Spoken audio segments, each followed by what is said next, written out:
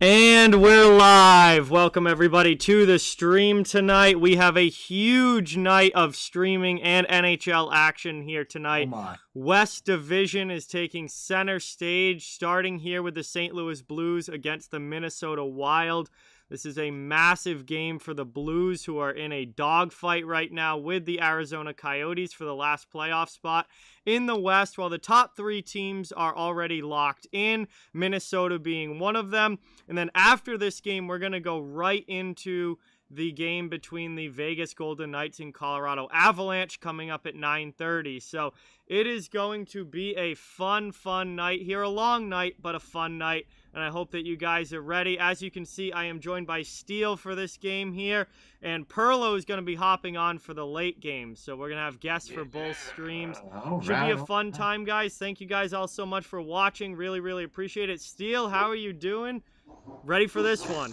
Oh boy, I'm doing great, man. Thanks for having me on. Love doing these games with you, my man. You are the GOAT. That's why we're jumping on here. Thanks everybody for watching, tuning in.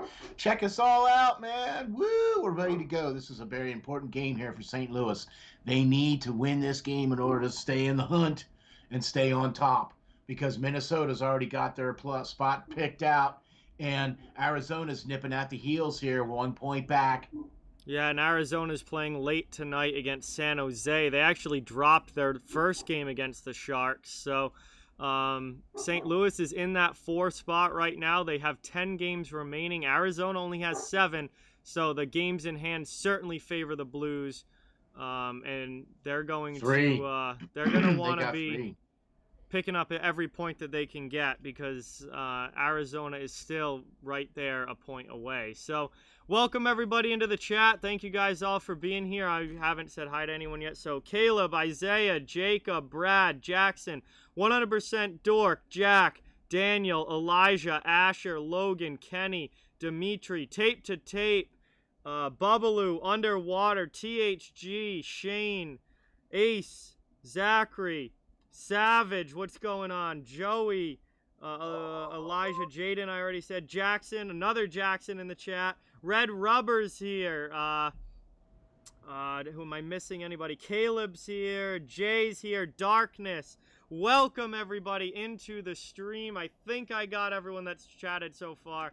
But thank you guys all for being here. This is going to be a fun night of hockey. Really appreciate everybody watching as we're getting ready for puck drop here between the Blues and the Wild. And then right after, we'll go right into the Vegas and Colorado game. It is a huge game, night for the West Division here tonight, with the top 4 teams all playing. And actually Arizona playing as well, who's the one team still in contention for a playoff spot that is on the outside in this division. So big night in the West here for sure. Agreed. Bubbaloo's got 5-3 Wilds. Jaden's got 4-2 Blues. Pareko and Dunn are both out for St. Louis. So yes. That sucks. That's not what the Blues need for this game, obviously. No. 2 of their top 4 D-men are... Right, and Bugstan and Rossi are out for Minnesota. Rossi hasn't played all year, so Bugstad out for Minnesota.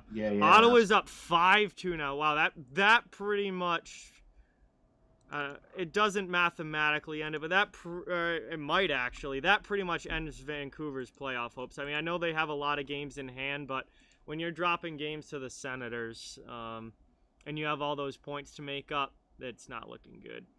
Right. So I would say Vancouver is kind of falling out of that race in the north, and it's down to Calgary and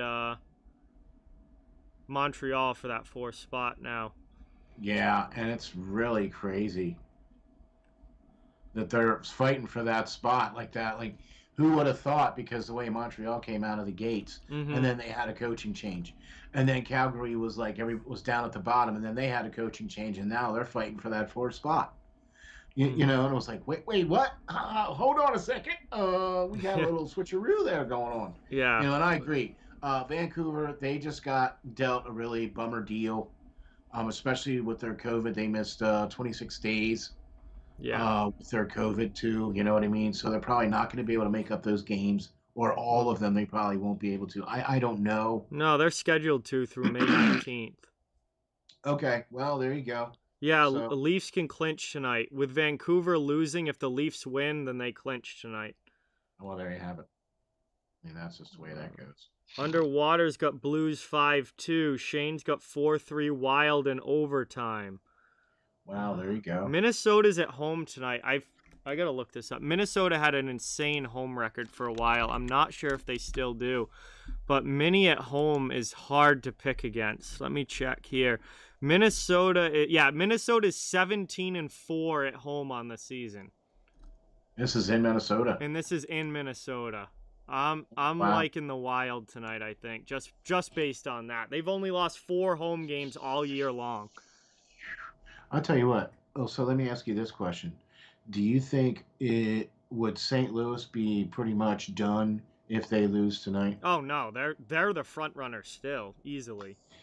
Yeah, but with Arizona only being 1 point back, and they have 3 games in hand on Arizona. St. Louis has the games in hand. They have 3 more chances to pick up that extra point. Okay. No, the Blues are making the playoffs unless they completely collapse. Arizona, if they lose tonight, Arizona's probably done. Okay, I see that. That's what I was gonna. That was gonna be the next question. Hey, Sharaf, what is going on? Welcome. Thank you for being here. Yeah, I'm taking the Wild in this one. Yeah, me too. They're 17-4 at home. I don't think you beat that very often. So right. I'm gonna say Wild 4-3. It might go to overtime. We could definitely see some extra time here, but I'm gonna say Wild 4-3. Harry Rice is in the chat. What is up, bro? Welcome to the stream. Thank you so much for watching. Really appreciate it. Matthew, welcome as well. Thank you for being here. I do not know who's starting for Vegas tonight, Jay. I haven't checked starting goaltenders at all today, so I don't know. Yeah, I haven't. I haven't been able to see. I haven't been able to find out anything. I've been able to look at right now is I've been able to say who the starting goaltenders are yet. But here's another little tidbit: Arizona plays Vegas tomorrow. That's or not tomorrow, on the 30th. 30th. So their next game, Arizona's next game, is against Vegas. After tonight, yeah. Yeah. Mm-hmm. Kemper is playing for Arizona tonight. Bennington's in for the Blues. Let's see. Talbot's playing for the Wild, so I know who's playing in this game. I think. Okay. Yeah, Talbot's in for the Wild. Bennington's in for the Blues. I haven't seen anything on Vegas's goaltending yet. I use the Goalie Project on Twitter. Awesome follow if you want to know who's playing in net. Great Twitter follow if you're interested in like goaltenders and who's starting and who's not and that stuff. Alex, what's going on? Welcome. Thank you so much for being here. Jay, this is Steele from Steel Flyers. He's the one I do my show with every week.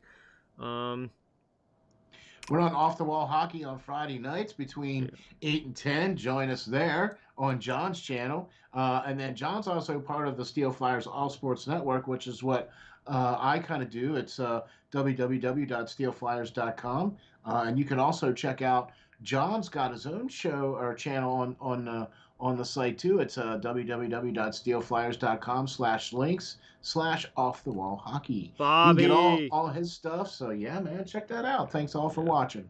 Bobby, Cam, Mikhail, Eric, welcome to the stream, guys. Brian's here. What's up? Welcome, everybody. Thank you all so much for watching. Shane says Daily Faceoff says Fleury is likely to start. So Daily Faceoff's usually pretty decent as far as that goes. So definitely thinking that that's who I use, is Daily Faceoff. Yeah, it seems like Fleury's likely to go. Okay. Cool. Matthew, the regular season's got about 3 weeks left, and then it will be the start of the playoffs, and the playoffs will go for another 2 months. Just when you thought hockey was done, oh no. Welcome to the best part of the game. Come on, playoff hockey, there's nothing like it in the world. There's no sport that even comes close. I don't care what anybody says. Playoff hockey is the most intense and is the most serious. I can't wait. This is what we've all been waiting for, is this right here. Yeah. Playoffs are going to be absolutely nuts for sure. Oh, Who's going to pull a Jake Gardner tonight? Derek, what's going on? Corey, welcome to the stream. Thank you for being here. Rob's in the chat. Thank you guys all for watching. Really, really appreciate it. Revod, what's going on? Welcome. We are getting ready for puck drop. Talbot for the Wild. Bennington for the Blues. Jared Spurgeon's 700th career NHL game, the captain of Minnesota. We are in Minnesota tonight. Big game for the Blues. Minnesota's already clinched a playoff spot. Blues in a fight with the Coyotes right now. Puck is about ready to drop, and we are underway. The Blues win it back. Bennington, after it splits the D, leaves it for his defenseman. Up the boards it goes. Trying to pinch here, though, is Minnesota, and Brodin keeps it in with the help of Kaprizov.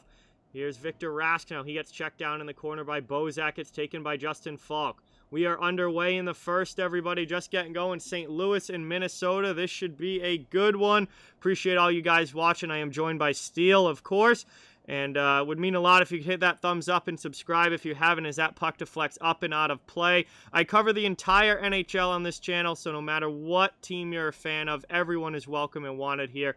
And Steele's channel is linked in the description if you would like to check him out as well. He has some awesome, awesome shows on his channel. So, including his. Yeah. Terry, what's going on? From Russia, I can't read your name. I apologize, but I cannot read Russian. But I appreciate you watching. Thank you so much for being here.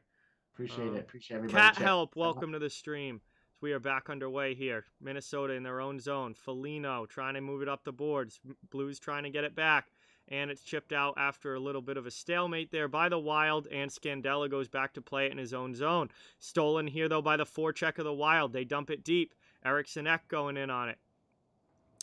Hit by Greenway there in the corner on, I think that was Wallman, and then Foligno absolutely cleans a guy out. Foligno absolutely clocks one of the defensemen there for St. Louis. What a hit. Blues still struggling to get it out. Finally, they chip it up to the neutral zone. Oh my, that's exactly what you need to have a player like that do. Oh, and then Shen tries to put him in the bench. Yeah, Braden Shen almost just put Foligno in the St. Louis bench, and this thing is getting physical already. Gosh. See, now don't tell me about teams not being physical winning the cup. Come on now, St. Louis is only 2 years removed from it. You know what I mean? They're still a physical team. Oh, absolutely. These two teams can definitely play big boy hockey, that's for sure. Oh, it's Andre. Okay, I just couldn't read it because the Russian alphabet's different. But Andre, welcome. That was Scandella, who got absolutely blasted by Foligno. What a hit. I'll say. Oh, Andre, welcome. Thank you for being here. Jeff, thank you for being here. Neutral zone draw. One back there by the Blues. Over the red line, that one gets dumped in.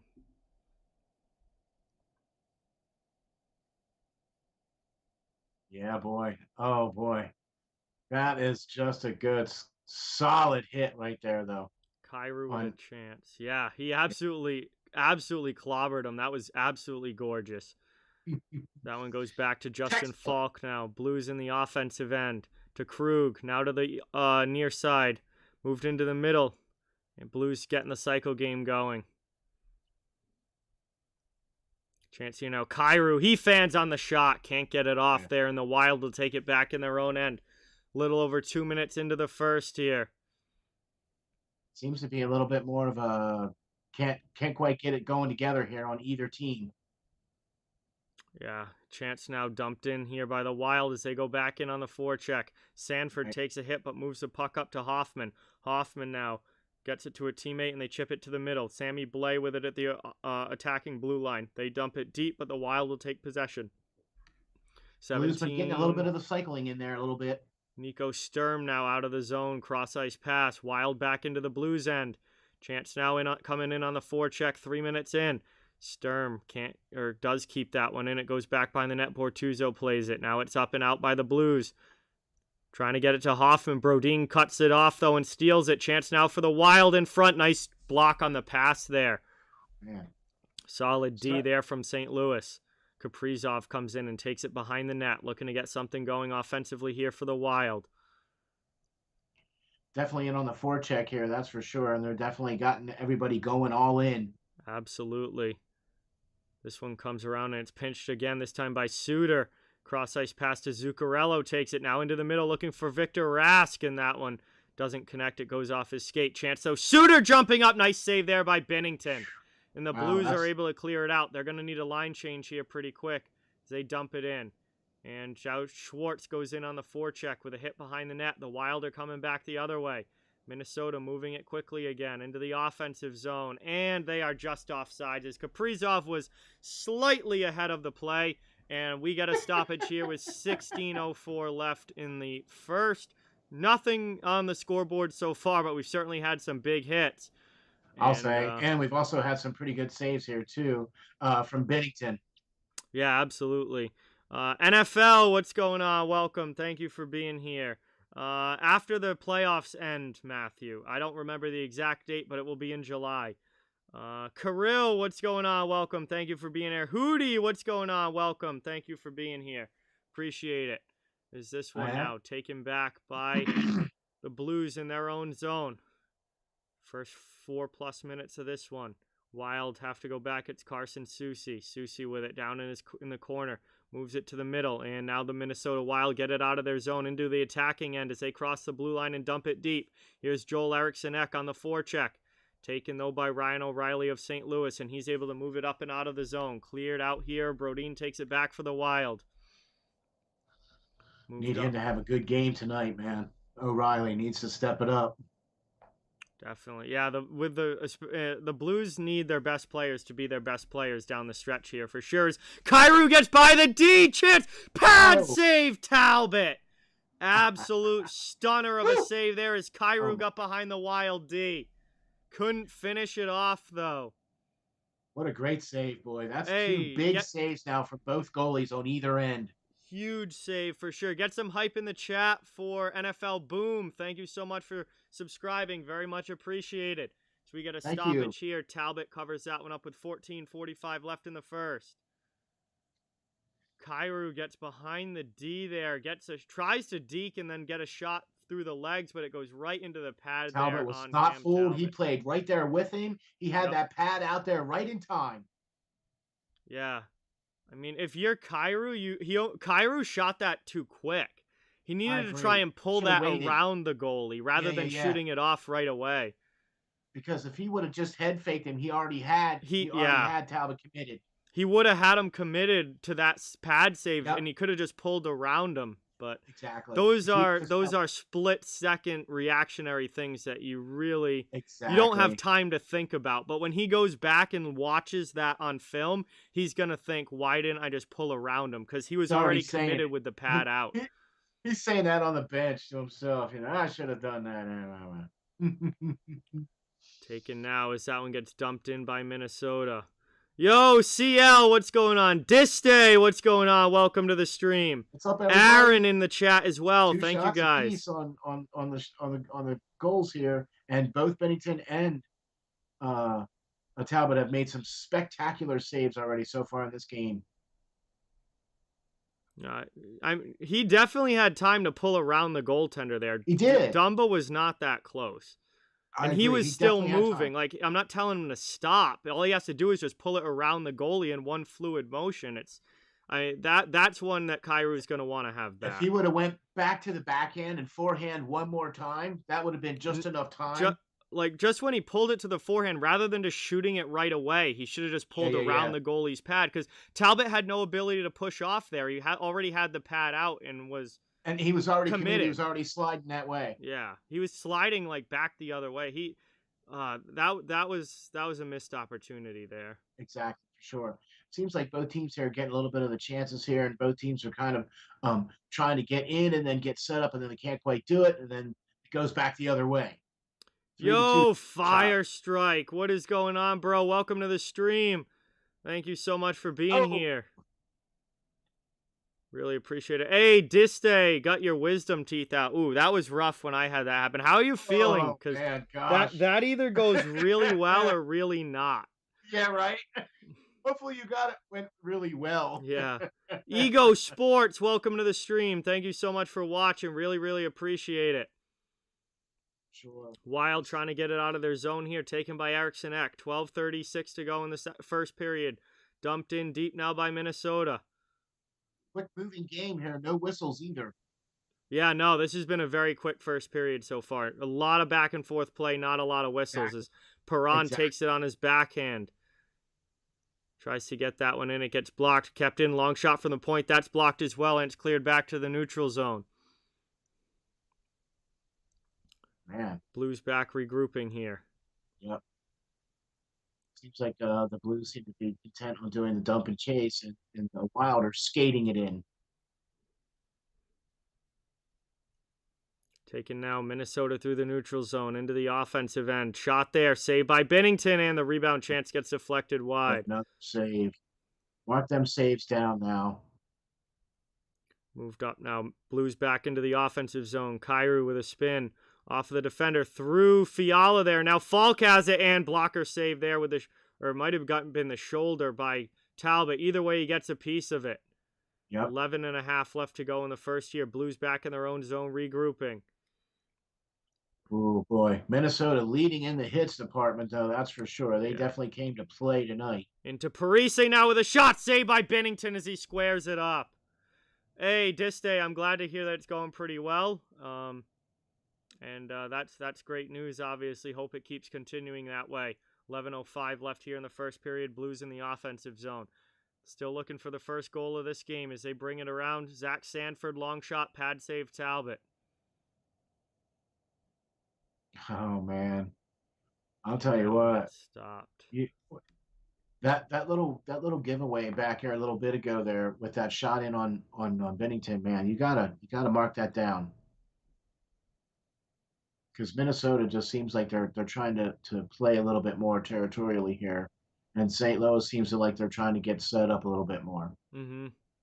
Hey, Avi, what is going on, bro? Welcome to the stream. Thank you so much for being here. We are at our first commercial break. This has been a very fast-moving first period so far. Not a lot of whistles. We'll have an offensive zone draw coming up for the Blues when we get back. I appreciate everybody watching. Thank you guys all so much for being here. Cover the entire NHL, so no matter what team you're a fan of, you're welcome and wanted. It would really mean a lot if you could drop that thumbs up and hit the subscribe if you haven't yet. And Apple Hills, welcome to the stream. Thank you so much for being here. No, it's all good, Firestrike. No worries. Hope you're having a good time. As you can see, I am joined by Steele here for tonight for this game, and then Perlo is going to come on for the late game. So Yeah, we man. have friends on for both, but I really appreciate all you guys watching. And Thank you. the link to Steele's channel is in the description of the video. For sure, man. If you're not watching the GOAT and you're not watching off the wall hockey, then you're definitely missing out. He covers the entire league. Even though his favorite team is Boston, but I will say this, he's all over the entire league. And you also got to check us out too live Friday nights from 8 o'clock to 10 o'clock Eastern time on his channel. We do off the wall hockey. It's a hockey show for hockey fans. Got to check that out. 8 o'clock to 10 o'clock on Friday nights. Oh, yeah. Same as always, every Friday, always a great time. CL, Minnesota doesn't have like a true number one center, so they kind of they've juggled lines a little bit. They don't have like that elite number one guy, so sometimes you see Eriksson Ek playing there. Obviously Rask is getting a lot of ice time. Yeah, He's had a really good Rask. season this year. Hartman's been kind of in and out. Hartman. Yeah. Nico Sturm's been playing center, so they yeah. don't really have like a true like 1 through 4 down the middle. They just kind of just roll with guys depending on who's playing well. Benino obviously is well part of that. Yeah, I agree. Where you definitely know that O'Reilly, in St. Louis, and you definitely know Bozak, and you know what I mean. Those guys right down the middle. Yeah, it's like O'Reilly, Shen, Bozak in St. Louis. It's more of kind of whatever whoever's playing well and whatever lines are running hot for the Wild, because they don't have that like clear cut number one guy. They play the hot hand, and Rask has had a great year this year, as has Joel Eriksson Ek. He's had an incredibly good season as well. Yeah, agreed. And on the wings, they've had some guys. Kevin Fiala's had another great year, picking up where he left off last year. Jordan Greenway's had a career best season. Obviously, Kaprizov's been unreal since coming over from the KHL. So it's been think so, huh? Yeah, it's been a great year for the Wild to this point. Isn't he up for the Calder? Yeah, him and Robertson are the two clear front runners for the Calder. It's going to be quite the battle between those two to see who gets it. No. Champ, what is going on? Welcome. Thank you for being here. Really, really appreciate it. Gonna be tight, I think. Gonna be tight. Depending on Hey, how things NHL go. is cool. What is going on? Welcome. Thank you for watching, and thank you for subscribing. Really appreciate that. Get some new sub hype in the chat. All right. Thank you. As we've got 10-10 left in the first here. Blues are cycling it in the offensive zone. Wild trying to get it out, and they're able to. Cleared here now. Here comes Joel Eriksson-Ek. We were just talking about him. Takes a hit from Scandella in on the forecheck. The Wild are looking for possession. Blues get back to try and help out, but Eriksson-Ek comes away with it. Now Foligno's down there fighting for it. Greenway gets it as well. Wow, what's talk about size on a line there. You've got Eriksson-Ek in the middle with Foligno and Greenway on his wings. I mean, like, isn't that a nice line? Like, that is a big physical line that can also score. I'll say for sure. St. Louis winning in the shots department here. That's for sure so far in this game. Yeah, St. Louis out shooting 7-4 right now. 9:25 left in the first, and the Wild move it up through the neutral zone, and Blues take possession back. They get it over the red line, and Falk will dump that one deep in behind Talbot. And on the forecheck now, Robert Thomas takes it, pass into the middle, taken away, though, by the Wild. Thomas gets it back on the half boards. He cuts by through everybody. Drop pass for Kyrou. That one gets blocked. Oh, man. Wild come away with it now. 9 minutes to go, and they get it out of the zone. It's Matt Zuccarello into the offensive zone. Here comes Zook. Zook has had an awesome year this year, too. Boy, he's really been a clutch player there for them this year. Long shot there from Carson Soucy. That one gets patted away and goes wide and kept on the line, apparently. It doesn't really matter because they're going to tag up, get a line change anyway from Minnesota. Yeah. But Zuccarello's the first or the one in there on the forecheck. He'll head to the bench now as the Blues bring it up ice and into the Minnesota end. Now down behind the net, Bozak after it. Gets some help now from Tarasenko in the corner. Hartman's all over him. Hartman trying to steal the puck back. Blues trying to keep possession. They do. Chance now trying to tuck it short side, and that was a nice save there by Talbot holding the post. For sure. Tarasenko's been playing well since he's come back. Yeah, he's had to take a little bit of time to get, back up to speed again, but he's definitely been playing better now as the games have been going on here. He's a guy that the Blues, if they're going to make any sort of run, are going to need to get back to being Vlad Tarasenko. I mean, the injuries have obviously taken a toll, and he's missed a lot of time over the last couple seasons, but if Tarasenko can put together a solid playoff performance, then the Blues might be able to do something. As that cross-ice pass from Blais is too hot to handle for Sanford. He gets it on the half boards, though, after it hits off the wall. And now the Blues got the cycle game going. Back out to the top. Hoffman's long shot goes wide. 7:27 left in the first. Blues back in the offensive zone. Another stop on a long shot by Talbot. And nice hit on the forecheck there for St. Louis by Sanford. And now he takes one from the defenseman of Minnesota. Blues keeping it in the offensive zone here. Wild struggling to get it out. Exactly, and they're definitely dominating on the shots department here for sure, and they're getting the cycle game going, and that's what's going on. Yep. And Minnesota's just content to just kind of box out. And we are going to head to our second commercial break here as we get a stoppage with 7:04 remaining in the first. Still scoreless in this one, but there's certainly been some good action. Been some nice hits from both teams. Blues just hammered one of the Wild players as that puck was coming out of the zone there. There's been some really nice hits from both teams.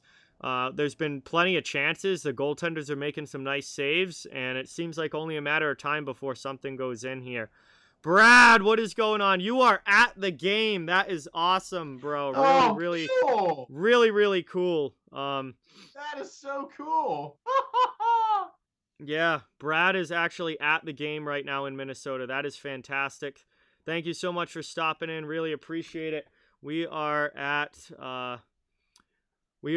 about 7 minutes remaining in this one, in the first period, obviously.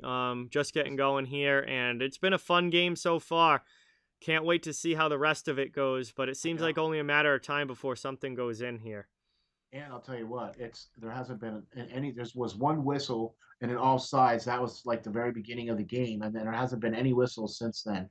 Not a single penalty or anything.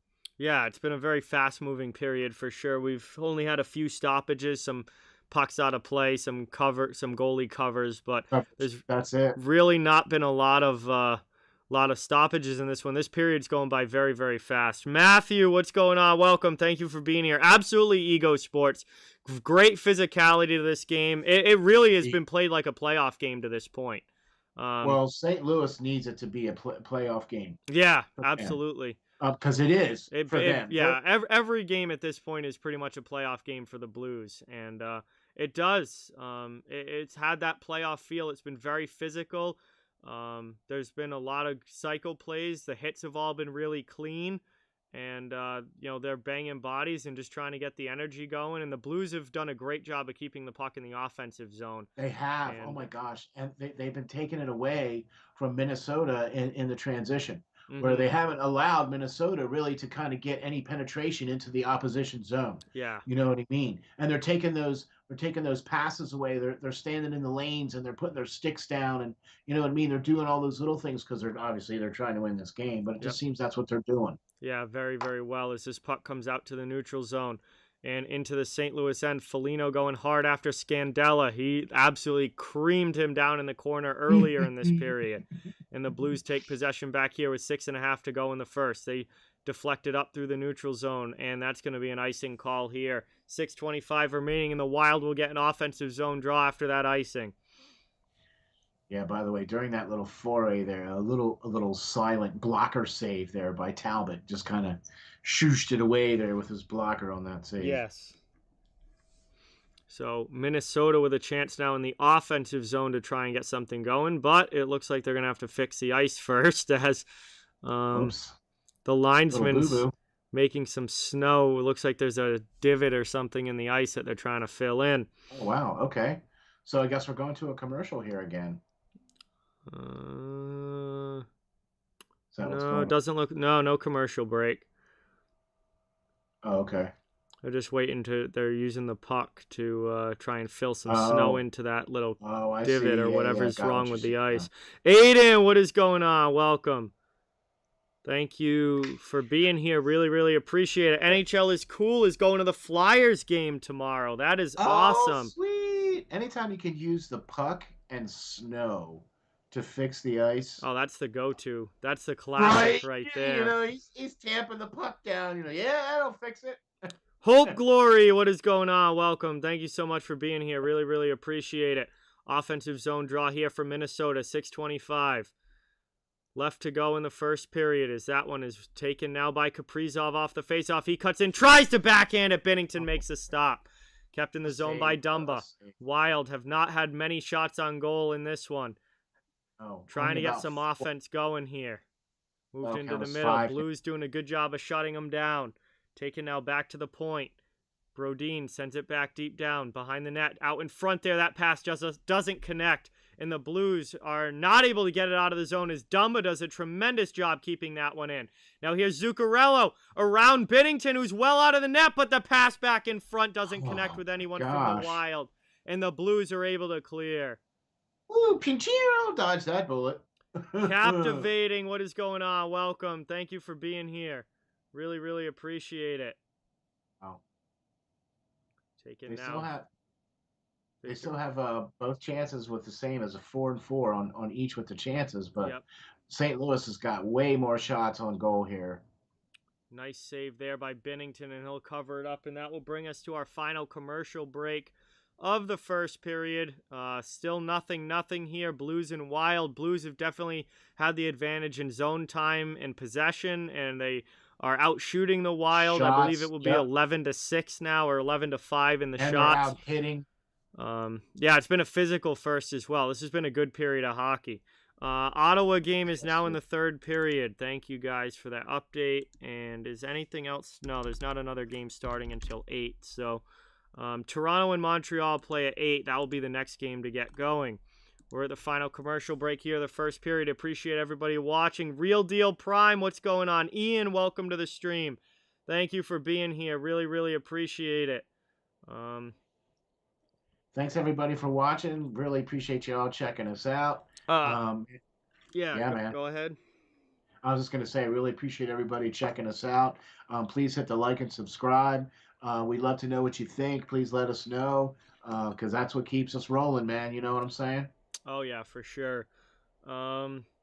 Matthew, what is my least favorite game? What do you mean? Like, I definitely can't pick like one singular game out. Um, what do you mean by least favorite game? Like game that I've watched or um, elaborate? Yeah, I just have water right now, guys. There's gonna be a long night. Second game, we'll get some cheers in the chat. Second game, but right now, the problem is if I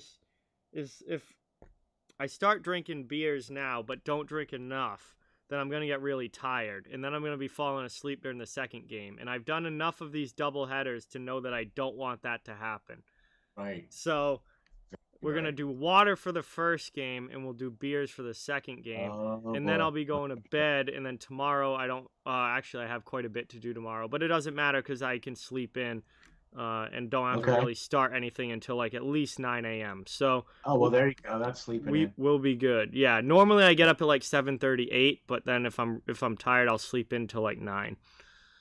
Awesome. Well, there you go then.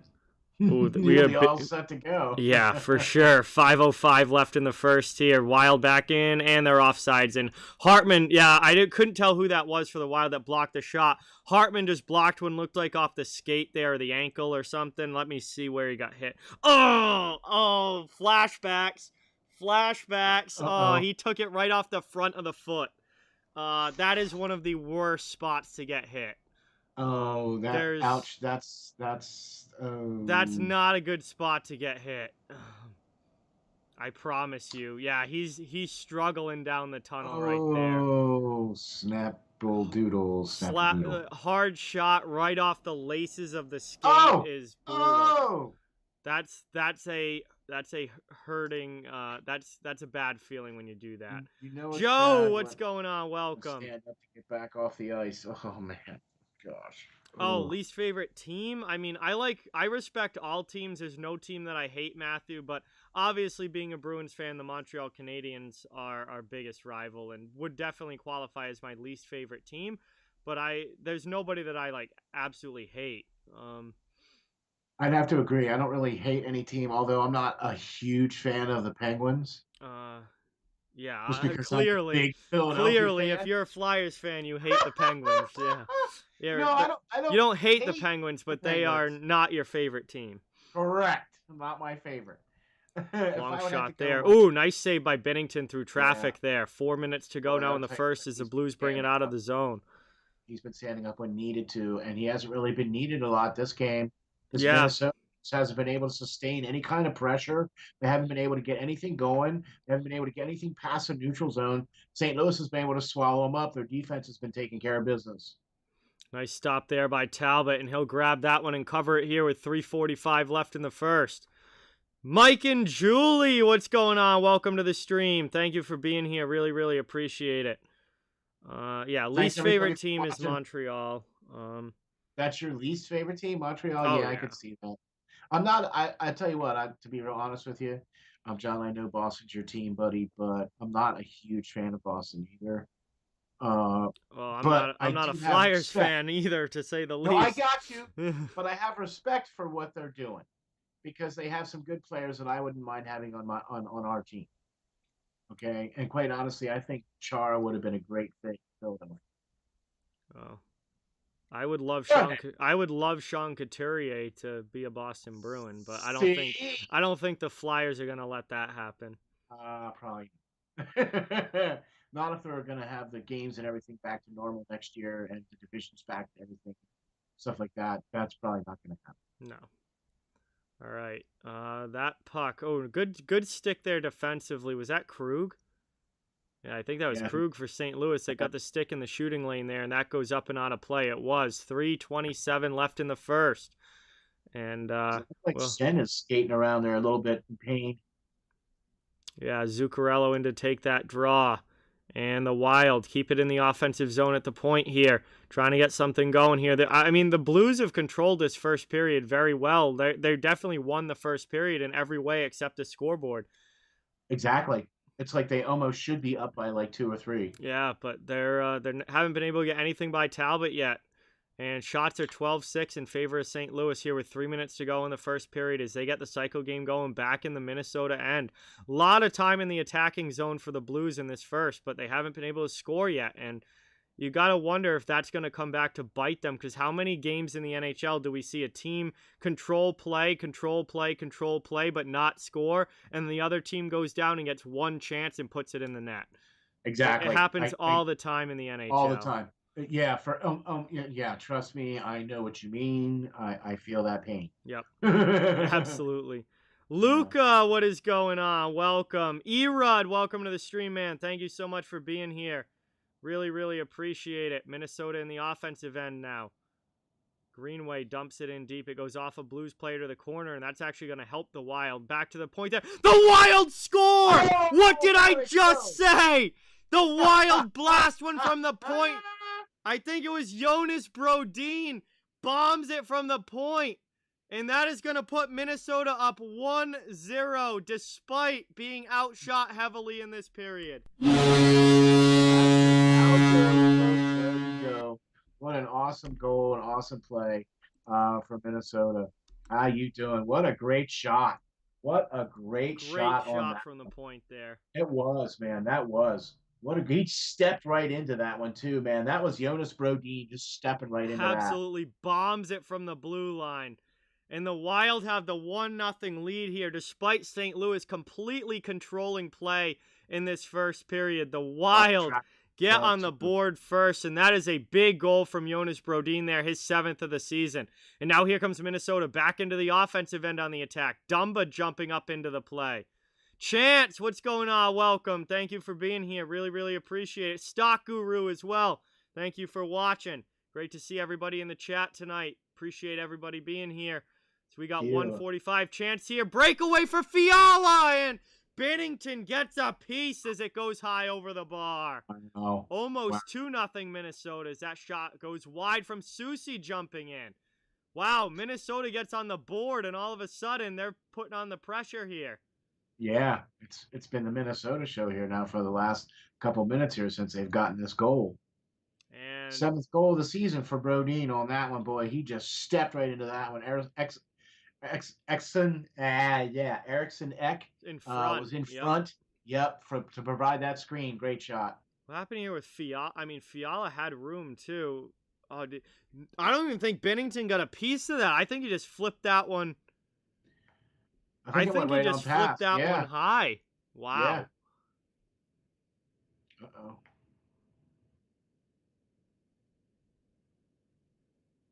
We got a little somebody slow coming back. Jake Wallman. Yeah, Jake Wallman was shaken up on that hit.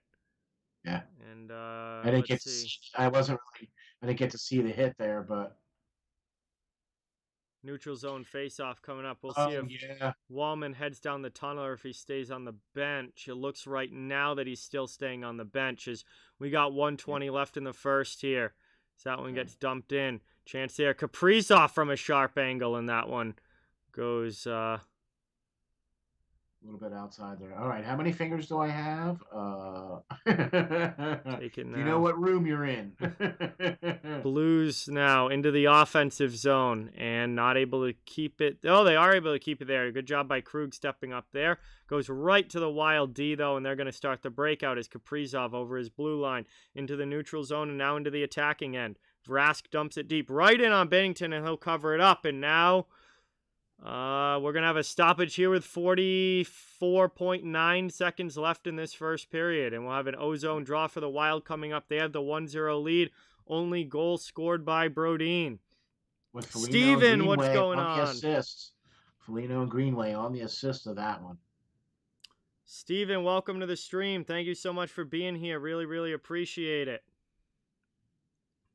And suddenly now the Minnesota is catching up in the shots department. Imagine that.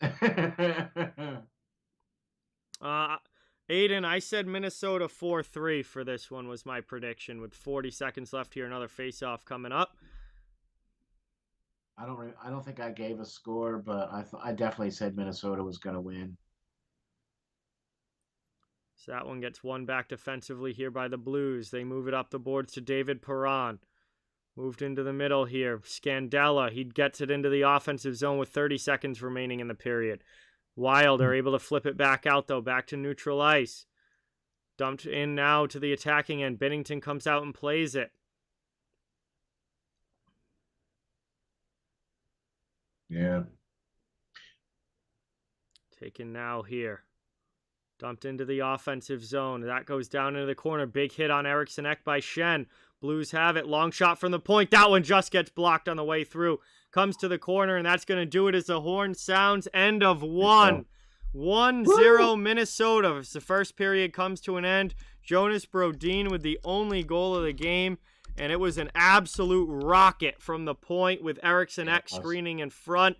As we head to the first intermission, thank you guys all so much for watching.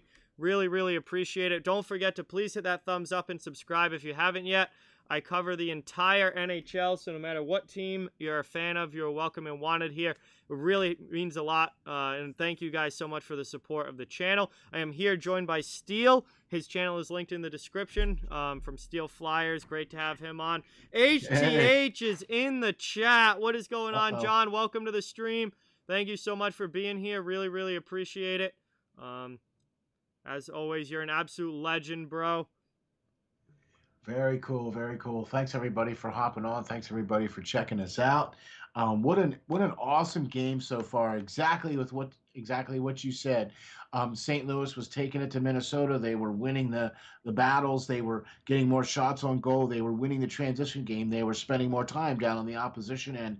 They were winning the puck battles. And Minnesota comes right back and bang, goal, stepped right into it. Yeah, man. Prosperous, what is going on? Welcome. Thank you so much for being here. In the house. The Blues have a 68.9% chance of making the playoffs on Money Puck, Prosperous. That is as of this morning, so that obviously that might change depending on how tonight goes, but as of today, before this game, it was 68.9%. Perlo is here. What is going on? Man. Welcome. Thank you so much for being here. Perlo's going to be in the next game. That's going to be later. That Vegas game that you guys are going to do later. Yeah, Vegas, Colorado. After this one, Perlo's going to be hopping on for that. It's going to be a really, really fun one for sure. Great night of West Division action tonight. I'll tell you what. This has been must-watch hockey. This has been, if you want to watch some of the best hockey so far this year, has been these games and the games in the Central.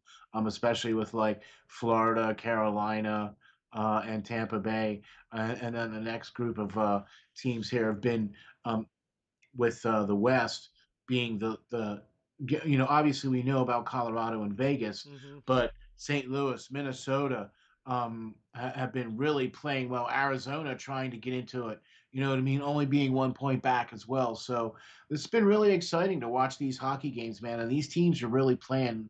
Really playing exciting hockey. Yeah, playoffs are going to be absolutely nuts. Can't wait to see who finishes in the playoffs in these battle for fourth spots right now. And once the playoffs get going, everything's just going to go to a whole new level. No, Matthew, I think the Bruins are making the playoffs. I think they are too. Yeah, they have a 6 point, or no, it's still 4 because the Rangers won last night too. The Bruins have 2 games in hand, so unless they blow those 2 games in hand, Boston should be taking that 4th spot. Or honestly, Boston has a chance to pass the Islanders. Boston's only 1 point out of 3rd right now with a game in hand, so Boston might not even finish 4th. They could move up to 3rd very easily. Yeah, if they continue to win. And if the Islanders continue to falter. Yeah, if the Islanders keep losing and the Bruins keep winning, I mean, you're going to see a flip there. And then it's going to be Rangers-Islanders for the 4th spot. And they play this week, don't they? Who, the Rangers and the Islanders? They play tomorrow. Rangers and Islanders play tomorrow. That is a huge game. Do they play again? Yeah, they play again on Saturday, too. Well, yeah, actually, I think so. They play tomorrow and Saturday. Those are massive games. I agree, because if the Rangers can even remotely do any kind of damage, they need to win those two games. And I think that the series so far this year has favored the Rangers this year, haven't it? I'm not sure what the season series is at, but if the Rangers beat the Islanders in these two games, that spot's probably going to the Rangers, and the Islanders are probably going to be the ones dropping out. Jesus, that things are Wouldn't that so be some wild right amazing now. stuff? Because I actually had the Islanders pick to win the East, and it looks like Pittsburgh is gonna. I mean, who would have thought we didn't even have Pittsburgh making the playoffs, and Yeah, now they're winning the every year division. I try and predict the demise of the Pittsburgh Penguins, and every year it doesn't happen. Well, So see, I try to do the I'm same not doing thing. that again next year. Well, I have to do it because I'm a Flyers fan, so I'm obligated to do it. I feel like the Penguins are just going to be good forever. But I just didn't think they were gonna. I mean, their goaltending was suspect. Their defense was suspect. You know what I mean? It was like they just didn't. They fired the entire assistant coaching staff. You know, all they kept was the head coach. They got a new general Well, manager. that I mean, that's because of what happened in the playoffs last year. no, I understand that, but what I'm saying is that we all thought that oh, Pittsburgh, they probably won't even make it, and here they are. Yeah. They're all it just every year I'm like, is this going to be the year that Pittsburgh falls off? And every year it's not. So I'm done I'm making that sorry. mistake. I'm sorry. However, they haven't won a playoff series since 2018. So True. just because they're good in the regular season, and it's been the same thing with the Capitals. The Capitals haven't won a playoff series since 2018 either, which They is won the funny. cup. They've lost in the first round against Carolina in 2019 and then the Islanders in 2020, and the Penguins lost in the first round to the Islanders in 2019, and they lost in the qualifiers against Montreal last year. So they're like, again, they're going to finish really high in the regular season, but does that actually going to equate to playoff success? We don't know. Islanders lost to Tampa Bay in the Eastern Conference Final last year in the playoffs. And now they might not even make the playoffs this year. Right. That's what I mean. It's Welcome like, to the NHL. That is why predictions are literally just us guessing, because that is the NHL. Which team is gonna win tonight? the Islanders were in the Eastern Conference Finals last year and might not make the playoffs this year. The Penguins are every year one of the best teams in the regular season, and they haven't won a playoff series in the past two playoffs. So, and the Washington Capitals, who basically win their division every season, haven't won a playoff series since 2018 either, when they won the Cup. I'm gonna tell you something though. I think Peter Laviolette's gonna be the huge difference down there in Washington. And I also think that getting Mantha has been a huge. He's played really well. Oh my gosh. It's like he was built for this team. He was built for this system. He's just slotted in. Like, he's been playing with these guys all freaking year. You know what I mean? It's like, all right, gosh, that was easy. But he's looked good. He's played well, and I think it's got Washington on that part right there now, where it doesn't matter who they play in the playoffs. It's going to be a tough series to play Washington, and I wouldn't want to play him. No, I wouldn't either, because Peter Laviolette's his history when he first goes to a new team is so good. Like, in the first couple years is so good. His system is a very high pressure type system where you need to have guys that are fast. Okay, and if you don't have guys that are fast, then it doesn't work. And if you don't have guys that are willing to plaster you up against the boards, well, his teams are always very physical. That's what I mean. Yeah. So he's got guys that slam you up against the boards and basically pancake you, and then as you're falling to the ice, their offense is flying away with goals aplenty. Yeah, no, like I just find it. Laviolette's taken every team he's coached to the Stanley Cup Finals, and he does the same thing to every team. He instills that same kind of system, and you see it, and it's I mean, it works. It bloody works. He won the Stanley Cup with Carolina. He went to the finals with Philadelphia. He went to the finals with Nashville. It's successful. It works, and I feel like there's a good chance that he's probably going to have some success with Washington, and that's a team that's built for the playoffs as well. When you got Oshie, Ovechkin, If everyone's healthy, they're a really dangerous team. that's what I mean. And with the likes of those players on your team, and then you throw in a pretty snappy little goalie or two. All right.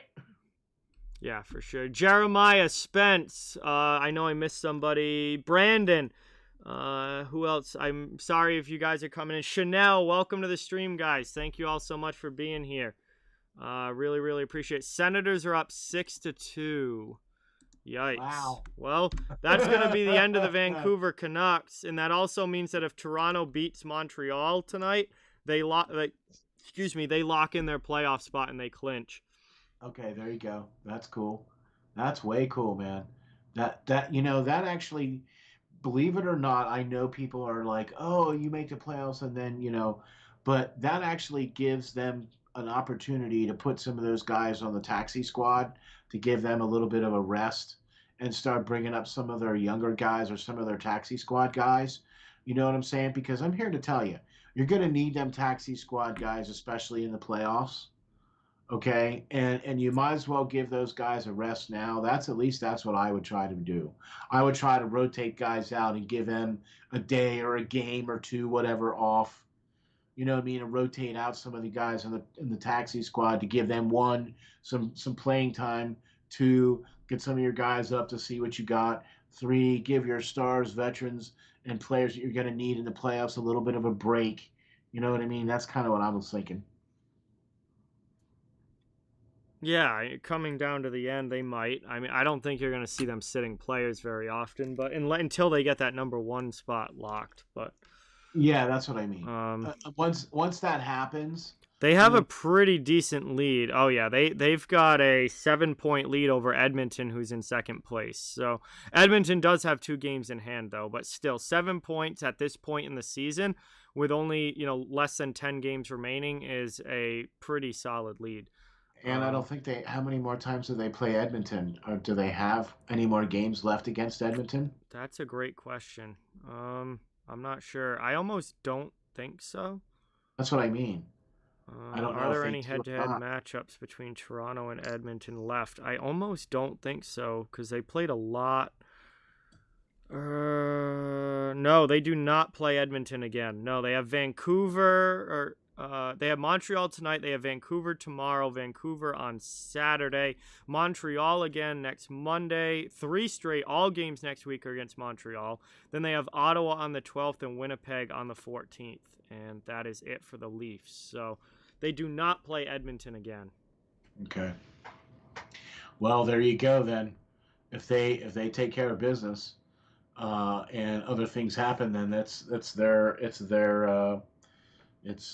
division. So it was their division to lose anyway. I mean, let's face it, Toronto pretty much has had a stranglehold on the North since the beginning. Mm-hmm. You know what I mean? Yeah. So, okay. What? Toronto's going to win? Here's the thing, though. I don't think Toronto is going to be able to make it out of the North or past the North. Once they play in some of the upper levels of the playoffs and they start facing some of the other teams, I just don't foresee Toronto being able to hang. That's one of the biggest things I'm interested in as the playoffs go along is what happens when teams start playing teams that they haven't seen yet. Because obviously the first 2 rounds of the playoffs are going to, again, just like the regular season, be all in division.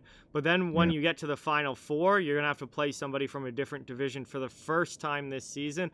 I think it's going to be really interesting to see which teams play well with that and which teams that really hurts and they don't do well outside of their own division.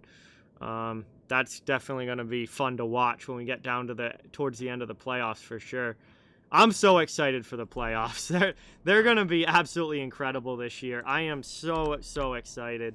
I think the matchups are shaping up to be incredible in every series, every division. They're going to be a lot of fun to watch, and it's only going to get better as it goes along. I mean, if the playoffs were to stop today, or the playoffs were to start today, right?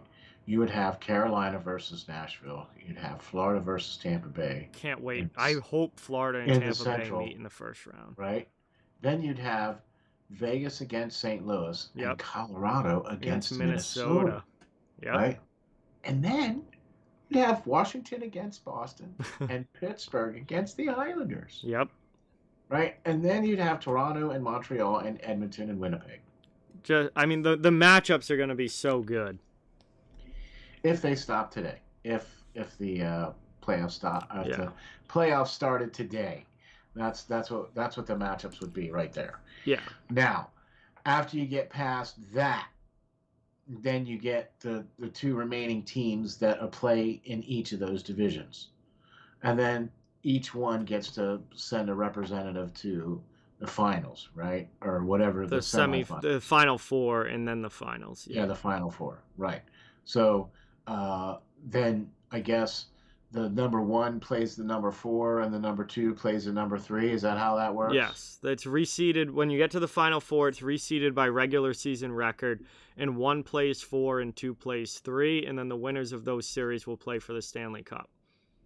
So the regular season record has a lot to do with where you place in the seeding, especially if you're in the top 4 in your division. Yes. That makes each game that much more important. Yeah, for sure. Every point matters this season. Oh, not even just points. It doesn't even matter about points, but you have to have the best record. Well, the best record would lead to the most points. Well, yeah, obviously, but you know what I mean. It's like, yeah. Well, I think it's gonna be based on final standing points, which is best record. But okay, all right. Well then, yeah. All right, fine. Okay. So if you finish the year with, I don't know, what are good teams gonna finish with, 70 something points? Maybe actually more than that. If you get 80 points this season, that's going to be good than a team that makes a playoff with like 70 or something. Well, let's put it to you like this, okay? Carolina's already at 71. Oh, they're at 71. How many games do they have left? They have, let's see, 7. 7 games left, so that's another 14 possible points. So if Carolina were to win out, they'd finish with 85 points. Oh my God. They're probably not going to win out. So let's say Carolina finishes with 80 points and wins the division. Vegas has 70. Vegas has 70. And they have 9 games left. See, they have a possible 18 points remaining, so they could actually hit 88 points if they were to win out. Which, again, I don't think anybody's winning out from this point. And they actually might have an easier road. Because I think aside from the Vegas, the bottom of the West is really bad. That's what I mean. Yeah. So I don't know what their remaining schedule is, but if they're playing teams from the bottom of the West, I mean, those are cakewalk games for Vegas. Mm-hmm. And then let's see. So you got that, and then you got Florida with 69 points. Yep. And then you got Washington and Tampa Bay each have 68. Yep. And then Colorado has 66, Pittsburgh 67, and then that's it. I mean, you don't even. Toronto's at what, 65? 65, right? And Boston's at 62. Islanders at 63. So I mean. All right. We are back for the start of the second. It's going to be a lot of fun. Welcome into the stream, everybody. If you're just hopping in, really, really appreciate it. Ian, Minnesota is home. St. Louis is away. Thank you guys all so much for being here. Joe, welcome to the stream. We are ready for second period action. Minnesota has a 1-0 lead on a goal by Jonas Brodin in the first period. And we are ready for puck drop here. Ryan Hartman was back on the bench for the Wild, so after blocking that shot off the foot, it looks like he's going to be all right to continue. Good. Yeah, and that's good. Bozak is lined up here to take this draw against Victor Rask of the Minnesota Wild, and we're going to get ready to start the second period here. Can't wait, man. That's Brodin's 7th of the season, so that was a good goal. He stepped right into that one, too. And both goalies have been playing very well, too, here. Absolutely, as that's brought into the offensive zone underway here in the second period. Kirill Kaprizov can't get it through, though. Blues trying to get it out, kept in by Vrask. Taken back again now by St. Louis, and they bring it through the neutral zone. Stood up there, though, by the Wild D. Taken now. Rask into the offensive zone for Minnesota. He rips a shot off, and Binnington squeezes it and makes the nice save there. Just about 26 seconds into the second period, and we'll have an offensive zone draw here now for Minnesota after Rask ripped one there, and Binnington came up big with the save. Man. Livin' La Barbara, what's going on? Welcome. Thank you for being here. Really, really appreciate it. Yeah, man, great chance on that too. He had him all by himself there too, and I think that's probably why it was more of a save with Binnington, because he was kind of all by himself. There was no screen or nothing. And Eriksson Ek puts home a rebound on the back door. It's 2-0 Minnesota. And just like that, oh my! Goalhorn blast here. Wide open net to look at. Binnington was all the way down and out. Oh my gosh. Hey, Grinch, what's going on? Welcome. Thank you for being here. Really, really appreciate it. That one, rebound goal here for Eriksson Ek. Nobody knew where the puck was. Binnington, let's see, made the first save with the pad. Scandalo didn't see it behind him, and Eriksson Ek had a wide open net there to put it in. And he backhands it home here to give the Wild a 2-0 lead here. Only 32 seconds into the second period. Yeah, man. I wonder if that's going to be another assist there from Foligno, maybe? I don't know if he was part of that. I know he was part of the screen there in front, so we're going to see how they're going to do this. Are they looking at this goal? No, the Blues were looking at a replay, but they decided not to say anything, and we are back underway here as St. Louis brings it into the offensive end. They kind of need the next goal of this game. You definitely don't want to go down by 3. Scandella with a nice stand up there with this poke check with the stick. That would have been a partial breakaway for the Wild if he didn't get that puck. And the Wild end up going in offsides as we get a whistle here. That was Eriksson Ek's 16th goal of the season. Good score here to put Minnesota up 2-0. And that ties the game with shots with 13 apiece now. So they caught right back up. Oh, yeah, definitely. Getting ready for another face-off here. It was the shots were heavily favoring St. Louis at one point in this game, but not anymore as the Wild have gotten it going towards the end of the first and now in the second. Here come the Blues. Greenway picks up the only assist on that goal by Eriksson Ek. He's the one who originally shot the puck. And, okay. Well, I was just saying, because he was skating by there. I wasn't sure if it had deflected off him or not. He didn't touch it, but Greenway gets the assist, and that is Eriksson Ek's 16th goal of the season. He has had a phenomenal year this year for Minnesota. Here come the Blues now, looking to cut it back to a 1-goal game. That one ends up behind the net. Robert Thomas takes it. Cross-ice pass here. Krug. Still surprised. No whistles. And no, this has been a very fast-moving game. As that one gets taken now by Thomas. He'll try and bring it back into the offensive zone. Brandon with the 2 on the stream.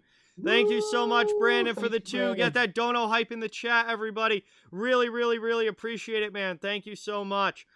Favorite Wild player and favorite Blues player. My favorite Blues player is Braden Shen. My favorite Wild player, Marcus Foligno. I would say Marcus Foligno is my favorite Wild player, and Braden Shen has been my favorite Blue for a long time now. So thank you so much, Brandon. Really, really appreciate that.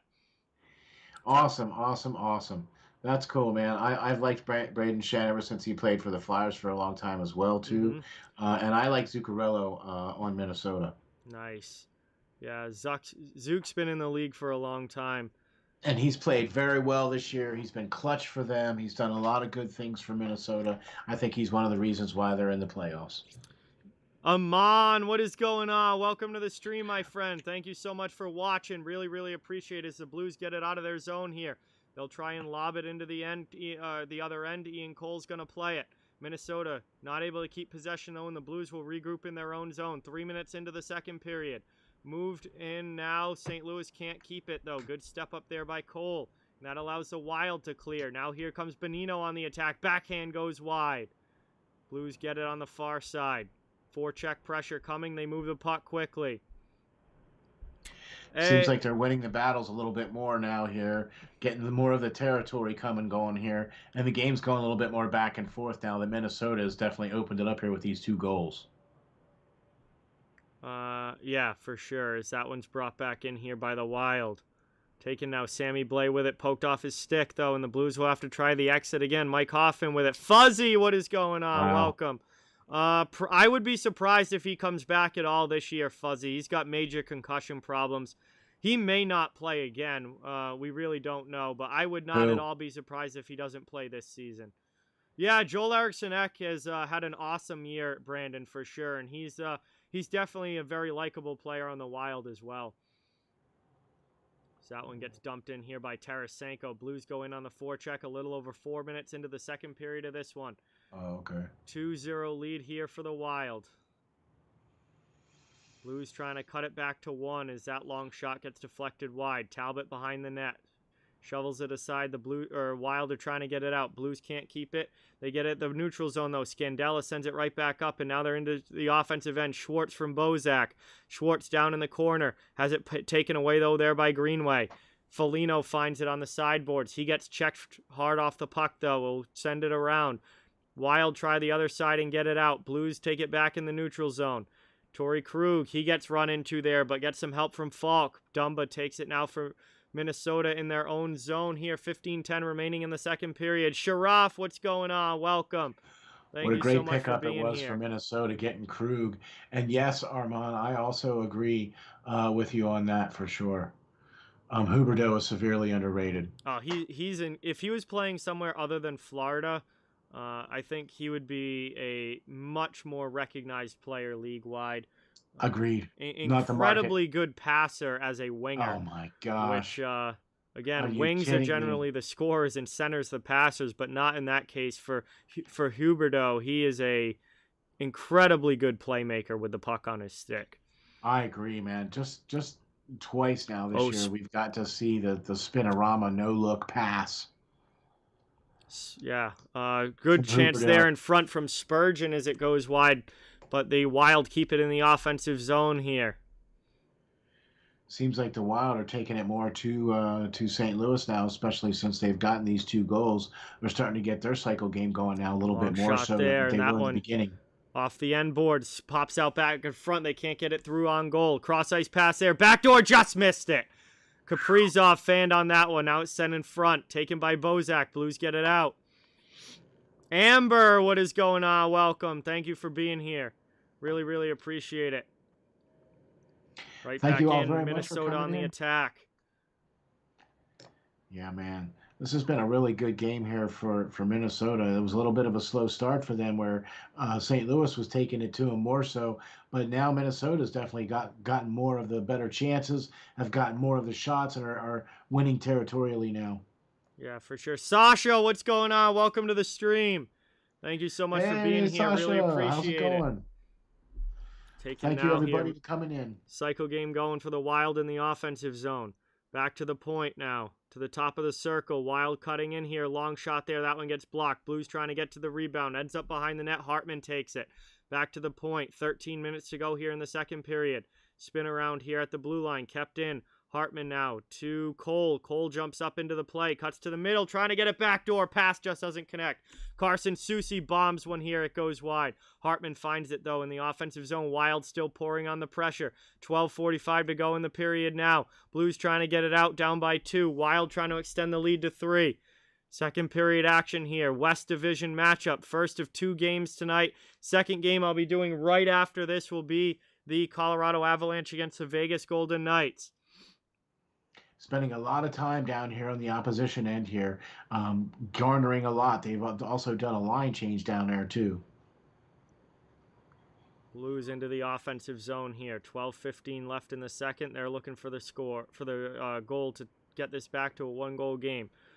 Blais around the boards there. Kept in on the half wall. Blais gets it back. It's coming around the net. Spinning around from the slot. And nice save there by Cam Talbot as he swallows that up here. 12:04 left in the second. That's going to bring us to our first commercial break of the period. Nice save there by Talbot. I believe that's his 15th save of the game.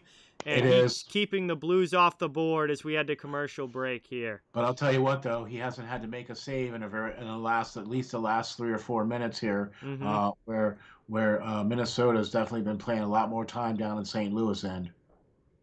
Implicit, what is going on? Welcome to the stream.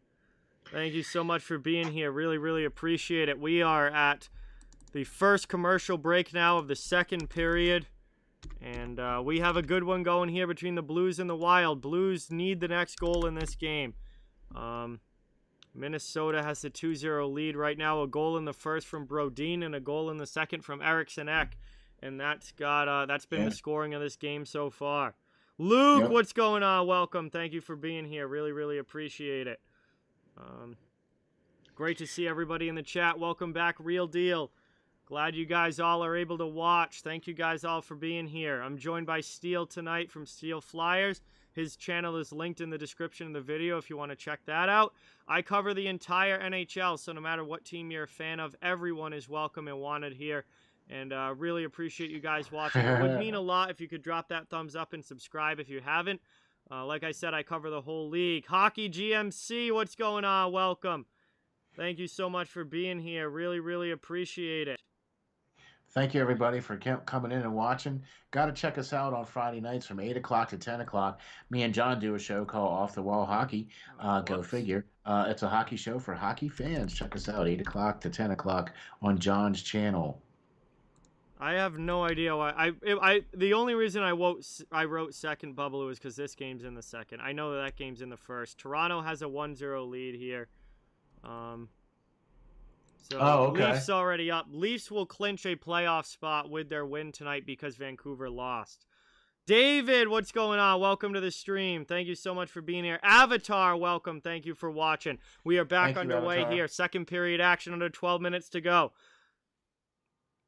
Taken now. Blues in the offensive zone. They turn it over, though. Back the other way. Here comes Minnie. Dumped in the zone by the Wild. Nico Sturm going hard in on the forecheck. He's got some help with him. Wow, there you go. Greenway with 3 assists over the last 2 games here now, and he's got a helper in this one. Yep. Actually, he's got 2 of them in tonight's game, doesn't he? He has the main one in the last goal, and he was also part of Bandino's goal too. I did not know that he was part of Brodin's goal, but wow. Yep. So, yeah, that's obviously great for Greenway, who's had a phenomenal season. Exactly. Oh, Brandon Odell, what's going on, bud? Thank you so much for being here, bro. Really, really appreciate it. He says Montreal's got their heads in their asses again. There's a surprise. That's been the story with that team all season. I mean, they win enough games to sneak into a playoff spot, but they never can play consistently well. And yeah, that's a good way to put that. Yes, Avatar. Bennington is in net. Bennington and Talbot. It looks like shots are even so far right now. Yeah.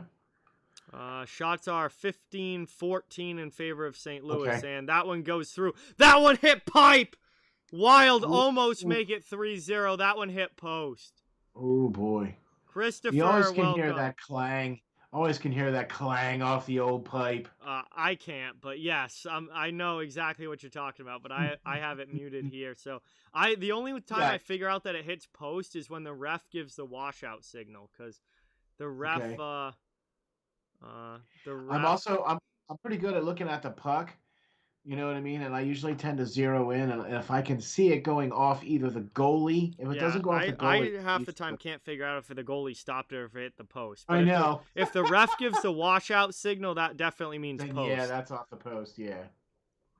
Yo, Brandon with another 2. Thank you so much. He says Gallant will be the next coach of the Habs. I still think Gallant's going to Seattle, but we will see. I've been saying Gallant to Seattle for like a year and a half now. Yeah, there you go. We'll have to wait and see where he ends up. But thank you so much for the 2, Brandon. Really, really appreciate that. Get that dono hype in the chat. Gabriel, welcome to the stream. Thank you for being here. Very, very much appreciated. Great to see you in the chat. Spurgeon's shot went off of the helmet of Bennington. I never played goalie, so I wonder what that feels like. But Like getting hit in the face with a puck. Well, yeah, but the goalies have the mask on, so Well, it, that's it, what I it mean. must just kind of like rattle, like almost getting hit in the head with a pitch in baseball, maybe. I don't know. I've never played goalie, so Okay. spin I around mean, shot there. Oh, big save there by oh, Bennington. Backdoor chance for Johansson. And now we get a stop here with 9:41 left. We are past halfway point of this game, and I'm not entirely sure what that whistle was for, but um, unless he might have lost sight of the. Zachary's here. What's going on, Zachary? Welcome. Was the Yeah, net lose sight off? of the. Maybe. I I don't have know, no. man. I did not. I don't know what that whistle was. Yeah, I don't either. I can't. I'm looking. I don't see. It doesn't look like the nets is off. I can't. It didn't. I didn't look like it was off the moorings or anything. I couldn't see. But oh well, we got a whistle unless they called a penalty. But I didn't see nobody's arm go up or nothing. It, I it, don't. it would have been the trail official maybe if there was a penalty call. That's what I mean. I didn't see Because the, anything. the ref down in the corner definitely did not have his arm up. But the trail official. Yeah, though, it looks like the Blues are getting a power play according to the Okay. NHL app. The Blues are getting the power play. I believe that's the first power play of this game, right? It is. Yeah, It this is. is going to be the first power play of the game. It's going to St. Louis. Let's Wow. see. NHL app just updated. Looks like Fiala is getting the penalty. They don't have it listed it for what yet, though. Wonder if it's for interference. It had to have been the trail official that made the call because the And ref yeah, in the corner definitely didn't did have not his have arm his up. arm up. Did not have his arm up. But I wonder if he was doing that because he was trying to, you know what I mean? Yeah. Blow the call dead there, or he was trying to look at the goal or something. I don't know why he didn't even have his arm up. You know, look, there's been so many times where you see one ref has his arm up, and other refs that are looking right at it don't even have their arm up. Yeah. So yeah, okay, Brandon, thank you so much for subscribing to Steel. Appreciate that. thank you. He's getting Thank you very close to much. 100, I think. He should Yeah, be getting there pretty soon, if not tonight. yeah, man. Yeah, this is a first penalty. This is the first penalty of the game, Hope Glory. There's been not a lot of penalties. I mean, none up to this point. So No, and there hasn't even been hardly any whistles even either. yeah, it's Like been no, barely any offsides or anything. a lot of flow for sure. All right, let's see what this was. Oh, cross-checking. Okay, cross-checking against Fiala on Bortuzzo in front. They just showed the replay on NBC. And the Blues score right on the power play. They set it right up off the opening faceoff, and Hoffman puts it in. Boy, it's been a good find for them. Holy smokes. Boy, that's a great shot, man. What a great play by St. Louis to get within one. Caught completely right off the face-off on that power play. And that is now a 2-1 game on the power play goal as the Blues cut the lead to 1. And St. Louis here gets this one back to a 1-goal game with Hoffman on the power play. It was sent beautiful pass from Tarasenko in the corner right in front to Hoffman, and he rips it under the arm there of Talbot. And we have now a 2-1 game in front of us as this is really, really good. This has been completely so amazing. I just couldn't understand that. Good chance here. Blues back into the offensive zone, looking to get this thing tied up. Second half of the second period now. Past the halfway point of this game. Big game for the Blues in their playoff race. They are in 4th place in a playoff spot right now by 1 point over the Coyotes. Now, they do have 3 games in hand, which heavily favor the Blues getting in. Chance here. Oh, big blocker stop by Binnington. 2-on-1 chance there for the Wild. But the Blues need every point they can get to secure that playoff spot. And that one goes blocked on the way through. Wilder back in the offensive zone. That's a huge goal there for Hoffman on the power play. Yeah, man, they really needed that, boy, for sure. So it's really awesome. And the Wild get it right back. Marcus Foligno. Bang. Just like absolutely that. Rips one from the high slot through traffic. And it's 3-1 Minnesota. Oh, man, just like that. What a great play by Foligno. What an awesome goal. Just what Minnesota needed through traffic. Bennington didn't even get to see that goal or that puck. And Minnesota doesn't waste any time in getting that goal back. It was from out at the top of the circle. Long shot there from Foligno, and it goes over the blocker side shoulder of Binnington. He had Parise and Sturm right in front of him, blocking his vision, and that extends the lead right back to 2 as Marcus Foligno rips that one by for Minnesota, and the Wild now have the 3-1 lead. Great screen by Parise. Great screen. Stepped right in front of Binnington. Didn't even get a chance to see it, really. That's Foligno's 10th goal of the season. Great play here by Minnesota. Boy, they have definitely come right back out here and said, nuh-uh. No. You want to go? Well, we're going to score right back. I believe it was 28 seconds difference. Yeah, that was quite the answer there, just like less than a minute later, for them to just immediately get that goal back. And Now they regain the 2-goal lead as the Blues win that faceoff back. 8:15 now to go in the second period. Eddie, what's going on? Welcome to the stream. Thank you for watching. Really, really appreciate it. Boy, this has been back and forth as far as territorial-wise, man, but Minnesota's got it where it counts, man, in the goal department, 3-1. Absolutely. Shots are also 20-16 in favor of the Wild here, and they're setting back up now in the offensive zone. Backhand shot from Kaprizov goes wide. Still possession, though, in the offensive end. Now they're fighting for it in the corner. Sent back there to the point by the Wild, and defense sends it back deep in the offensive zone. You know, the chances are definitely in favor of the Wild, 9-5 so far in this game. So it's no reason why they're not winning 3-1.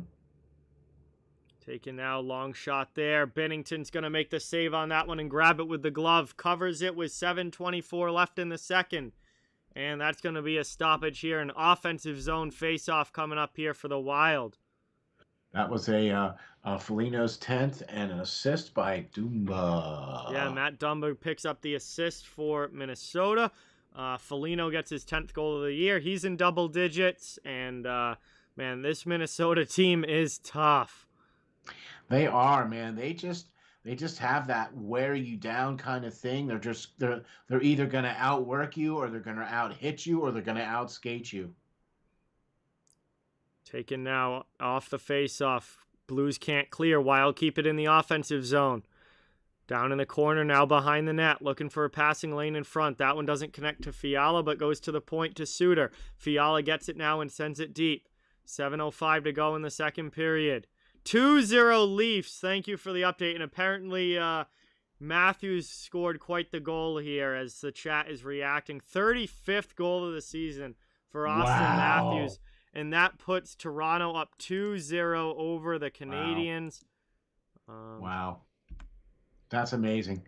We talked about it in one of our shows, an off-the-wall hockey show. We were going to try and see if he was going to try and get, if he could get to 50 or even higher with the pace that he was on earlier part of the year. But yeah, he's not going to reach 50 now, but he'll definitely be finishing in the 40s if he doesn't, if he plays the rest of the games.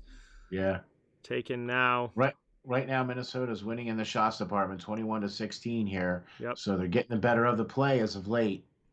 Blues cycling in the offensive zone. Cross-ice pass to the face-off dot. Sent in front there. Doesn't connect to Barbashev. And Talbot's able to cover it up here with 6:08 remaining. And that's going to be a stoppage again here. And a face-off coming up in the offensive zone for the Blues, who once again find themselves down by 2 and will be looking to cut the lead to 1. This has been their first kind of foray into the offensive zone. Sustained pressure, and it wasn't even for very long. It's been for the last couple of minutes here because Minnesota's been taking it to them. Yeah. Wild are playing very, very well. Minnesota, or St. Louis, it's not like they've played that poorly either, but they've got to get some more offense going here as Thomas comes in to take this face-off. He loses it back, though. Sturm won it for the Wild, and they're going to start the breakout to neutral ice now up to the red line and dumped in deep here by Minnesota. Taking now Binnington behind the net. Up the boards, not able to clear it out. Blues can't clear yet. They'll have to try again. Wild on the forecheck, trying to keep it in here under 6 minutes to go in the second period. Down to the corner now, moved out in front. Chance there, not able to deflect it on goal, though. Goes back to the point, and Binnington has to glove it. Long shot there from Brodin through traffic. 5:39 left in the second. And this has been a very fast-moving game, a lot of back-and-forth action, not a lot of whistles. We are headed to commercial break. This should be the final commercial break of the second period, and we have a 3-1 Minnesota lead.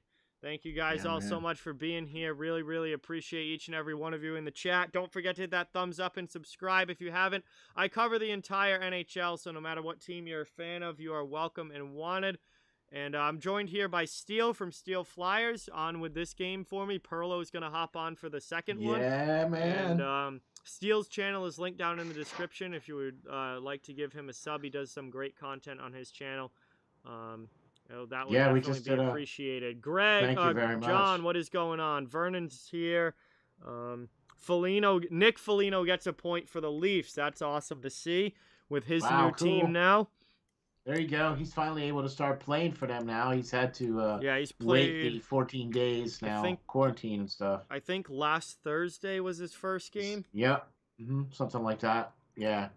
So he's only had a few select games. So yeah. After moving from Columbus to Toronto, and he's been playing, but nice to see him get on the score sheet. For sure. Minnesota is on a 7-game win streak here now so far, and they would like to continue on, and they've been playing like they want to make it to the next one because they have been taking it to St. Louis.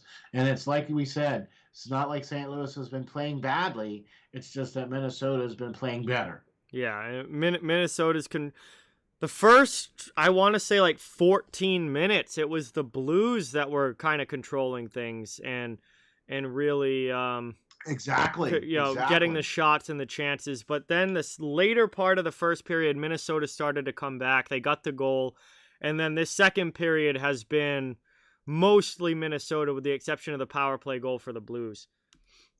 That's exactly right. I mean, it's not that St. Louis hasn't had some of their chances, but I mean, they're not taking care of it on the score sheet where Minnesota is. Yeah, Minnesota's out shooting the Blues now. I think it's 12-4 in this period. Okay, because it's like 20. Yeah, it's 23-16 total. It's 12-4 in the period. Yeah. Okay. Darkness, Big Fridge. What's going on, guys? Parker, welcome to the stream. Thank you guys all for being here. We got 5:21 left in the second period and an ozone draw for the Blues here. They need the next goal. Wallman back after taking that hit there in the first period. He's back. Jake Wallman back on the ice for St. Louis. He did have some discomfort earlier in the game after taking a big hit, but he seems no worse for wear and is good to go, which the Blues cannot afford to lose any more defensemen than who's already out. So.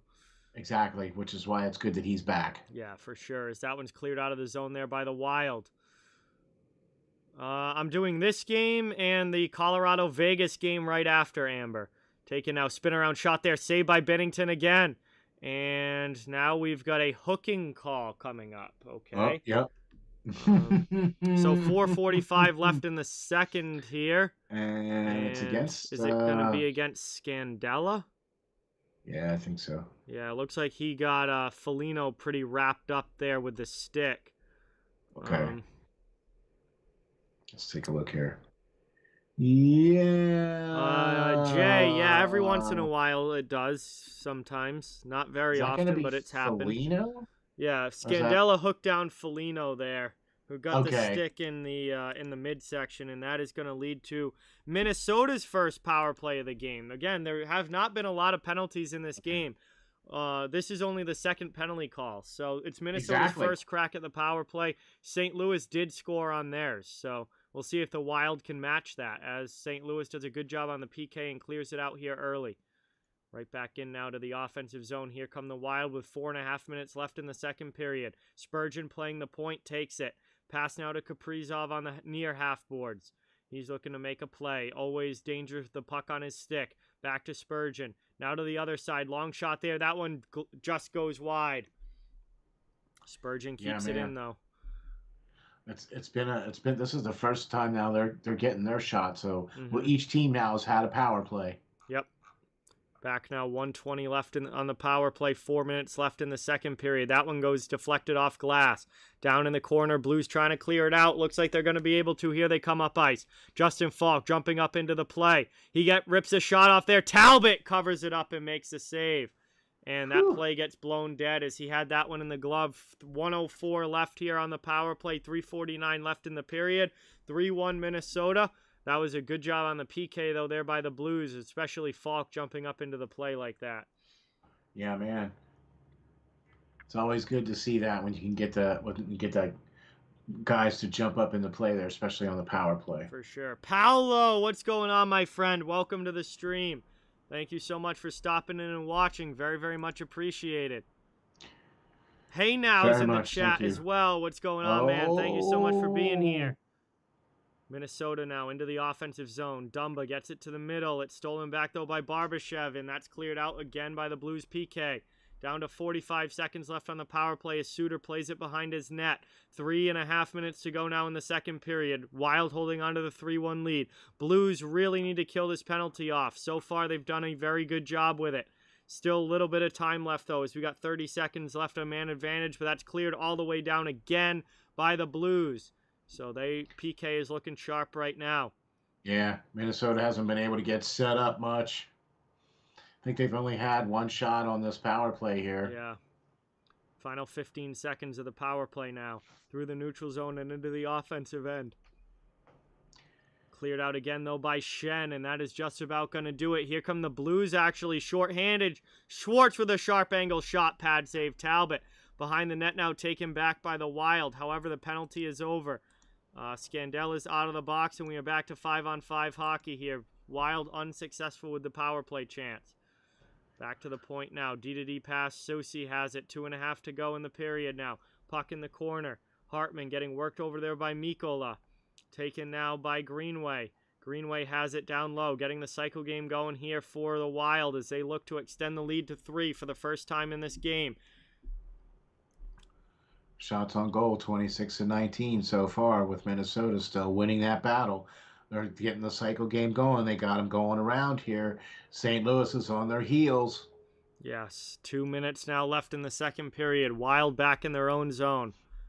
Trying to get a breakout play going here from behind the net. Moved up the boards here. Now through the neutral zone.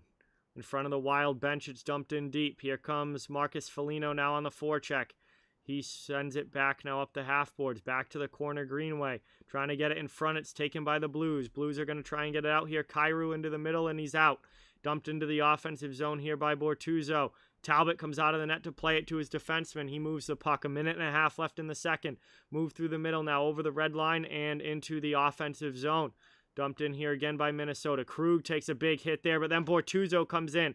Plasters one of the Wild forwards. That was Eriksson Ek. Blues are able to get it out now. Here comes St. Louis through the neutral zone. They dump it in deep into the Wild offensive, or into their offensive end, the Wild zone. 1:05 left here as the Wild get it out and come back the other way. Joe, what is going on? Yes, Toronto's up 2-0. Big game for Minnesota them. winning the hits battle 17-12, man, and they're definitely taking it to them for sure here. And it seems like what's going on is they're not letting St. Louis get set up. They're meeting them at the blue line and standing them up. Yeah, absolutely. This one's down in the corner here. Blues trying to get the cycle game going. Good pinch there from Krug. They're set up now in the offensive end. Long shot from the point. That one gets deflected wide. 33 seconds left in the second. Trying to get it out now.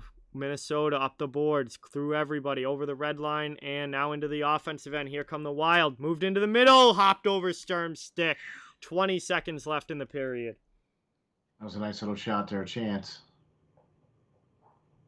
Oh, sorry for the co-hosts joining in. 10 seconds left here in the second now. Krug's behind his own net, starting the breakout here for the Blues. I think they're just going to let this go to tick away. Yeah, they're just going to let this go to intermission. Long blast from the neutral zone, easily sent to the corner, and that is going to do it. End of the second period as we head to intermission here. Thank you guys all so much for watching. Really, really appreciate it. We've got a good one going here. St. Louis and Minnesota. Wild with a 3-1 lead right now heading into the third, but we've got Oh, we got a bit of a scrum going here as the period ended. Yeah, I was just gonna say a little bit of sausages going on there. You know what I'm saying? NBC cut to highlights while there was a scrum going on, but it looks like it breaks up peacefully, and that just about ends this. Or that does end this second period. Second Is period. everybody went after Carson Soucy there. Soucy with a push Wait a on second. Sammy Blais after the horn sounded. Then everybody started going after. Oh, I would have loved to have seen Ian Cole and Bortuzzo I drop mean, the gloves there. you know what I'm saying? That would have been awesome. Those are two guys that can go. Oh, Exactly. Foligno's having a chat. Marcus Okay. Foligno, Braden Shen over having a chat with Wes McCauley right now. Because Bertuzzo and Cole were kind of going at it there a little bit. You know what I mean? There was some heads going back and some fists flying there a little bit, I think. Yeah, so that is the end of two, guys. We are in the second intermission. We've got some time to kill in the chat while we wait for the third to begin. Wild with a 3-1 lead will look to take this win. Blues are going to need a big third if they're going to come back and get 2 points out of this. So appreciate everybody being here. Thank you guys all so much for watching. Caroline, welcome to the stream.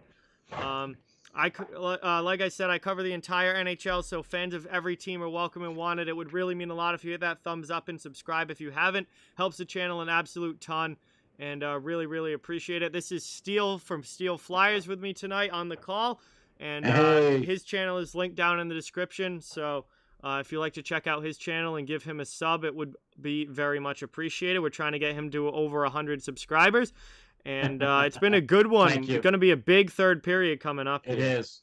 It is. I'll tell you what here. Brodeen with his 7th goal opened it up here in the first period with Foligno and Greenway on the assist. And then Joel Eriksson Ek with his goal assisted by Greenway. So that's 2 points, 2 assists there for Greenway on the night. Then Mike Hoffman got that great shot there with the assist from Tarasenko and Perron. And then Foligno comes in there with Minnesota and the assist by Dumba on that. And that's why we got a 3-1 game right now, Minnesota winning. They're also winning in the shots department, 26-20. They completely outshot St. Louis in the second period, 16-7, where St. Louis had outshot them 13-10 in the first. Yep. You know what I mean? So this game has been back and forth, but it just seems like Minnesota has been taking it to them a little bit more. They're spending more time down on their end. They're winning. They're not winning necessarily all the face-offs per se, where St. Louis is winning more of the face-offs. But for the most part, it's more chances for Minnesota and more hits and more shots, and they're winning the game. Yep. Yeah, and it's been a good game. It's really had a playoff feel to it. It's been pretty physical. There's been a lot of big hits. Not a lot of after the whistle stuff. Obviously, we had the scrum there at the end of the period, but it's been a very clean physical game. It hasn't had really the chippiness and the pushing and shoving after the whistle, but there's been a lot of big hits in this game, and it's 31 so far in the game. And some real punishing, not just your just go and rub a guy out in the corner, but like you're punishing, line them up and nail them kinds of hits. It's really had a playoff feel to it. Well, and, man, we had to have somebody step off the ice there for a little while, and Hartman, or not Hartman, but oh gosh, what was his name? Wallman took that hit there up against the boards, and then had to kind of go back to tunnel there a little bit and kind of collect himself, but was able to come back out in the second period and play. So yeah, good to see him back from that hit. Yeah, absolutely. We've definitely had a good game here tonight. And don't forget, guys, that right after this one, we'll be going right into the Vegas Colorado game, which is going to be absolutely sick as well. Top You're teams. The stud, man. You're the stud, man. You're doing this game and the next game, man. You're the stud, man. That's why we call him the GOAT. John is the man. That is why we call him the GOAT. You got to check him out. If you're not watching him, you're missing out. He is all about hockey, the whole NHL. John, I'm here to tell you, man, you're one of the best at doing this. That's why we're here. That's why we're together. That's why we do the things we do on Steel Flyers. And we're so grateful and glad to have you as part of that whole group and that whole rotation. And, man, I'm here to tell you, follow this guy. Please follow this guy, because if you aren't, you're missing out. Thank you. Appreciate it. Paolo, Colorado Vegas is at 9:30, so right around the time that this game ends, that one will be starting. Woo! Bubbaloo, that's all good, man. Thank you for watching. Talk to you soon. Thank you so much for Thank being here. you. Hey, Nick, what's going on? Welcome to the stream. It's headed into the third period, and we're doing Vegas, Colorado right up at 9:30 as soon as this one ends. So, couple of big West Division matchups tonight. Going to be a fun time. Perlo is hopping on for the next game, and that one's going to be a lot of fun. I'm super excited to see how that one goes. And hey, Caroline, how are you? Thanks for watching. Thanks for jumping on. Appreciate it. Yeah, man, Perlo, that's going to be a good game watching for you guys. I love when Perlo comes on. You guys do a great job. Perlo's a very awesome in the amount of knowledge that he has, and team it up with you, and it's like, wow, all right. You know what I'd really like to see is you and Peyton.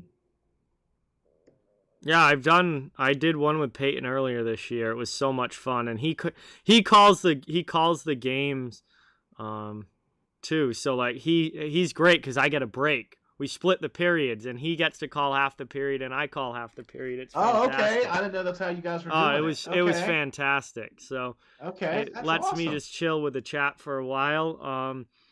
Nick, St. Louis is in fourth spot right now, but if Arizona wins tonight and St. Louis loses, Arizona will go back ahead by a point. There's only 1 point between them right now. Right, but St. Louis has 3 games in hand though in Arizona.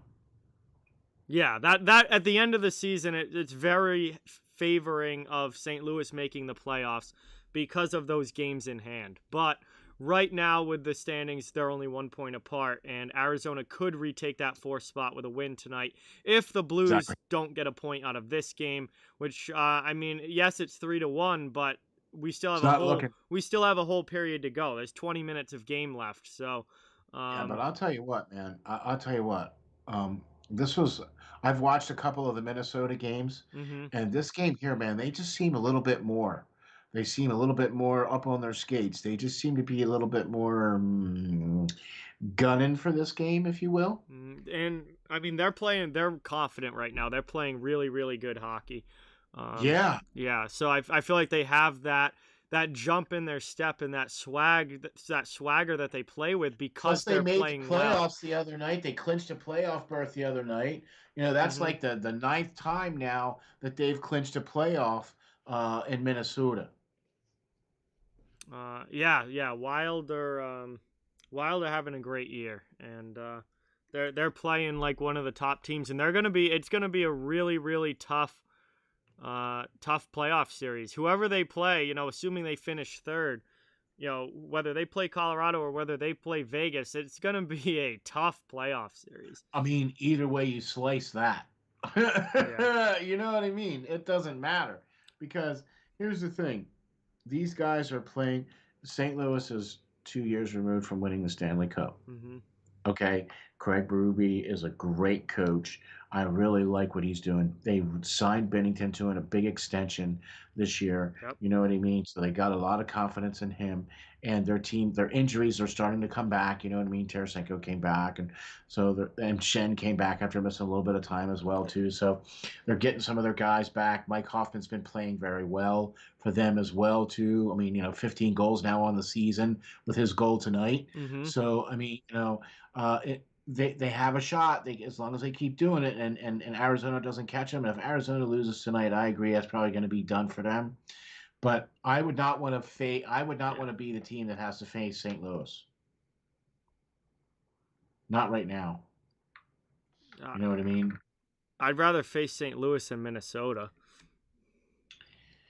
Easily. Okay, well, so now we're looking at Colorado and Vegas. So Vegas is going to be facing either St. Louis or Minnesota, and Colorado will face the other one. Right. So you think it would be a better matchup if Vegas were to play St. Louis? Oh God, yeah. Minnesota's killed the Golden Knights this year too. Their head-to-head matchups. No, I agree. I just wanted to know what your opinion was. Oh yeah, I'd much rather face the Blues than the Wild. This Wild team is scary. That's what I mean. I'm not afraid of the St. Louis Blues the way that I don't want to face the Minnesota Wild. Right. See, that's what I was trying to point out. Yeah. I have no confidence in St. Louis. Even if they do make it, that Yeah, they're I going to think be they're a any first kind round of threat. exit. Yeah, I just don't see them being any kind of threat. However, Minnesota, They're a threat. gee, they are a threat, Yeah. you know. And if Minnesota and or if Vegas and or Colorado kind of falls asleep, bang, there's Minnesota right there to scoop it up. Mm-hmm. You know what I mean? Absolutely. NFL boy, welcome. Thank you so much for being here, and thank you so much for subbing. Really, really Oh, thank appreciate it. you. Awesome. Get some new sub hype in the chat for NFL boy on YouTube. I didn't want to. I didn't want to cut Steele off. That's why I didn't say No, anything no, sooner. it's But okay, man. It's thank okay. you so much for being here. Really appreciate it. Gideon, welcome to the stream. Ooh, Thank you Gideon's for in the being house. here. Hey, what's Um, up? Cool, cool, man. Really appreciate everybody we got coming some more here. people hopping in the chat here as we head to the or in the second intermission. That's awesome, dude. I love doing these games with you, man. That's why you're part of the Steel Flyers All Sports Network. You got to check us out, man. On Fridays, John and I do the Off the Ball Hockey Show. It's a hockey show for hockey fans, 8 o'clock to 10 o'clock. We Mm-hmm. cover the entire league. We have some of the best little segments that we both love: the top shelf power rankings, the top three stories, the top 3 stars of the week. You know what I mean? The hottest and coldest teams. We go through all the entire league, man. Game Check. picks are one of my favorites. Yeah, no matter how horrible I do.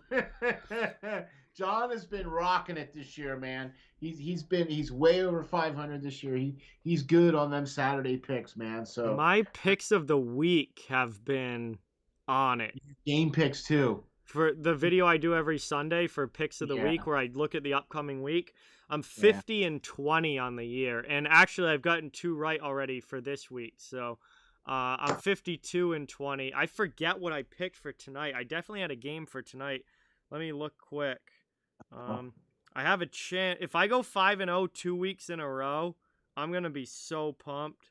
I'll say, man. Hang on, I want to see what Awesome. my pick for tonight was because I know I got Rangers last night.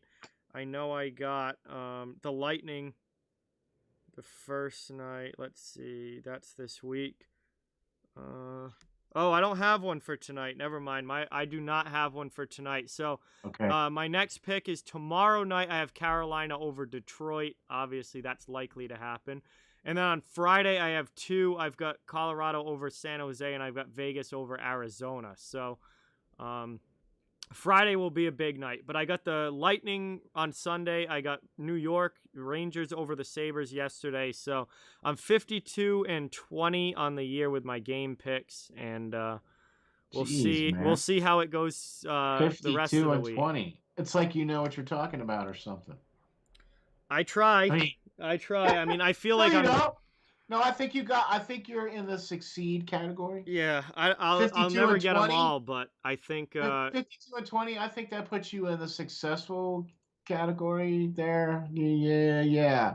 yeah. Okay, so between our stuff, right, that we do on Saturdays, we do our game matchups and picks and everything. Yep. You're 67 and 55. So I'm 67 and 55 for the Saturday picks. Yeah.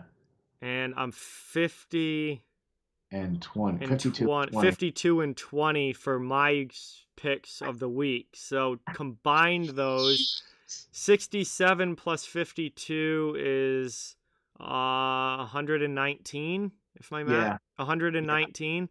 Yeah. And 75. I'm 119 and 75 on the year. And the Saturday ones have been way worse than my picks of the week because I have to pick all the Saturday games, whereas the picks of the week, I cherry pick which games I Yeah, I I pick. know. Yeah, you don't get that. You don't get that luxury on the Saturday No, games. the Saturday buddy. picks you have to pick everything. So overall, I think that's decent. I'm with you, man. I'm with you, man. Holy smokes! See, I'm just here for the fun of it. 'Cause Yeah. you're like, if you want to know, I am not the prognosticator. That's not my forte. I'll tell you that right now. So I just like watching hockey. I don't care. Yeah, Robert's here, John's here. What's going on, guys? Welcome. Thank you for watching. It's Maple Leafs 2, Canadians 0, and they're in their first intermission First still. Yeah. intermission. Okay, I'll update the ticker then to say second, so I don't have to when play's going on. Elijah, welcome to the stream. Thank you for being here. Really, really appreciate it. Also, the Edmonton-Winnipeg game is about to get going. Well, actually, no, they're still 5 minutes away, but And Canucks and Senators are final. Yeah, 6-3 Ottawa. Yeah. Brady Tkachuk with a goal in that one for Ottawa, man. 6 goals for them. That's been wow. Not expecting them Senators to come out like that. Oh, they play hard, even though they're not a great team right now. They play really, really hard, and they're not a pushover. That's for sure. They are not a pushover. And I'm looking forward to seeing what's going to happen with Ottawa here in the next couple of years, because boy, do they got some prospects coming up through their ranks here. So they're going to be really good if they keep this young core intact. They're going to be really, really good. I agree 100%. Looks like we're getting soon ready here to bring the boys back out onto the ice. Yeah, one more commercial break. Robert, this is Steele from Steel Flyers. His channel is linked in the description. I do my show every Friday with him, 8 to 10. And he hopped on to watch this game with me and react and interact with the chat with everybody. And Perlo is coming on for the second game between Vegas and Colorado that I'm doing. I also like to try to do a little color, a little analysis. I like to balance John out, give him something to bounce things off of, and somebody to talk to and jang with. You know what I mean? So it's all good. Tkachuk got a Gordie Howe hat trick in the game. I saw that he had a goal. That is Brady Tkachuk at his best right there. I love that kid so much. He is such a good player, powerful player, like physical, fights, scores, skates, does everything. Like he is like that next generation. You know, he reminds me a lot of like a young Jamie Benn. And the Wayne Simmons, Jerome McGinley, like prototype type of player where he's the total package physically and offensively as well. That's like he doesn't just hit and fight, but he isn't just a scorer either. He brings that whole package to the power forward package to the table. With you. Paolo, I've been a Flyers fan since Lindros came in. We had Tommy Soderstrom on one of my shows. If you go check out my channel on YouTube, or you can check me out on the web at www.steelflyers.com. We had Tommy Soderstrom. We interviewed him on our Hockey Writers Inc. show. That was amazing. We've had Jim Jackson. We've had on the show a couple of times too on the Hockey Writers Inc. So that's all about the Flyers, and so I've been a Flyers fan for quite a while. You can go to my website and find out how long I've been a Flyers fan. www.steelflyers.com. But thank you for asking. Expert plug right there. Expert plug at driving traffic to your website right there. That was just could not have been better. I learned from the master. Okay, I got really lucky and was able to take a class from Jim Jackson. He offers classes that you could take, and hopefully we'll be able to put some advertising out on the website for him so that you can sign up for his class. But you get a chance to sit down and have a class either in a group setting or one-on-one with Jim Jackson, and he teaches you and shows you about how to be a broadcaster, and it's amazing. And I learned so much from that, from learning from somebody like that. It was just amazing. So hey man, when you get to be a Flyers fan and then you get to have somebody that you highly respect and look up to, and I mean the guy's an Emmy award-winning broadcaster, and you get to have a cool relationship with somebody like that, I'm down all day with that. So all right, we are getting ready to start the third here. Mini taking in the 3-1 lead. We'll see if the Blues have a comeback in them. They really could use a point or two tonight. Losing to Greg would not be great for St. Louis, but Minnesota's got the 2-goal lead. We'll see if they can hold it. We are lining up here. It's been Bozak against Rask every start of the period so far. And it is once again. So the Bozak line for the Blues, the Victor Rask line for the Wild, and Rask wins it back here. Minnesota gets it underway. Taken here now, moved up to the red line. Sent back now to the blue line. Dumba has to try again. Brodin up over red now and dumped in. Attacking zone time now for the Minnesota Wild as they go in on the forecheck. Around past Kaprizov, though, and the Blues chip it out. Brodin comes across. Can't get away from Tarasenko. Here's Bozak. Drop pass for Krug jumping into the play. Poked off his stick. 30 seconds in. Wild coming back the other way. Kaprizov with it. Gets a pass off. Big save there by Binnington. Wow. Definitely needed to make that stop, and he did. Mark that one down, folks. Mark that one down. Because Thank I'm you here to so tell much, if this game NFL goes to- boy. Appreciate that. Yeah, if this game goes to 4-1, man, I think that's going to be it for St. Louis. Blues have to score the next goal in this game. They cannot let this go to a 3-goal game in the final period. That would take a miracle to come back from. I'm with you too, Paolo. I'm also an old head too, so I'm with you. You did get to meet him. Oh, that's cool. Well, you should definitely check it out, man. We did an interview with him on the Hockey Writers Inc. Man, check him out. You can go to my channel and check it out. It was great. He had great stories. He was an awesome guy. He was willing to come back and stuff like that too. So he was really cool, though. Yeah, really appreciate that. Blues trying to get it out of their end here. Suter keeps it in at the point, though. Now to the backside. Good deflection, though, on the pass, and the Blues finally get it out. Foligno has to go all the way back and regroup here for Minnesota.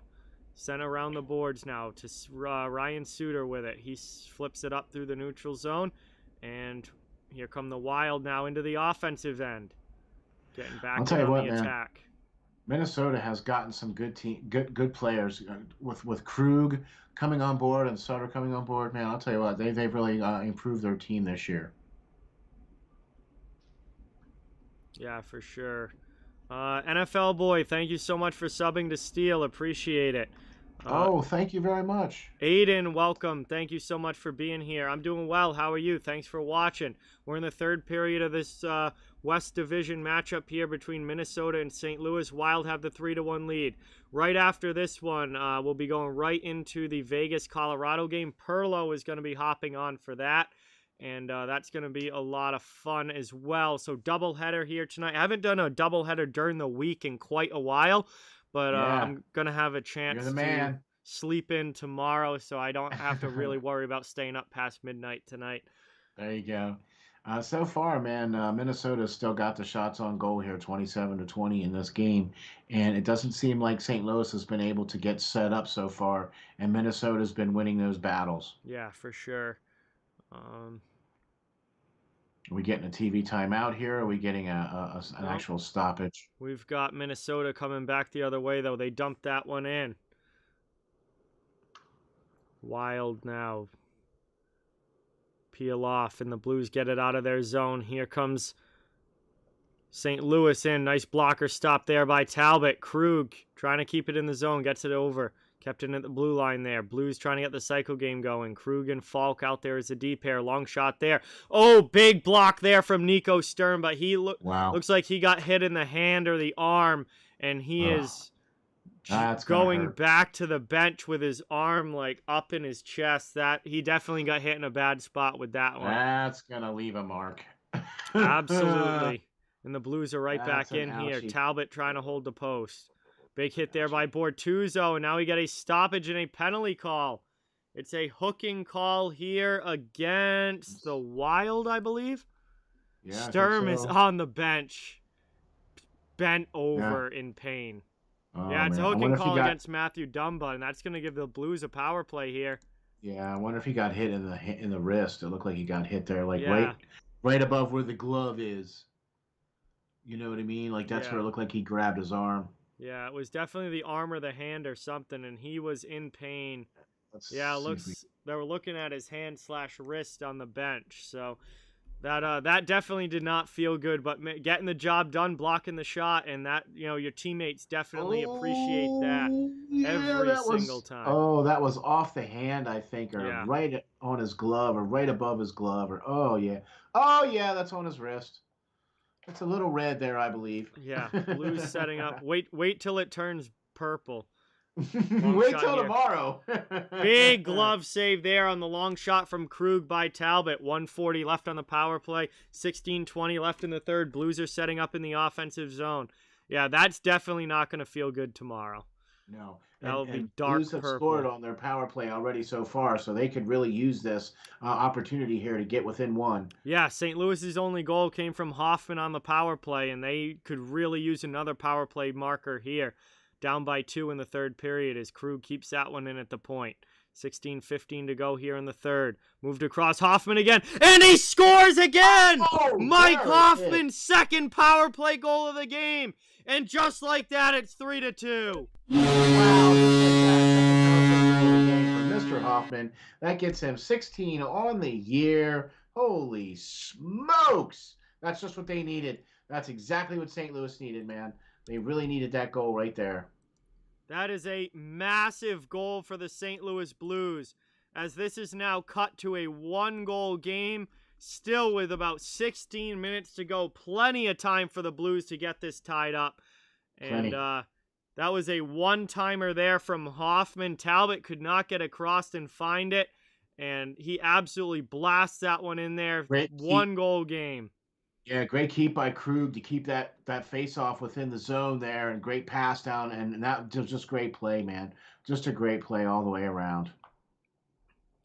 Big goal there for Hoffman, his second of the game. He's got both of the Blues goals in this one. And both on the power play. Hey, all right. And both on the power play. And now the Blues are looking for the tying goal. Trying to even this thing up. It's taken, though, by Rask, and the Wild get it out to the neutral zone. 15:45 to go in the third period. St. Louis dumps it back deep. Suter takes it in his own end to regroup. All things considered, this game has been moving along here, to be honest with you. Yeah. Even though we've had 2 power plays and only very limited stoppages. Yeah. Nice save there by Talbot, or by Binnington, with the glove down at the other end. And we'll get an offensive zone draw for the Wild coming up. Wild still winning in the shot department. That's for sure. You Brian, thank you so much for being here. Really, really appreciate it. Minnesota trying to regain the 2-goal lead here. Offensive zone face-off, 1 back. Getting set up, they send it to the corner. Blues take it. Falk trying to get it out. Kaprizov all over him. Blues are going to try the other side now. And again, poked away from Tarasenko. Mikola takes it. Finally, they get it up to the neutral zone. In front of Tarasenko, no icing, though. He goes hard in on the forecheck against Ryan Suter. Sent out in front there. Who's going to come away with it? Blues keep it in the offensive zone. They can't touch it, though, because I believe it was a hand pass. Yes, it was. And now that's going to be in a face-off outside of the zone, back to neutral ice with 15:07 left in the third. Yeah, man. I'll tell you what, boy, St. Louis really needs this game, and they're trying, boy, hard.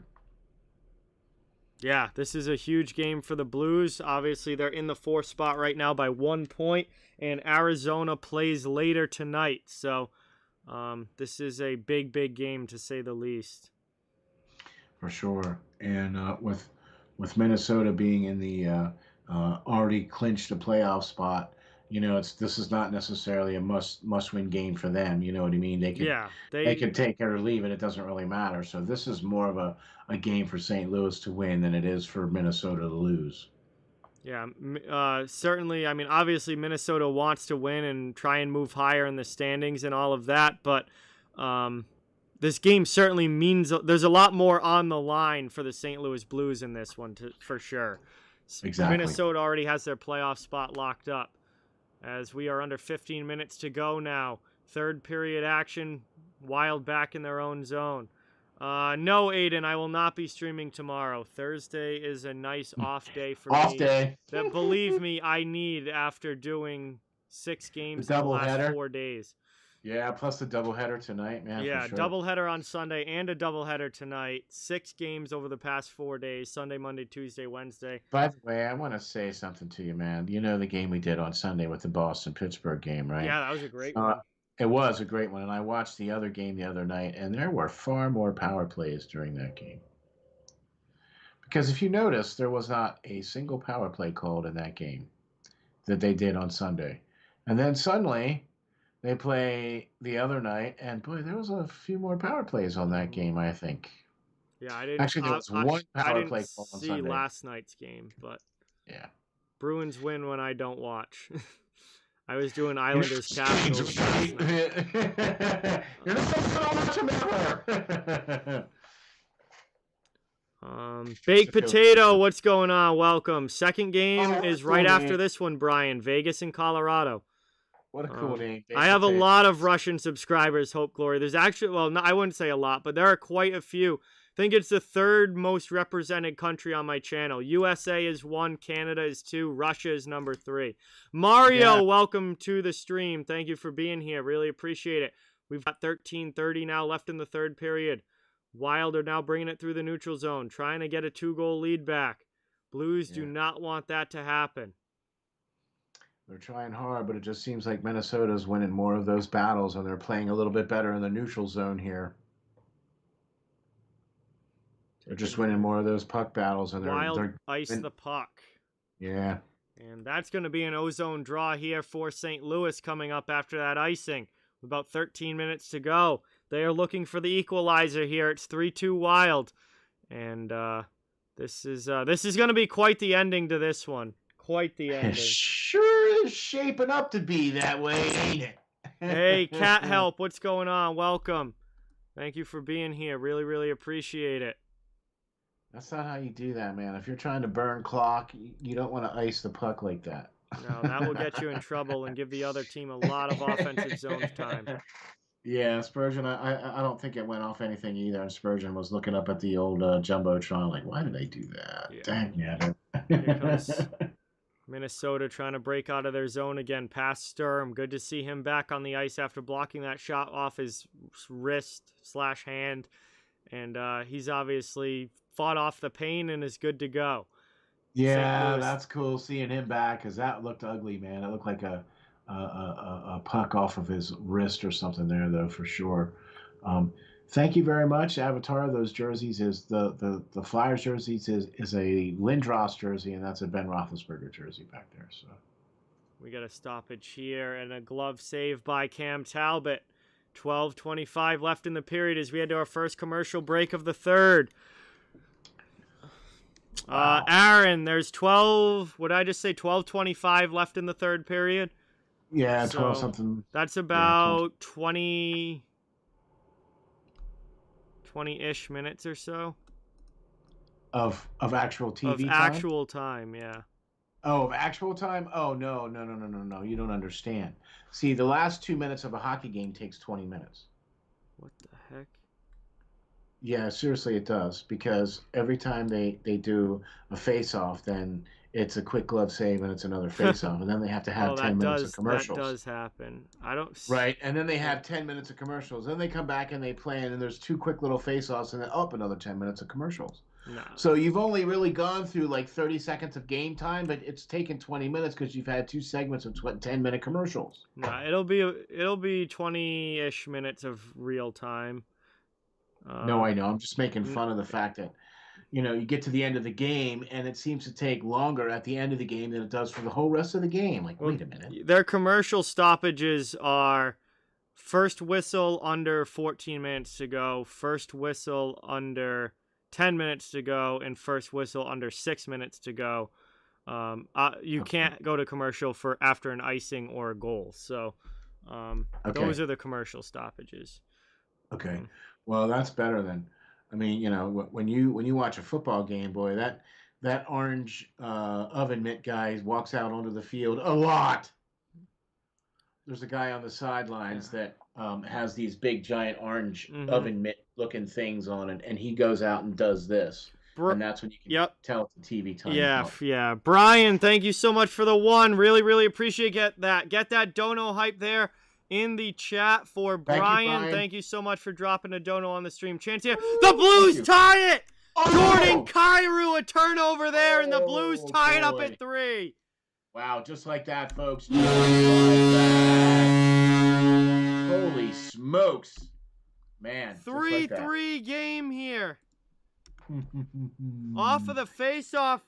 Terrible turnover there by the Minnesota Wild. And Dumba just leaves it behind the net. Nobody is there for the Wild.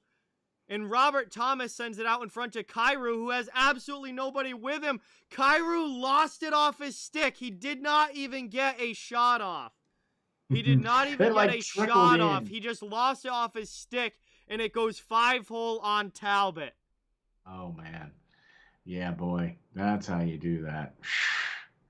Yeah, that was a pretty bad turnover right there. You can't be doing that kind of stuff. I'm not a fan of the no look stuff. Yeah, Yeah, Dumba just dropped it to nobody. yeah, that's what I mean. Actually, he dropped it to St. Louis is what he did. Yeah, he gave that right away. But great tying goal there by Kyrou, man. That's his 11th goal of the season. So, boy, did they need that.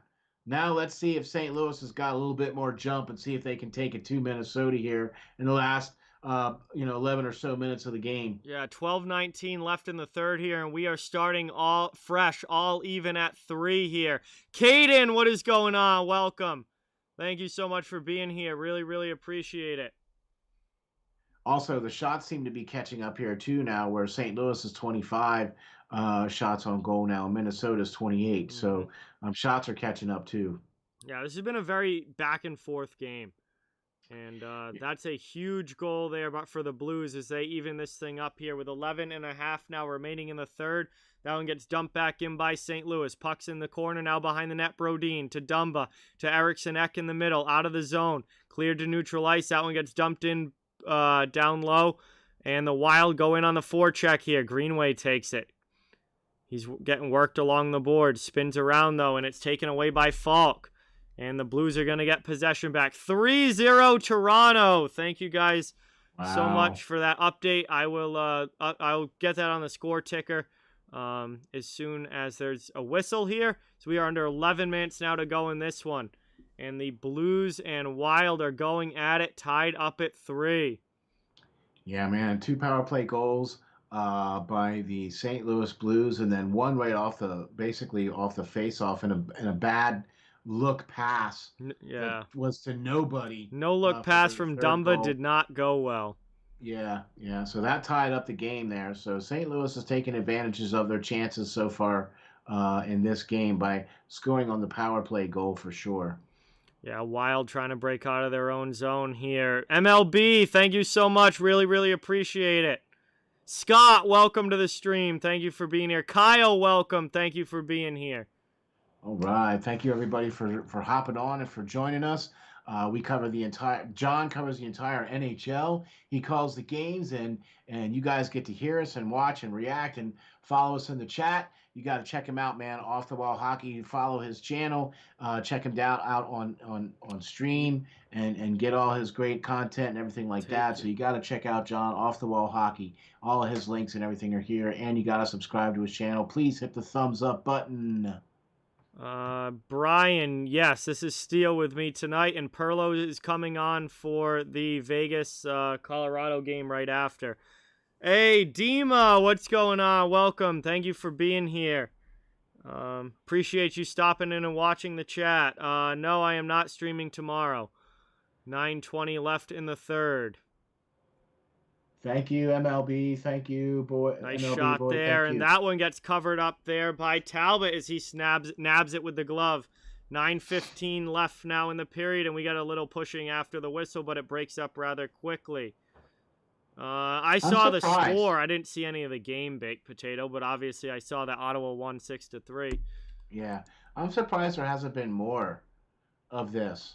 With the physicality of this game, with over 40 hits so far in this game, I thought that this would be a little bit more chippier. Nobody wants to take a penalty. That's the thing. It's very playoff-like where it's physical, but there's not a lot of after the whistle stuff because nobody wants to take a penalty.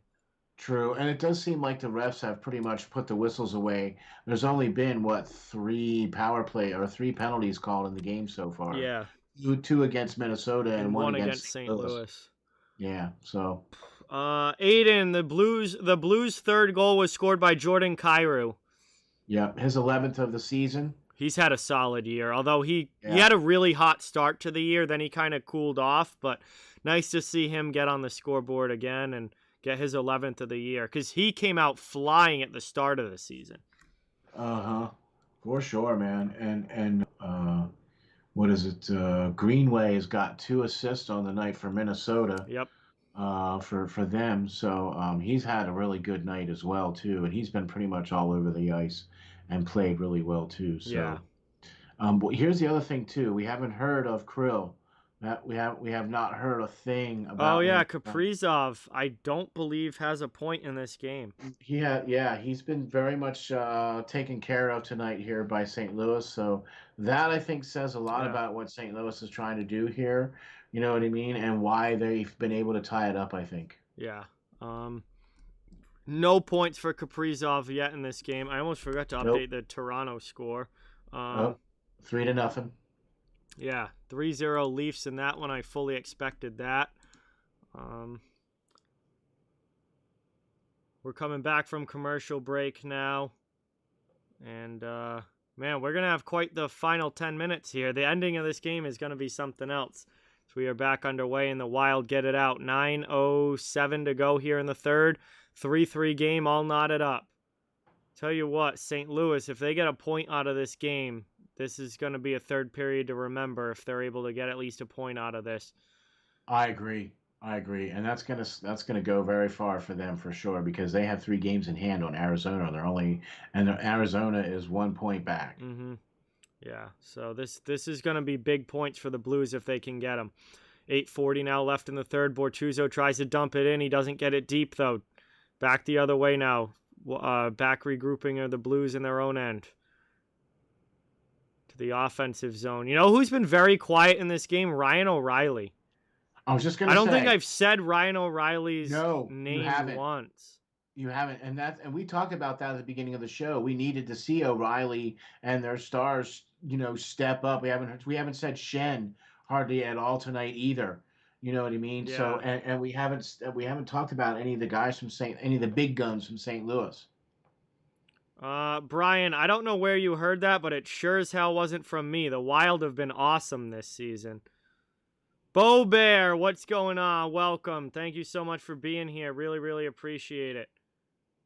I mean, Aiden, they're not going to clinch a playoff spot tonight. There's still plenty of games left. It can change, but the Blues are in a playoff spot right now. They just need the points to keep it. But Yeah, exactly. it doesn't get even if they win tonight, they can still miss the playoffs. Yeah, 41 hits tonight in the game so far, and I just watched Greenway take out He got two Blues taken two down Blues there. in one shot. Yeah, this has been a very playoff style physical game. Exactly. And I like that kind of game too, because it just goes to show you that, physicality and defense wins championships. So that one gets one back here. Blues trying to keep it in the offensive zone, but here comes Kaprizov out. Wild into the offensive end. On the rush, Zuccarello in front. Kaprizov can't put it back door. Good defense there covering him from St. Louis. Now back the other way. Ayan, what's going on? Welcome. Thank you for being here. Just 3-7-12. I'm a Bruins fan. I hope they do well. I mean, I definitely think they're going to make the playoffs. I just don't think I Yeah. don't think they're going to go that far in the playoffs, but I do think they're a playoff team certainly. Yeah, but I think they match up pretty well, though, to be honest with you. Even if they finish fourth, I would still be okay with picking them against Pittsburgh. So, I mean, that's just me, though. That's just me. yeah, I every time I get my hopes up about that team, they let me down, so I'm trying not to get my hopes up. Well, that's just playing it too safe, man. Well, that's what I do. I don't get my hopes up. I'll be pleasantly surprised if they go far, but Right. I'm just waiting for it to happen again, like last year and like 2018 and even in 2019. Obviously they went to the finals and it was great to see them go that far, but to lose game 7 on home ice was just brutal. Zach, what is going on? Welcome. Thank you for being here. Really, really appreciate it. We've got 6:10 left in the third period here. And we're all knotted up, man, at 3. we're all knotted up at 3, yes. St. Louis had 2 power play goals, both by Hoffman. Bad turnover there by Sanford. Shot saved by Binnington. They let Hartman walk right in after Sanford gave him the puck. Binnington makes a huge stop there. Wow. Can't be doing that kind of stuff, guys. Not in the third period. Oh, that was almost a gift for the Minnesota Wild. Yeah, I'll say. Holy smokes. We are down now to 5:35 left in the third period. Wild trying to keep it in the offensive zone. Blues get it out, though, on the attack. Dumped into the offensive end. Here comes O'Reilly. He takes a big hit down on the end boards, and the pass is cleared out. No icing on the play. There's a race back for it. Binnington's going to come out and play it. Taken now by Hey, Scandella. you finally said O'Reilly's name. Yeah, O'Reilly was in on the rush there. He's been quiet in this one. Now he has it on the half boards, and shot gets blocked through. Bonino is going to take it for Minnesota. 5 minutes to go in the third period. Tied up at 3. This one is coming down to the end. That's never going to happen, Brody. Do they even have... Yeah, you want to bring my computer there? Have fun. Okay. Yeah, that's going to be a no from me.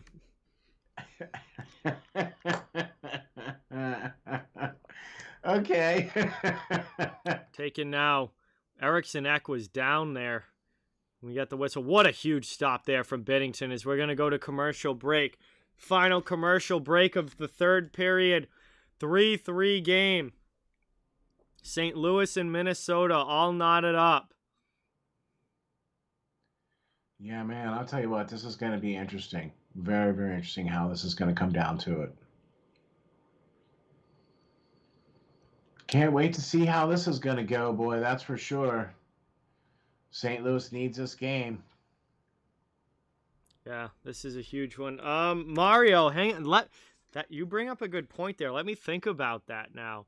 The past few years, all the teams that won the cup were away when they won the cup. Now, last year, obviously, it was a whole other situation. There was no real home and away, but technically, Tampa Bay was the away team for that game.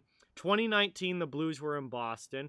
2018 was 5 games, so were the Capitals in Vegas? No. Or were they at home? I think they were at home, and I think St. Louis was away. Well, no, yeah, St. Louis was away. That I know that. Capitals, Stanley Cup. They won it. They were on the road. They were in Vegas when they won the cup in 2018. 2017 was Pittsburgh. They were in Nashville. Okay. 2016 they were at San Jose. 2015 I don't remember as well. Chicago. 2015 Stanley Cup. I think that was the one. I don't think they've been at home for any of their wins either. Because when they won, no, they were wearing their home jerseys for the pictures. So they did. Okay. Chicago in 2015 was the last team to win it on home ice. Yeah. Okay. Wow. Wow. I had never even thought of that before. Yeah, I didn't even think about that. They were the last team to win it on home ice. Wow, that's crazy. Because Pittsburgh was away for both of theirs. Washington was at Vegas in Game 5. Yeah. So, yeah, I mean, obviously, I know 2019, it was in Boston. St. Louis won. Okay, Baked Potato said 2014 Kings won at home. Kings won at home. So 2014 and 2015, the teams at home won.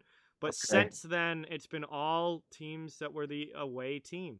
That's really interesting. I had no idea.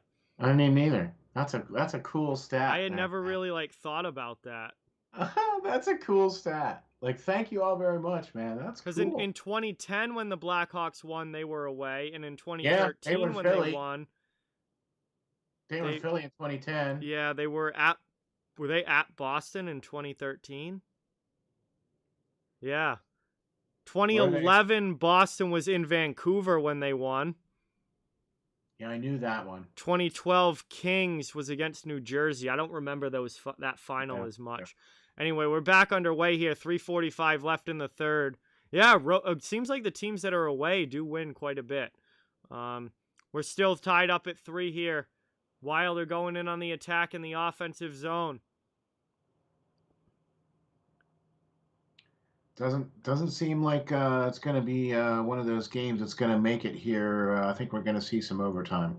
Ooh, Steele's calling overtime here. We've got 3:20 left. Steele's Steele's calling overtime. So both Kings wins were at home. Okay, so 2012 and 2014, the Kings won at home. And then 2015, the team won at home too. Chicago right? won at home in 2015. Yeah. So Okay. those are your like recent home winners. There you go. But for the most part, it's been away teams now. 3 minutes to go. Blues in the offensive zone, trying to get the 2 points in this one. It would be a huge third period comeback if they're able to. Long shot there. Talbot makes the save and smothers it with 2:49 left. It's going to be an offensive zone draw coming up here for the Blues. That was a big stop by Talbot. I was just going to say, that evens the shots up too, I believe, at 29 apiece now. Man, this is getting good. We're going to be a little late to the start of the Vegas-Colorado game, but that's fine. This ending is going to be well worth it. Oh, yeah. This is going to be absolutely nuts. Hey, we're at 2.5 hours of streaming, or just about 20 seconds away from 2.5 hours. Okay. This game has flown by, though. I mean, all things considered, there's only been 3 power plays in this, and there's been very, very few whistles. Yeah, time-wise, it's not as fast as the first period the rest of the way, like real-time-wise. But, yeah, it's been a very fast-paced game where it's been a lot of back and forth and a lot of good flow without a ton of whistles as Talbot covers that one up as well. It's been a great game, Vernon. This has been a really, really good game, and really wouldn't expect anything less between these two teams. And I'm thinking that this Colorado-Vegas game is going to be absolutely insane as well. 2 of the better teams in the league. Yeah, that's going to be a really crazy game. One back there by the Blues trying to get it. That one just goes wide. Wow. Wild are sitting back a little too much here. The Blues are putting on the pressure. Bozak with a shot that gets stopped. 2:25 to go in the third period. And Bonino finally able to clear the zone here for Minnesota to Foligno. He dumps it into the offensive end and takes a hit. Blues trying to come back the other way. It goes under a stick. Wild send it down into the St. Louis end. Scandella plays it D to D. 2:10 to go in the third. Moved up now. Dumped into the offensive zone. Freddie, welcome to the stream. Thank you for being here. Appreciate you stopping in. We got 2 minutes left here. St. Louis would love to get 2 points and help solidify that playoff spot. Long shot there. That one, big save by Talbot. He's down. Loose puck taken back by Shen.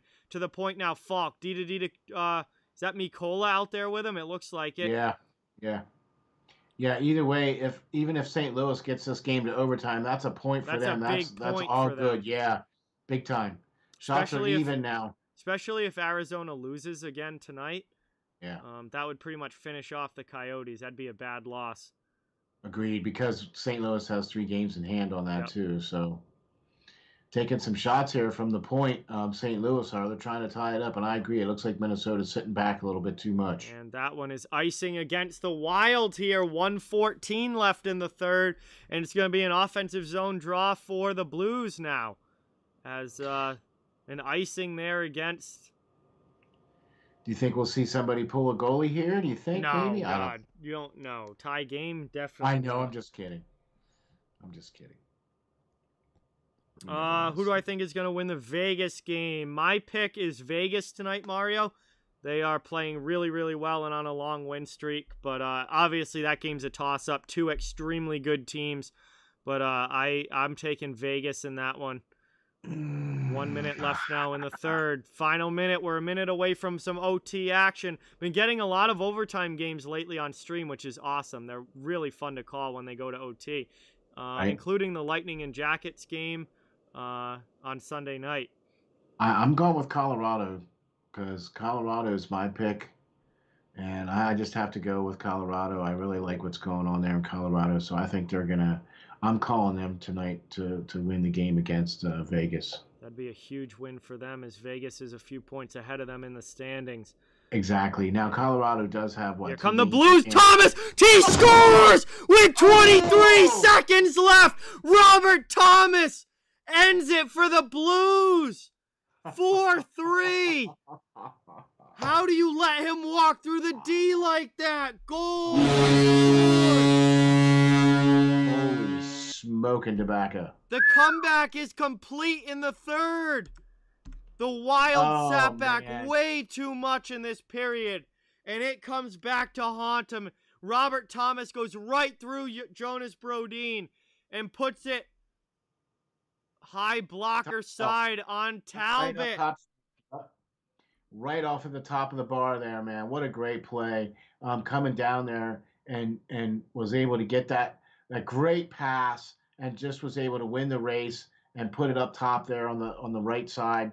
Yeah, what a great play by Thomas. And the Blues are 23 seconds away from a huge comeback win against Minnesota from 3-1 down in the third period to up 4-3 with 23 seconds left. Wow, you know what, man? This might have a game of the week Oh, flavor. definitely. We This might be is talking about this game on Friday, I think. absolutely. And I'll tell you, what a comeback for St. Louis, who Wow, really needed these points. exactly. A little bit of pushing and shoving there, and I'm quite surprised there wasn't any calls. And it looks like Talbot and Bennington having a couple of words Oh, there that too. that was those were all replays. That was earlier. Those were all throughout the game. Yeah, but it just looks like there was some Face crazy off. stuff going on there. One back here. Blues just laying on it. O'Reilly.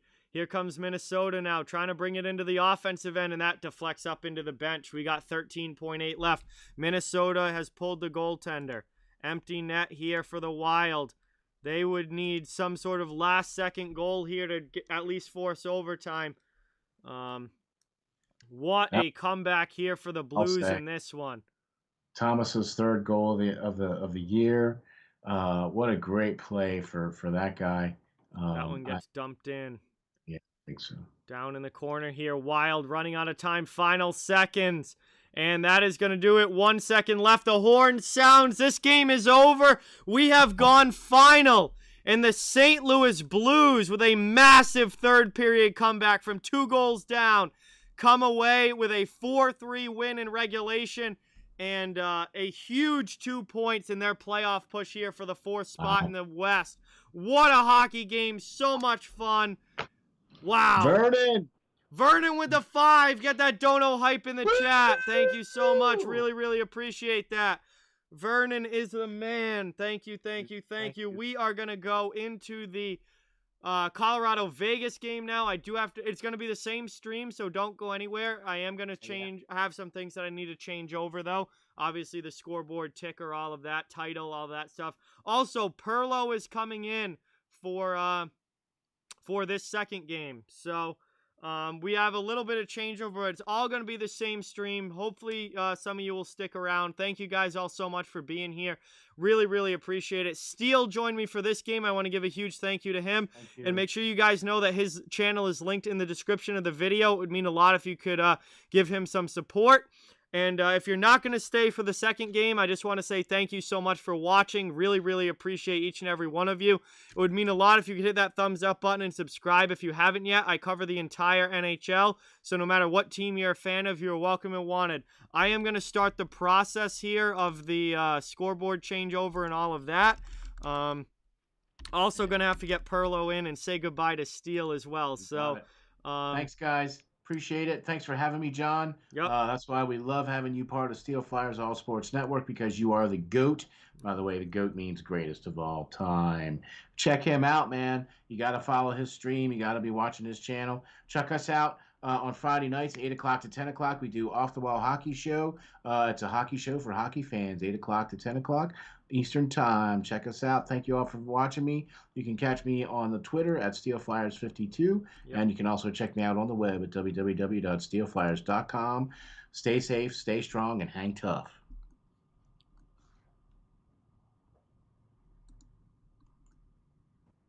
All right. See you. Hang on. See you later, Steele. Thank you so much for being here. And there goes Steele. I'm changing over the scoreboard, guys. Then I got to get Perlo in. I'm trying to do this as quickly as I can, but there's a lot to change over between games like this. So I'm going to reset the scoreboard first as we get ready for action here between the Vegas Golden Knights and Colorado Avalanche. That all looks good. I'm going to go to Skype now and see if I can get Perlo in. Hopefully he is on. I'm going to give him a call right now.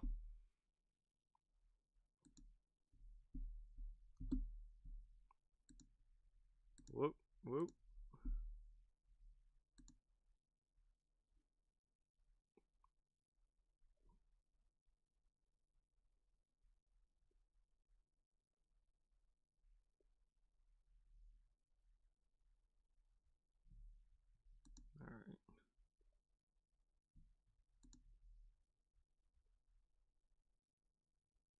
All right, well, Perlo's not picking up this second, so I'm sure he'll get back soon. I'm going to keep going with the changeover here as we're going to add in. We're going to get this game off of the ticker. And we're going to add in the one that we just watched. So St. Louis 4, Mini 3. And that game is final. All right, I got to change over the title and description and everything with the stream as well. So bear with me for a few minutes here, guys. There's a lot to change over. I apologize if I missed stuff in the chat. I'm trying to do this as quickly as I can. Oh, that must be Perlo calling me back.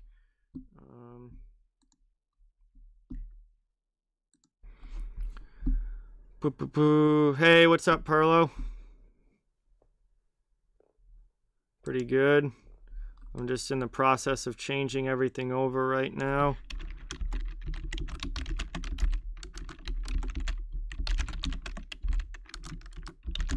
And let's see, Avalanche and Vegas Golden Knights.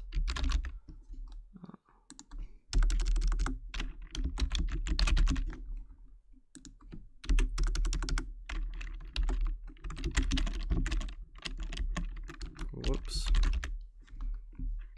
There's so much to change over. All right. Is your camera on?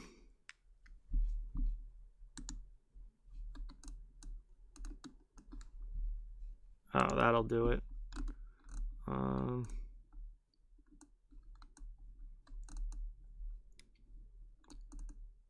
I feel like I gotta change. There's Perlo. I just gotta change a couple things here in the.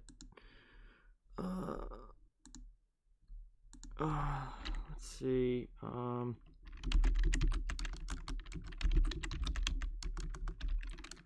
We are underway, guys, for the start of this this game.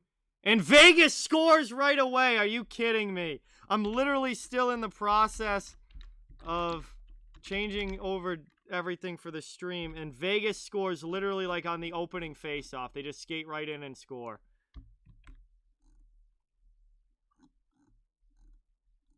Bruh, I'm so late getting to this game. All right, I gotta get Perlo on the stream now. I also gotta get the.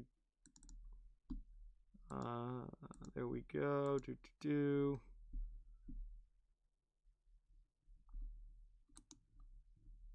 Anyway, 1-0 Vegas already, everybody. Hang on, Perlo's, I don't know what's going on with the Skype feed here, but it's not showing up, so I gotta reset, and,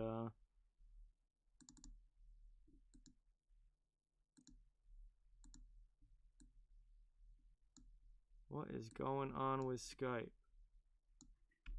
Being annoying per usual. It's like not showing your. Oh, I know why. There we go. There's Perlo.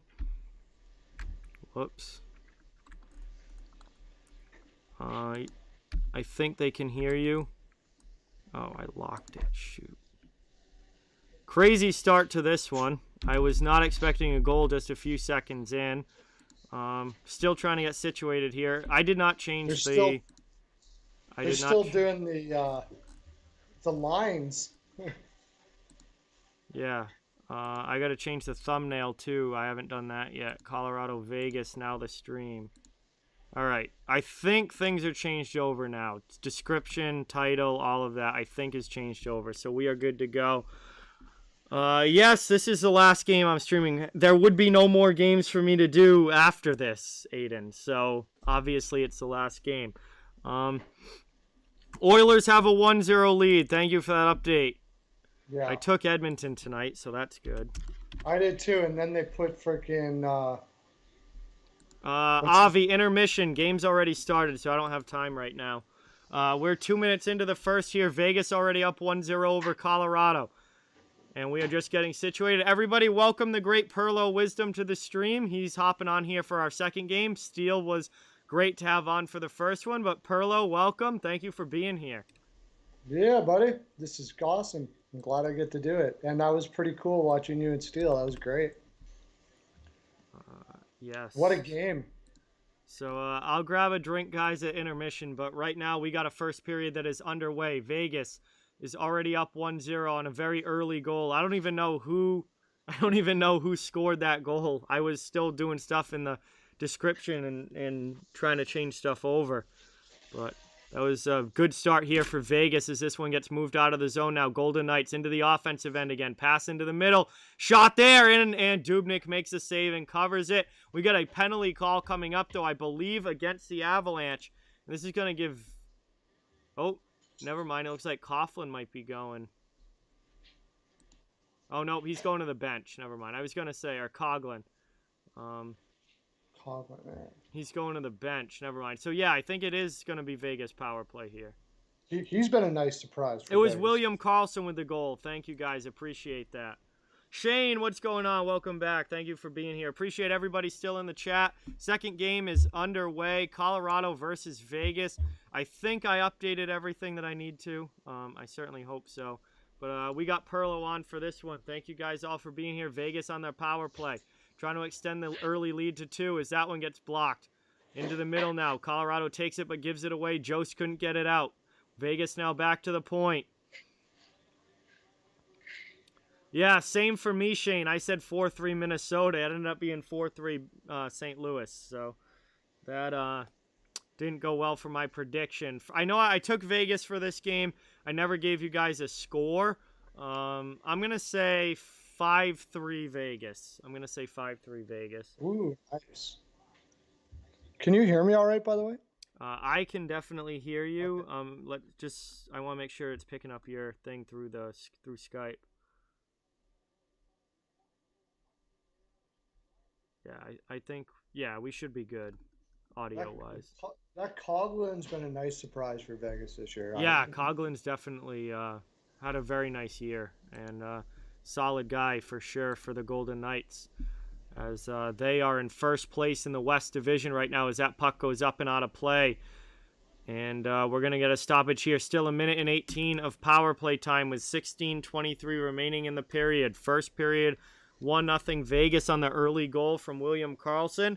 And that is where we are right now. So this should be a really good game between these two teams. I mean, you're looking at two of the best teams in the league right here. Yeah.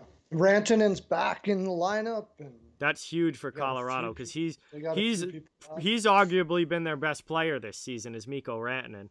Yeah. Oh, he's a beast, man. The two best wingers in the game are close to it. Maybe Kucherov, but Stone and Rantanen are playing against each other. Nice save there on Tyson Jost. I believe it's Fleury in net. Yeah. Fleury and Dubnyk. Why Dubnyk? Fleury's in for Vegas. Dubnyk's in for Colorado. And nice glove save there. Shorthanded chance for Tyson Jost, but Fleury grabs it. I haven't seen his numbers are good, Brian. I haven't seen a whole lot of Colorado's games this season, but he's missed time with injury, but his numbers are good. Makar would have been in Norris if he didn't go through all this COVID stuff like that. Yeah, he missed a lot of games. He would have been up for the Norris, yeah. That's all right. You got to give it to somebody this year because he'll probably be winning them for the rest of the year. Yeah. Shane, at 100%, the bottom of the West is pretty brutal, for sure. Yeah. Oilers and Jets are going into the first intermission. Leafs and Habs are going into the second intermission. Appreciate that, guys. Is it only 1-0 for the Oilers and Jets? I guess I can check. They haven't updated me on another score, so I would assume so, yeah. Shoot, I had over 1.5 for that.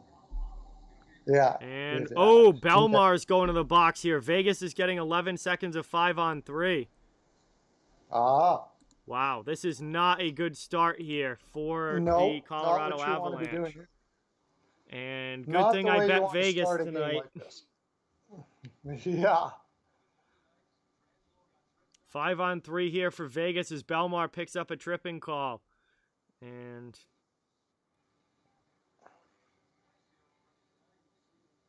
Oh, yeah, I guess it is a trip, but yeah. 5-on-3 here for 11 seconds, and that will be some more time of regular 5-on-4 here for the Golden Knights. About as good of a start to the period as you could want for them. Rob, what's going on? Welcome back. Chance now, shot there from Theodore. Oh, breakaway out of the box, but getting back. Oh, they gets it stolen. Poke check by Fleury. What a sequence there. Would have been a breakaway out of the box. Then I think it was Pietrangelo got back, but then the Avs player pushed past him again, and Fleury comes out and does this diving poke check to poke it away. 5-on-3 is over. We are back to regular power play now for Vegas. What's going on, Bubbaloo? Welcome back. 14.5 left to go in the first here. Still a minute 12 of power play time for the Golden Knights. Taken now, moved into the middle, back to the point, now to the top of the circle. Pacioretty down low, cross-ice pass, doesn't connect, and the Avs are able to clear it out now. 55 seconds left on the power play. Fleury comes out and plays it. That was an incredible diving poke check there by Marc-Andre Fleury. And a great play by the defenseman, too. Is that Pietrangelo? Yeah, I think it was, yeah, on the back check there. 40 seconds to go. Here comes shorthanded Avalanche up ice again into the offensive zone. It's Nichushkin ripping off a shot, and Fleury makes a save and covers that one up with 33 seconds left. Yeah, must be nice to be so deep that you could lose Nichushkin to Seattle and barely even notice it. Yeah. That guy is like... Apple Hills, welcome back. Thank you for being here. Really, really appreciate it. That guy's like, 6'3", can skate like the wind. Yeah, he's a big guy. Oh, any team would be crying to lose him, and they could probably get away with it in Colorado. Very good defensive forward, too. Yeah, absolutely. 20 seconds left on the power play here for Vegas. Move through the neutral zone and into the offensive end. Riley Smith back to the point now, to the top of the circle. Pietrangelo keeps that one in at the blue line. Yeah, yo, mods in the chat, if people keep asking the same stuff that I've already answered over and over, can you guys just throw the quick answer in the chat? Because I'm not going to keep saying it on stream over and over and over again. So if mods could handle that, it would be greatly, greatly appreciated. Thank you, guys. 13:05 left in the first here, and that 13:03 as the icing gets called. Colorado ices the puck. The power play is over, though. Colorado gets the... penalty kill, and Vegas is holding on still to the 1-goal lead as they'll have an ozone face-off coming up. Brian, I do not know yet because I will not be streaming this weekend. I am working both days, Saturday and Sunday this weekend from 10 a.m. until 6 p.m. There's only one game on Sunday anyway, which is kind of weird, but the Lightning and Red Wings is the only game on Sunday, so... I'm going to be missing everything this weekend, so next stream will actually most likely then be Monday night. Is that right? There's only one game on Sunday? Yeah, the only game on Sunday is at 3 o'clock, and it's Red Wings and Lightning, so I'll be at work during that, but I'm working both days this weekend, so Monday will be the next game stream. I think I'm doing Bruins and Devils on Monday. Chris, what's going on? Welcome. I bet Vegas tonight, so Vegas is doing well so far. They've got the 1-goal lead in the first period of this one. Mr. No Name, welcome. Thank you for being here. Appreciate it. Yeah, so Monday night will be the next game stream. Obviously, my show is Friday night as usual, but the next actual game that I'm calling will be Monday, Bruins against the Devils. Boston's really struggled with the Devils this season, and they need points because the Rangers are right behind them, so that will actually be a pretty interesting game. Valerie, what's going on? Welcome. Thank you for being here. We are going to commercial break, 1-0 Vegas. At the first stoppage here, there's, I believe, about 12 and a half minutes left in the first period. As they just showed that goal. What a sick backhand! Yeah, backhand shot there. That was sweet. definitely. Right up in the top shelf. Dime, what is going on? Welcome to the stream. Thank you for being here. Really, really appreciate it. Great to see you in the chat. We got over 80 likes on the stream, guys. Thank you so much. That is awesome. Much, much appreciated. If Vegas wins, they go on the only 10-game winning streak this season? Really? I thought there was somebody else, but I guess nobody else made it. I don't think anyone else got to 10. There have been point streaks longer than 10, but not full-on winning streaks. Wow. Colorado had a 15-game point streak earlier in the year, but some of those points were OT losses. So I don't think there's been a 10-game winning streak yet. Yeah. There's definitely been some 9s, though. Because I remember doing, like, hot and cold teams, and a lot of teams having, like, 9-1 records and stuff, and 9-game win streaks, or 8-game win streaks, stuff like that. I think the Islanders went 9, didn't they? Yeah, earlier in the year, I think so, yeah. They had a long point streak as well. And Washington's on, they're on something right now, aren't they? Yeah. And I'll check at intermission. We can look at the standings and kind of go through and see how teams are playing and stuff. All right. Yeah, this Vegas team looks like Colorado doesn't look like they were ready for what they're getting from Vegas. This Vegas team is unbelievable. This Vegas team's really, really good. They're playing with so much confidence. Like it's crazy. Great leadership in that room. I think I've thought about it a while. I had Colorado winning the cup, but I don't know. I don't know if you can beat this Vegas team 7 games. They're a little green. Yeah, my playoff predictions will be coming out before the playoffs start. That's always a fun video. I don't even want to try and predict the playoffs this year because it's going to be so just wide open. But you might see a change in my cup pick possibly come the start of the playoffs. We are back underway here, back from commercial, and that's going to be another quick icing. Wow, a lot of quick whistles here the last few minutes as it's going to go back down and be an ozone draw for the Golden Knights. I think Colorado's trying to slow down the game a bit on Vegas, playing a road game and making it choppy and getting them off their stride. That's not like, I don't know how I feel sort of like what Columbus used to do all the time last year. Yeah, but I don't know how I feel about Colorado doing that. Yeah, maybe they're not. They know they're not at their best right now. They're not feeling. They're tired or something like that. I don't know. So they try to slow down the game to get a better chance against Vegas, possibly. I don't know why they would be tired right now, though. I don't think they played that many games lately. Yeah, I don't know, but actually, not having their starting goaltender probably isn't helping either.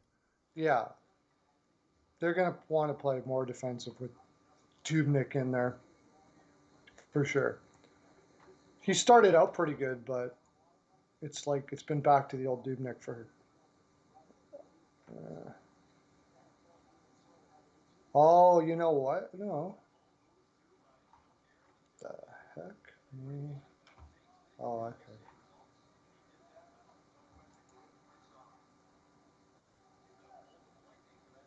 $11:20 left here in the first. Colorado with a shot. That one gets blocked. JJ, what's going on? Welcome. Thank you for being here. I'm not rooting for anybody. I'm just hoping for a great game. Lucas, welcome to the stream. Thank you for being here. Colorado is your second favorite team, all right? Yeah, but I'm not. I mean, I bet Vegas tonight, so if anything, I'd be rooting for Vegas. But yeah, I'm not. Money changes everything. I'm not rooting for anybody. I never root for anybody on stream unless it's the Bruins. Other than that, I'm just hoping for good games. Yeah, Colorado really shouldn't be tired here. I just looked it up compared to Vegas. I don't know. They don't look like got their full. Yeah, I don't know what's up with them. Maybe they're just kind of in a lull, waiting for the playoffs to start. Yeah. Same thing going on with the Lightning right now, where they're just kind of like, when's the playoffs going to start? We're done with the regular season. Yeah, that's not wise. But they did. They even got outplayed in that Chicago game, actually. Yeah. Chris, there was no option other than to have a Canadian division because you're not allowed to travel between the U.S. and Canada. So there was literally no option. I have no issue with the playoff format this year. I actually love the divisional matchups. I want more divisional matchups. It's my favorite I thing. thought it was pretty. I thought this has been pretty cool this year, seeing all these rivalries and stuff. Oh yeah, rivalry hockey is way better than freaking cross-conference games that nobody cares about. Chance here, Colorado. Oh, backhand just goes wide.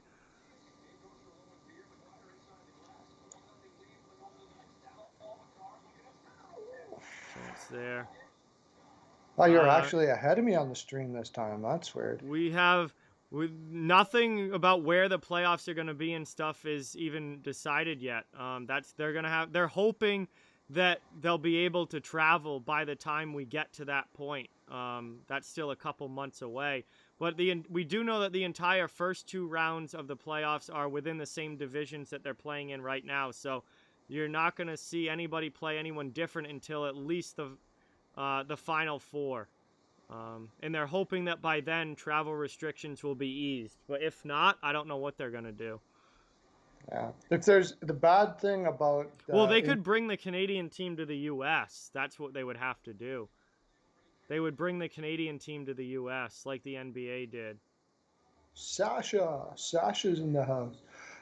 We use Skype, Brian, for the video calls. If there's one bad thing about it, I don't think a Canadian team can win this year because of the travel that they've had to go through. I think they're going to be too taxed by if Toronto makes it to the finals. I don't think they're going to be able to win. Yeah, that's a lot. I'm interested to see what things look like. I'm really interested to see what things look like when we get to the Final 4 and teams have to play a team that they haven't played at all this season. Yeah, for the first time. It's really difficult to judge this year, isn't it? Like, how is Toronto going to match up against somebody like Boston Bruins actually this year? Like, there's no team in the East that's like that. Or in the North, I should say. That's like that. No, that like you've only played your division style of hockey. So when you have to go play someone else, how is that going to work? Like, what if Toronto gets to the Final 4 and then has to play Carolina or Tampa Bay? Like, how's that going to go? How's a East team who plays, pretty East style hockey like the Capitals or the Penguins or somebody has to go out and play a team like Vegas? How's that going to go? Like, it's going to be really, really interesting when... my inkling is if Toronto has to play Carolina, Carolina wins. I think. I think so too. Carolina has too much depth. I think so too. The playoffs are going to be nuts this year. I am so excited for it because I think it's really wide open this year. Like there's no clear-cut favorite to me at all. I could count. I mean, Colorado, Vegas, Carolina, Tampa Bay. You gotta even throw Florida in there, although I do still have some questions about Florida. Washington, Pittsburgh, Toronto. Like, there are like 7 or 8 teams that I could legitimately see being like you can't even call them favorites because there's so many of them. Like, there's just so many teams that have cup potential, and then every team that is cup potential all has some sort of hole in it. Like, there's no perfect team out there. There's no team that I look at and go, they're unbeatable heading into the playoffs. Like, every team has their issues too. So, I'm so excited for the playoffs because I think they're wide open this year. And like, I think at least 10 of the teams going into the playoffs have a legitimate shot at winning the cup. Yeah, if I had to make a choice, I'd say it would be Vegas, Washington right now. But ask me in 10 days, and it could be totally different based on how they're playing. Or we could say Vegas, Washington right now, and they could not even get out of the first round potentially. Yeah, it's possible. Especially Washington, who's lost in the first round each of the past 2 years. Yeah, I just really like what that hiring of, as Steele was saying. Oh yeah, Laviolette does great in his first couple years with a new team. Yeah. Yeah, that's still every time. You guys were talking about that the last game. Yep.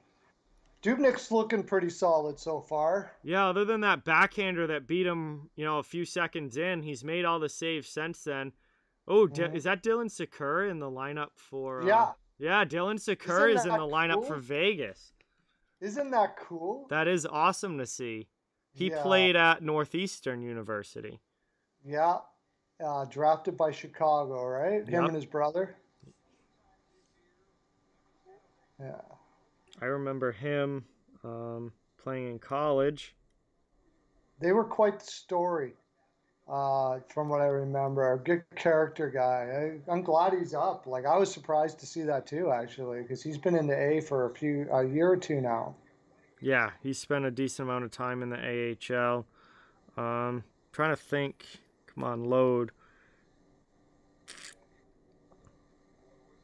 Todd Reardon. Yeah, he played all 4 years at Northeastern. And his senior season, he had 54 points in 35 games. Yeah. I remember him with at Northeastern playing college hockey. He was awesome to watch.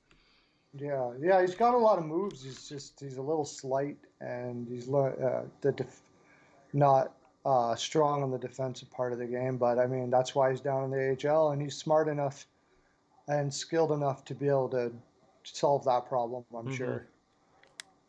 All right, Colorado with it now, trying to get it going in the offensive zone. We got 7:10 left in the first period. McKinnon line is out there. He's going to walk into the high slot, then backhanded in. It gets blocked. Rebound chance off the post.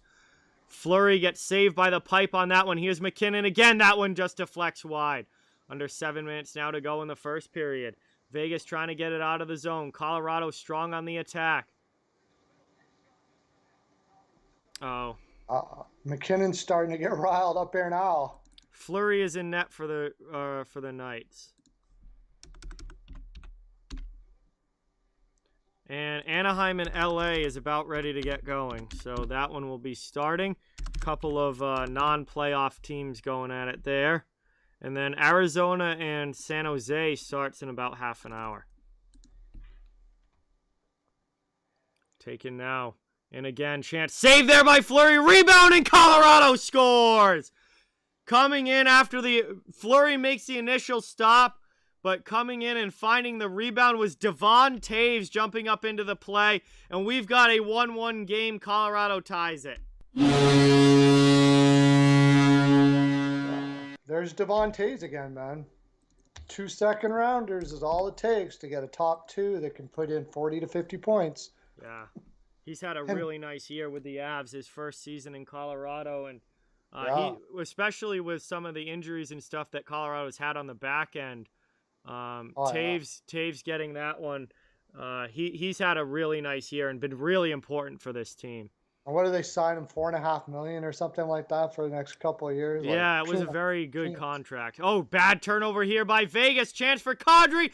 Absolute larceny with the glove by Fleury. 6:03 left, and he absolutely snagged that one with the glove. Oh my gosh.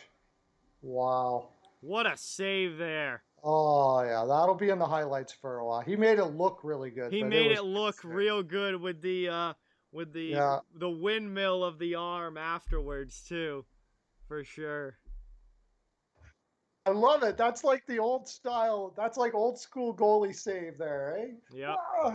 Grant Fuhr. That was very 1980s there for Marc-Andre Fleury. Yeah, for sure. That was great. Cleared out of the zone here. Vegas with it now. Chandler Stevenson, he gets checked by Taves. Off the referee, but up the boards. Colorado trying to get it out. Taves gets it back again, and this time does clear to the neutral zone. Vegas takes possession back, though. They move it up ice. That's going to be icing, though, as the pass does not connect.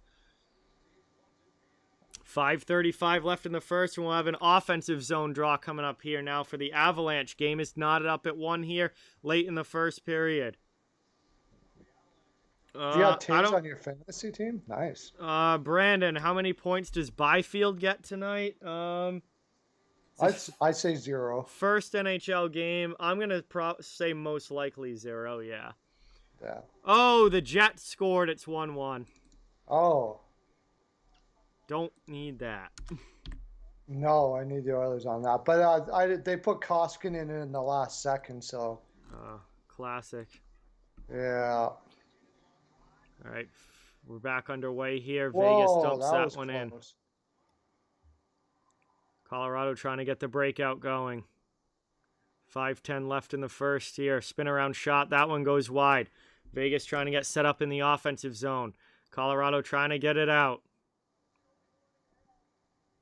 Colorado's got their legs moving now. Yeah, they've woken up in this game, that's for sure. As McKinnon gets interfered with trying to go around Alec Martinez there. And that is going to send the Avalanche to the power play. So not only do they tie the game, but not long after, they're going to get a power play opportunity as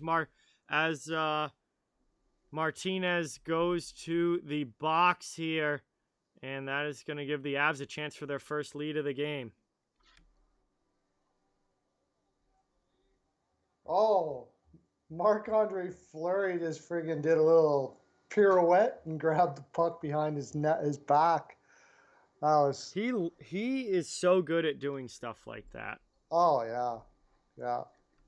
He is definitely the most exciting goaltender of this era, for sure. I think, off the top of my head, I can't think of anybody else. Yeah.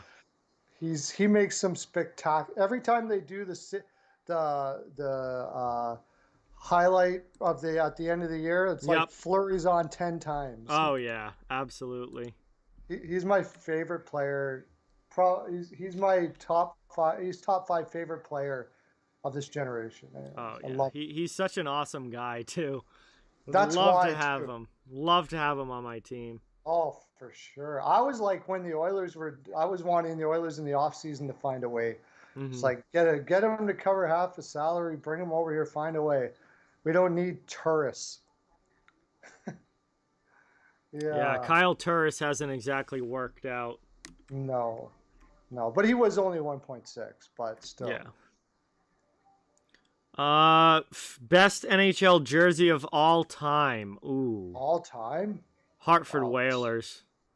Maybe, yeah. I for me, I gotta go Hartford Whalers. I love not only like the colors, but like the color scheme, with like the white, the silver, that beautiful green, and then the blue. I love Hartford. Yeah. Worst, that's a little bit tougher. I'm trying to think of like the worst. It would definitely. Are you talking about like main jerseys, or do you want to throw like weird alternates and stuff in there too? Worst main jerseys. Worst main jerseys? I mean, the old Vancouver Canucks with just the stick on it. Yeah, those were not great. We're back from commercial break here. 4:38 left in the first. Vegas gets a good early clear on the penalty kill here. Oh, anything? All right, so now we're bringing in like weird... Oh, you're bringing in third jerseys? Third jerseys. There's been some brutal ones for sure. Oh, I know. The New York Islanders black ones that they wore, like when they first went to Brooklyn for a couple years, like they almost tried looking like the Brooklyn Nets. Like they literally had like all black jerseys. Like it's not even Islanders colors. There's nothing Islanders about it. Those were my least favorite jerseys of all time. I'm going to try and find a picture on my phone. It had to be like when they first went to Brooklyn and played at that stupid arena that they never should have played at, Barclays Center. Anybody else got those? Got one there?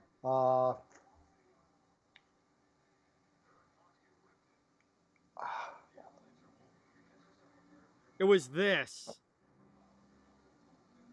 Hang on, I'm gonna show it on screen right now. John Tavares wearing it. It was these Islanders jerseys with like they were all black with like white, with like a white logo and like white striping, or it might even be silver striping. They were absolutely horrendous. Absolutely horrendous. Those ones, okay. Those are the worst jersey I think I've ever seen in the NHL. Like, absolutely putrid jerseys. Never should have... I don't know who thought that was a good idea. Yeah, it was white stripes with all black for the Islanders. Like, no blue, no orange, nothing that makes it Islanders at all.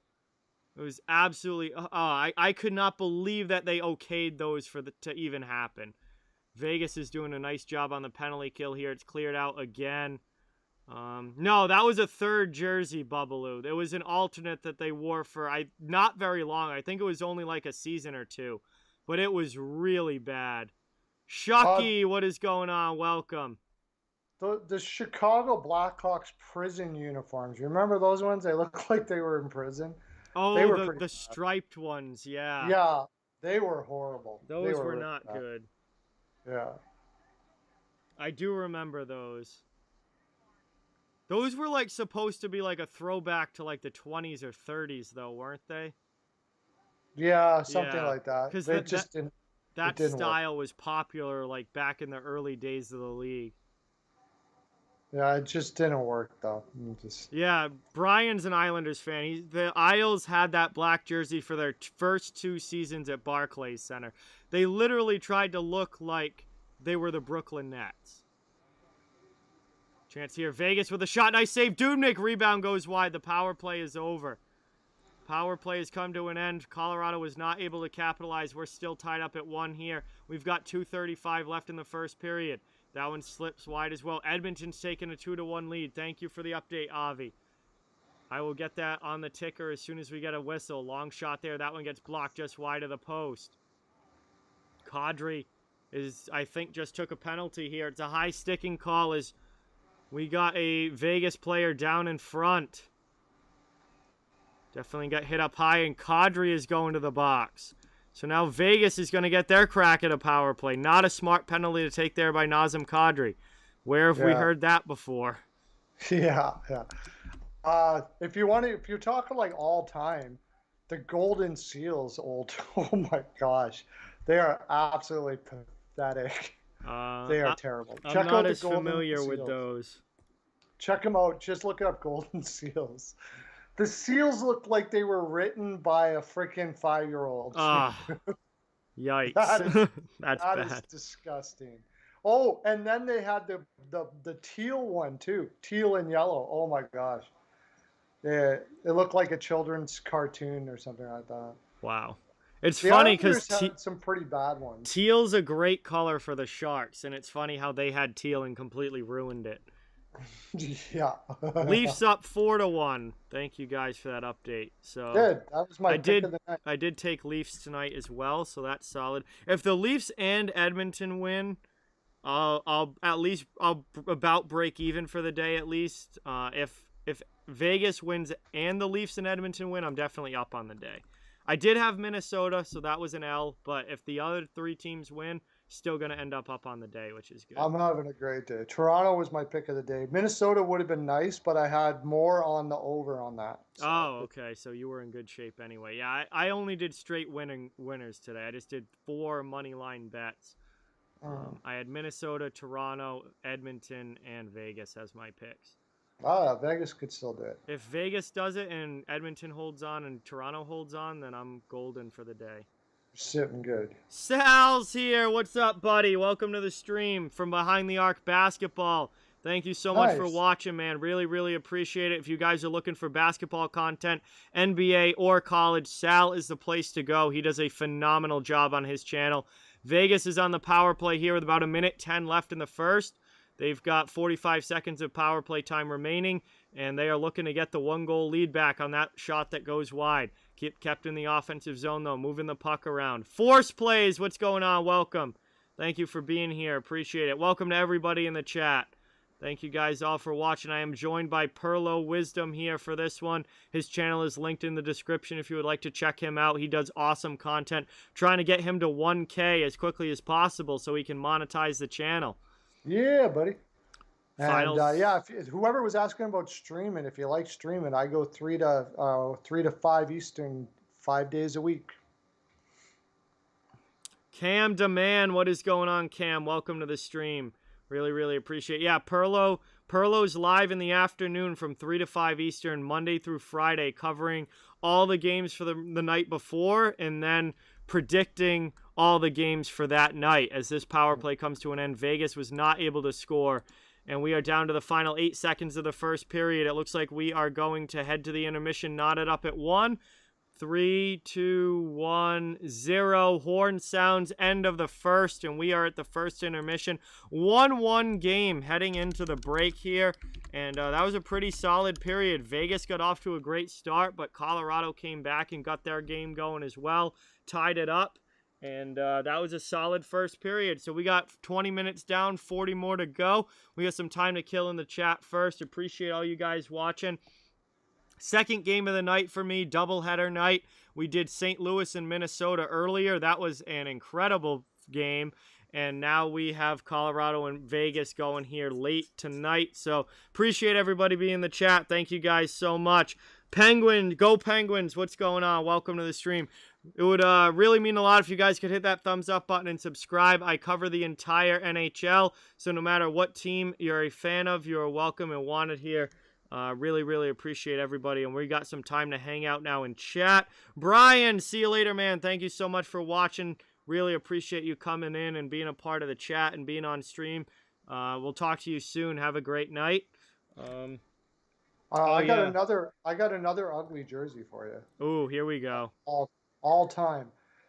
The old LA Kings third jersey with the purple king on it, with the it had like 2 gray swooshes and it's white. It's terrible. This sounds hideous. Yeah, go check it out. Gretzky was on it, and the names and the numbers were purple, and everything else was gray and white and black. The Kings have had some really good uniforms and some really bad uniforms. Yeah, that one's got to be the worst. I don't know what they were thinking, man. No idea. It's horrible.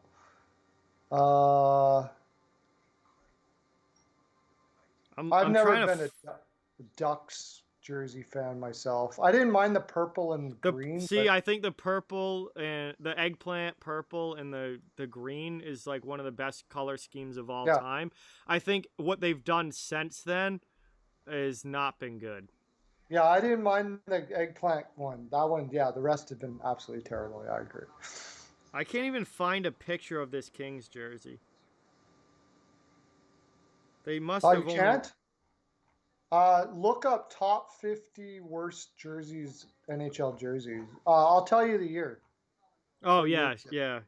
1995 to 96 third jersey, Los Angeles Kings. Okay, I'll if I have the year, it will probably come up. So LA Kings 95-96 third jersey. Alternate jersey. Oh, that is absolutely disgusting. That might be the worst all time. I've never seen that jersey before. They must have only worn it like a few times. Like that They got so much flack from that they put it away and never brought it back. There's one for sale on eBay. Should I buy it right now? This is unreal. Oh my God, they want $500 for it on eBay.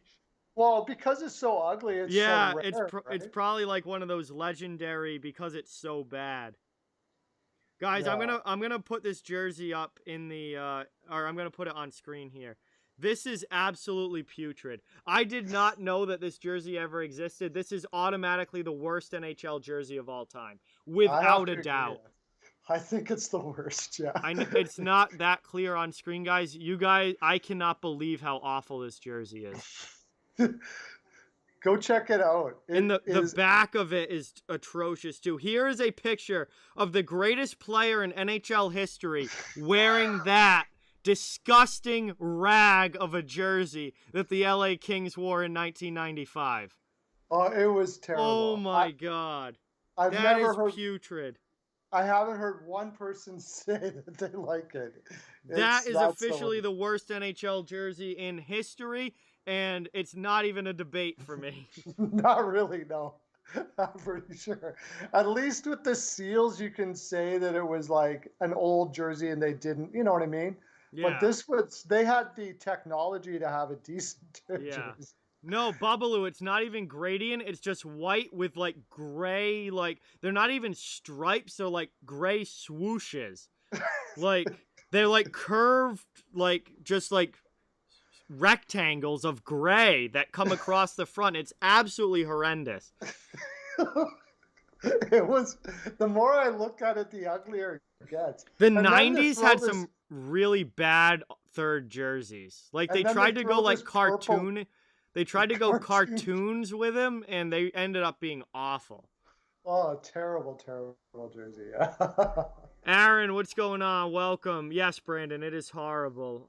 That's a really bad jersey. Oh yeah, I gotta go grab a beer. So I was gonna say that. Aren't you going for a beer or what? Yeah, I'm gonna give Perlo gets to take over for the next minute while I go grab this beer. Well, when you get back, I gotta grab a coffee so you can take over. All right, perfect. So I'm gonna head out right now. I'll be back in literally 30 seconds to a minute. And then I'll let you know when I get back. But I'm just going to go grab a beer quick. Thank you guys all for being here. I'll be right back. Yeah. Mikhail, welcome. How you doing, buddy? Don't ask me. I'm not. I had Minnesota to win that game. I also had the over, though, so it's okay. But I was on the fence of taking St. Louis in that game because come this time of year, guys like. All right, everyone, I am here. Oh, you're that fast? Yeah, the fridge is right over there. No, just keep doing whatever though, whatever you were saying. Go. Yeah, once it comes this time of year, the Blues, right? I had Minnesota too, but I wasn't confident of it. Mm-hmm. This time of year, the Blues just they're that kind of team, like O'Reilly, and they buckle down this time of year. And what Hoffman, you can say whatever you want. Okay, he doesn't score 5-on-5, but he scores on a power play when you need it. That high percentage shooter, like when that goal he scored, he looked like it was like ho-hum. Throw it beside Fleury's leg. Like he looked like he had it. He was all over it. It was in before he shot it. Mm-hmm. Yeah. I'm going to be interested to see him in the playoffs because I don't think his game translates to the playoffs very well. Yeah. Yeah, but you got to have guys to get you there too. Yeah, we'll see. If a team does happen to get a lot of power plays, penalties, which doesn't happen much in the playoffs, but yeah, when it does happen, having a guy like Hoffman to be able to be there is good, I guess. But yeah, I don't know if I'd be playing him all that much in the playoffs. Oh, really. Definitely not. Definitely not. He's so bad defensively. Oh yeah, he's terrible. He's a one-trick pony, but he's all he does is shoot. Trick. That's his only thing that he brings to the table. But he's very good at that trick. Oh yeah. He's got a nasty shot, always has, but that's all he brings to the table. Mm-hmm. Hey, Jack, what's going on? Kid Jovan, welcome to the stream. Thank you guys for being here. Appreciate it. We are at the first intermission. Colorado and Vegas is knotted up at 1. And that was a pretty good first period of hockey. Caroline's on. Hey, thanks. Welcome, Caroline. Yeah. Right. So, yeah, we solved the mystery of what is the ugliest jersey ever of all time. Yeah. That was good. About that jersey, actually. When you mentioned it, I remember some jersey that was white and whatever, but I couldn't put my mind. I think my brain had actually tuned it out. Yeah, I had never seen that jersey before. Yeah, it would have been before your time. Yeah, I was born in '96, so I definitely wouldn't remember it or have seen it live. So, I remember the game that they wore it. I watched that. I watched that game, and as soon as I turned it on, I was just like, "What is that? For real? Are you serious right now?" I thought it was I didn't know what the heck was going on. It took me a while to figure out it was the third jersey because that was when third jerseys just started, right? Yeah, I think that was pretty much the mid '90s were the beginning of alternates. I'm pretty sure. Brandon wants to know the Oilers oil wheel jersey, good or bad? I know everybody loves it here in Edmonton. I never minded that one. It wasn't. It never jumped out as a great third jersey, but I never minded it. I was never ooh, I hate that. I thought it was fine. I like the ones now. They're blue ones that they have now. Yeah. I really like that one. I was gonna say something else about the Kings jerseys. It sucks that they had such a bad alternate in the '90s because I loved the early '90s Kings with like the silver and black.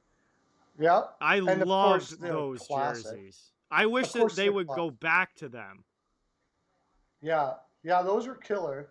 The people just made fun of them because they thought they were trying to copy the Steelers. But I thought it was a nice jersey too. I agree. And of course, their classic jersey, that was awesome. Yeah, golden purple. The golden purple I like a lot. I mean, of the reverse retro jerseys, LA's my favorite. I love the golden purple. Oh, is that your favorite? Yeah, that's my favorite. Yeah. Which team has the most mad jerseys? Oh, all right. So like, just kind of bland, boring, middle of the road jerseys. Are you talking now? We're talking about main jersey. I think so. I don't know. Bubbaloo just asked in the chat which team have the most mad jerseys. Buffalo Sabres for me. They're pretty mad. See, I would have said Buffalo for the ones that they had been wearing, but I love the royal blue that they wear now. I like that blue so much. Yeah, it's okay. Honestly, St. Louis jerseys are just kind of... They're middle of the road. They're not like god awful, but they're definitely like middle of the road. They don't jump out as being like spectacular. Yeah. I see. The thing is, you have to look at them because they're average. You probably never thought, oh, those are very average. Yeah. That's true. Let me see. What do I think? I always thought the Detroit Red Wings were fairly meh. Yeah, Detroit's mad. There's just not a lot going on there. It's just red and white. Yeah. Yeah. Bobby, what's going on, man? Welcome to the stream. Thank you so much for stopping in. Beantown Breakdown in the chat. What's going on, man? Really appreciate it. The Calgary Flames regular jerseys are pretty mad too. Same thing. See, Calgary's the ones that they wear in the style of the old Atlanta Flames jerseys with like the white logo and then the red and yellow. Those are one of my all-time favorite jerseys. Yeah, those aren't bad. The ones they wear now are pretty average. Blackhawks jerseys have a lot going on compared to Detroit's. Like way more striping. Also, Chicago's logo is so much better than Detroit's. Oh yeah, for sure. Chicago's logo makes the jersey. Chicago. If you look at any list online of like best jerseys in the NHL, Chicago's top 5 in all of them. Yeah. Leafs jerseys are kind of mad too. Yeah. Who? The Leafs. They're just blue and white. They're like the Red Wings, but just with blue instead of red. That's true. Yeah, it's just because they're an icon team that have been around for original 6 that they get, but the actual jersey's not much. Yeah. And then Manta Ugly is Columbus Blue Jackets like that. A lot of the original 6 teams jerseys are, I think, put on this pedestal just because they're original 6 teams. Yeah. And they have the history behind them and everything. But as far as like an actual jersey design, some of the newer teams have like way better, like more cool designs. Like I love the Sharks jerseys. Oh yeah. Even Minnesota. I like Minnesota's got really clean jerseys. I know a lot of people that take their name. I think the name's. I like the name. Something different like that instead of just going with the stock. What's the animal that or whatever. Yeah. Like, I like that. I liked it. I wish they would do more stuff like that. Mm-hmm. Well, I guess the Kraken certainly went outside of the box for sure too. So. Yeah, I love that. I love the Kraken. That was the name I was hoping for. Yeah, I just like it because I can do a whole bunch of crack references. Yeah. And their I love their color scheme too. When they dropped those jerseys, Yeah. I was so happy. Their color scheme is absolutely beautiful. Yeah, I got you. I got that is for sure. It's like not it's kind of along the same lines as the Sharks, but not really. Like it's obviously different colors, but like using that like a lot of blue and like green and like aqua water light colors. Like I just think those colors look so good.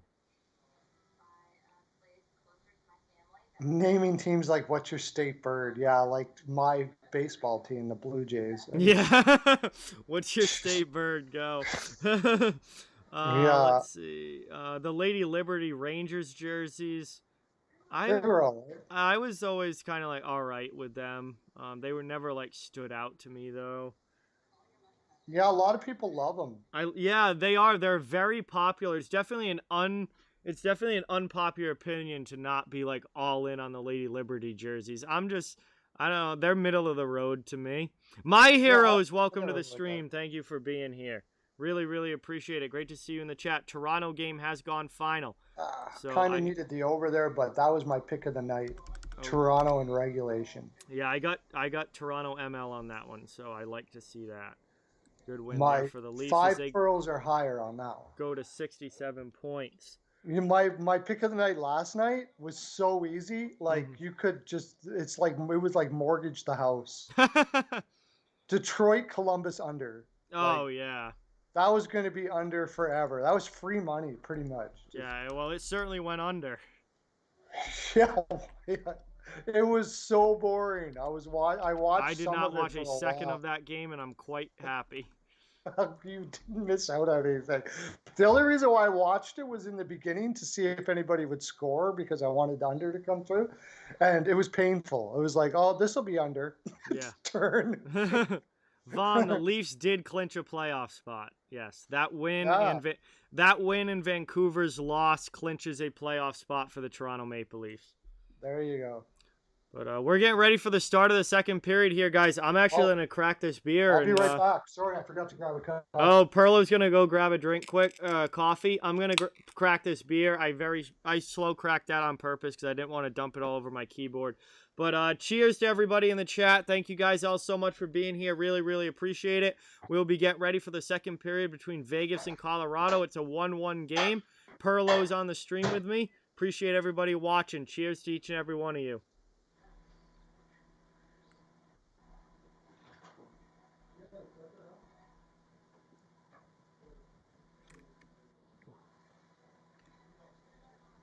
Wow, that was cold.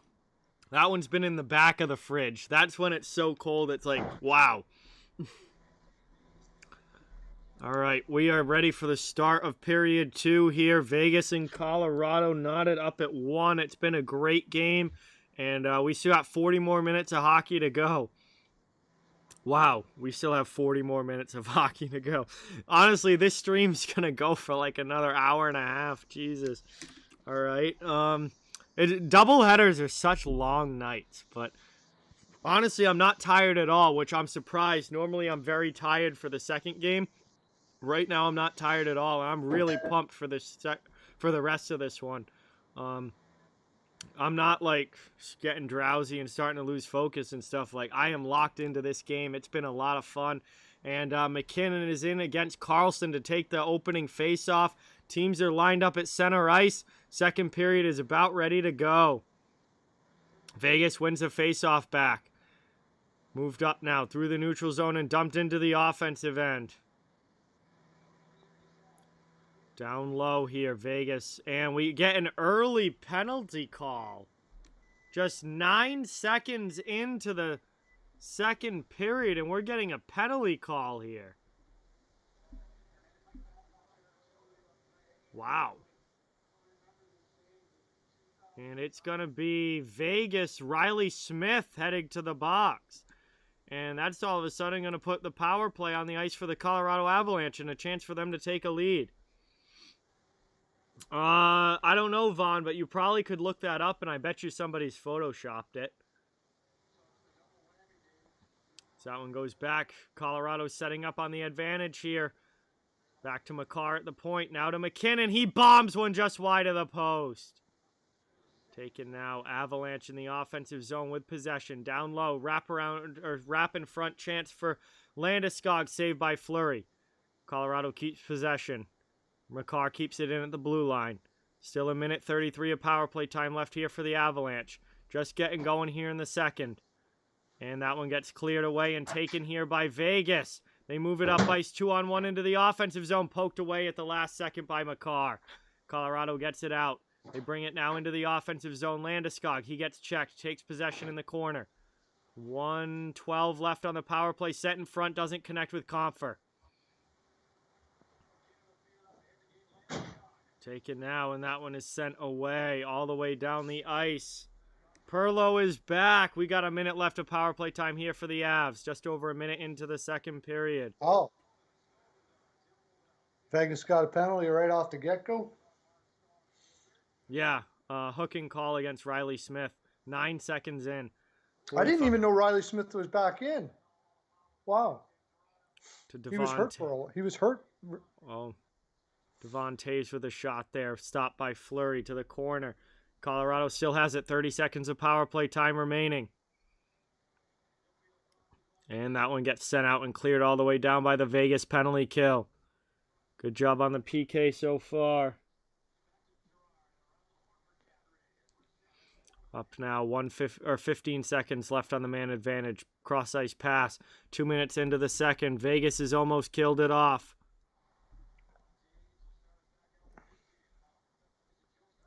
Down low here in front. Shot there. Big save by Fleury. Vegas gets to the rebound and clears it all the way down.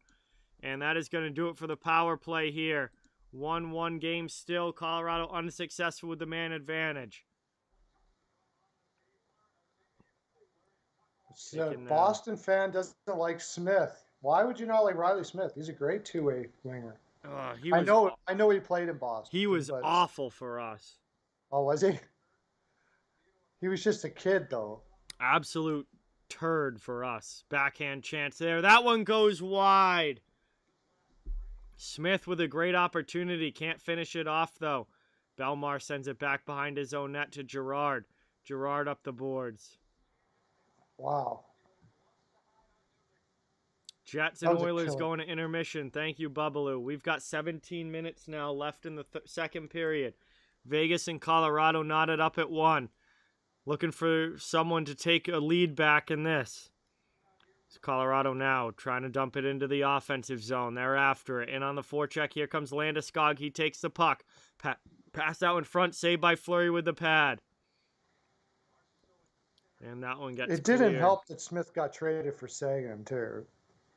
No. And then he got sent to Florida for frickin' Jimmy Hayes. Yeah. And Jimmy Hayes should have been playing street hockey in the frickin' park, not on anywhere near NHL ice.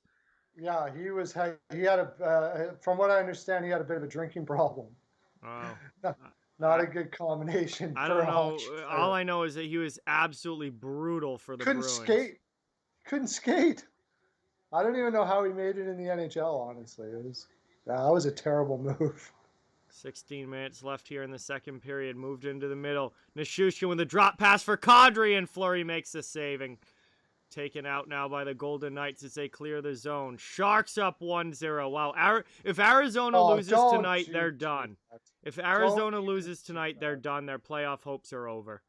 You got to be kidding me. Arizona's going to lose to San Jose twice in a row. Yep. That would be a very Arizona thing to do.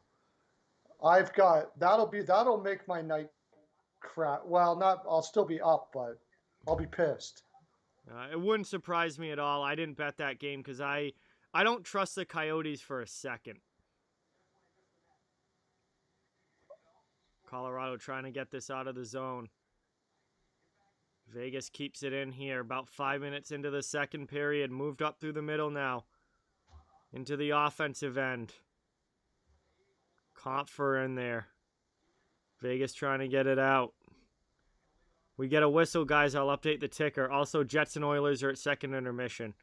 Appreciate that. Jets and Oilers, yeah, 1-1 still. 2-1 Edmonton. Oh, good. I gotta have Edmonton there, especially if I need Edmonton there too. Especially if the Coyotes are going to crap the bed. Yeah. Taken now up and out of the zone there. Moved forward by Colorado as they try and get it back into the offensive end. Puck goes off a skate, though, and back out of the zone. That's going to be a whistle for offsides. We'll have a neutral zone draw coming up. All right, so that one is headed into the third. Anaheim and LA, I think, is at the end of one, and they are scoreless, so that is going into the second. And Arizona, San Jose has begun. They're in the first period, and Sharks have the lead. Definitely good pace, Avi. Absolutely. Shots on goal are 17-11 in favor of the Avs, but it's 1-1 knotted up on the scoreboard as we've got down to 14-10 to go in the second period. Closing in, getting somewhat close to the halfway point of this game as that one goes down low now. Fleury sends it up the boards. And this is against Coronash, too. Sorry.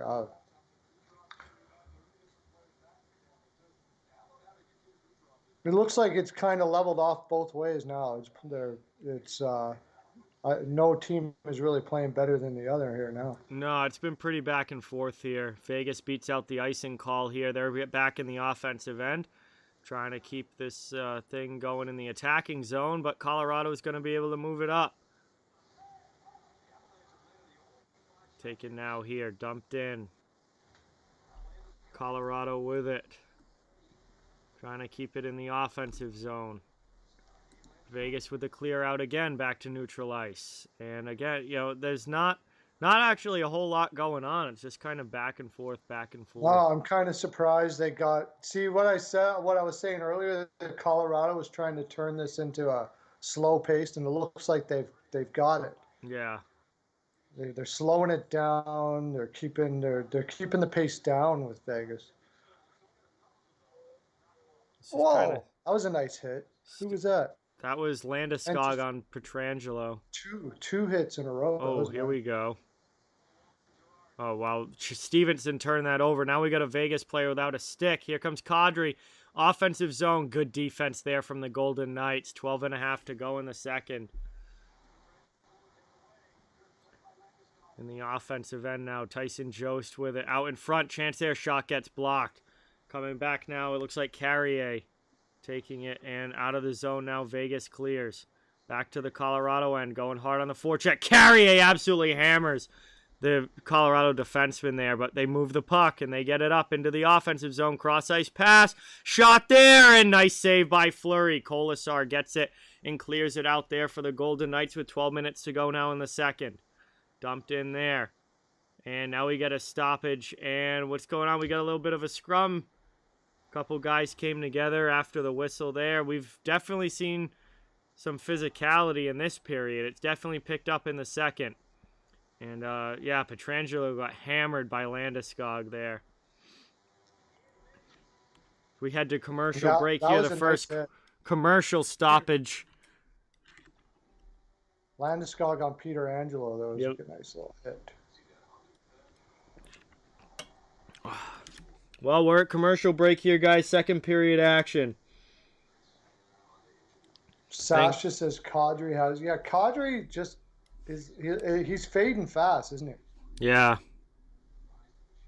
He is a good playoff performer, though, when he's in the lineup in the playoffs, which... those couple years in Toronto, he wasn't in the lineup very often. Since he found himself getting suspended for the rest of the series in both the 2018 and 2019 playoffs. But Kadri is kind of fading for sure. We'll see if he can bring it in the playoffs this season. Yeah. Yeah, he's going to get a good opportunity this season. Yeah, for sure. If there's any spot, though, I don't know if you would want to call him the classic second liner anymore, Kadri. No. I think he's borderline 2-3. Yeah, so if there's any, a little bit of an upgrade there. As it turns out, when Toronto made that trade, I didn't like it, but it hasn't been too bad. Kerfoot's been okay for them. Yeah. That was Kerfoot and who? I can't remember. I'll look it up. 100% Dork. What is going on, man? Welcome to the stream. Thank you so much for being here. Really, really appreciate it.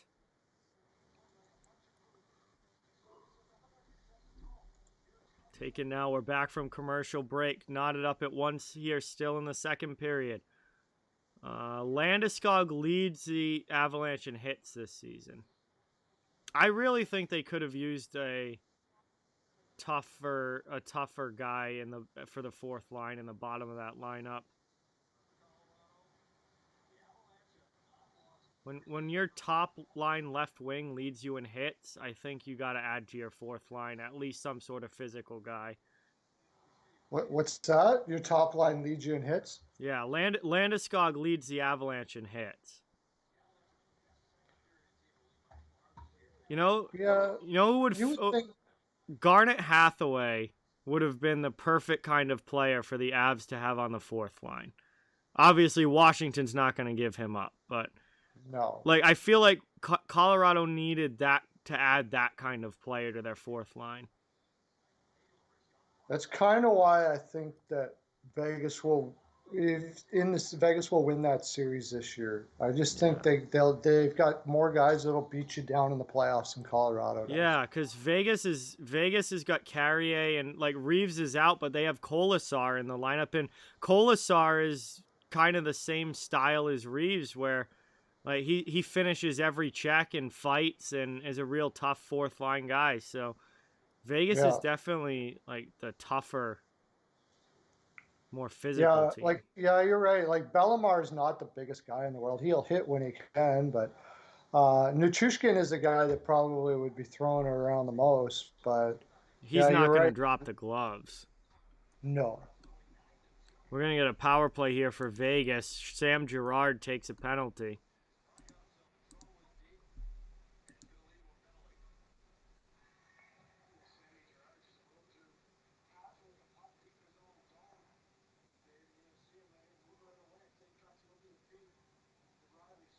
I don't like Hello Dork.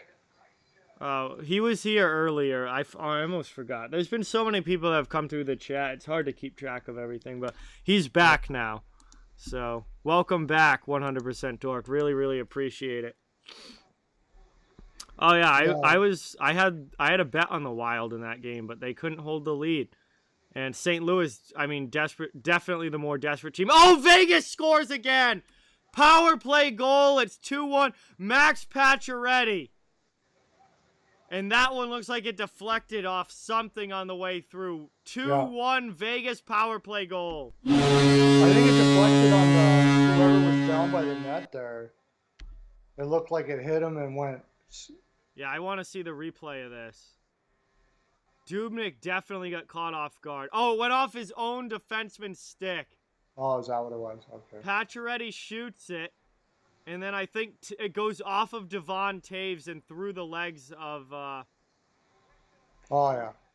But on the same note, Dubnyk didn't look ready for that either. No, Dubnyk wasn't ready for that at all. Like, yeah. I think it hit off of Devon Taves and kind of changed direction there, but like, Dubnyk was not ready for that at all. Not at all. Even when you watch the replay, the whole time he looks like he's not. He was not prepared to face a shot there at all. And that gives Vegas the 2-1 lead here. Power play goal for Max Pacioretty. And we are now halfway through this game as Colorado will dump it back deep with 9:50 to go. Excuse me. In on the attack now. Can't keep it in. Vegas clears it out. Man, then that's all on Dubnyk. He was not ready there. He was not at all ready to face any sort of shot, and he completely got caught off guard by the redirection. Yeah.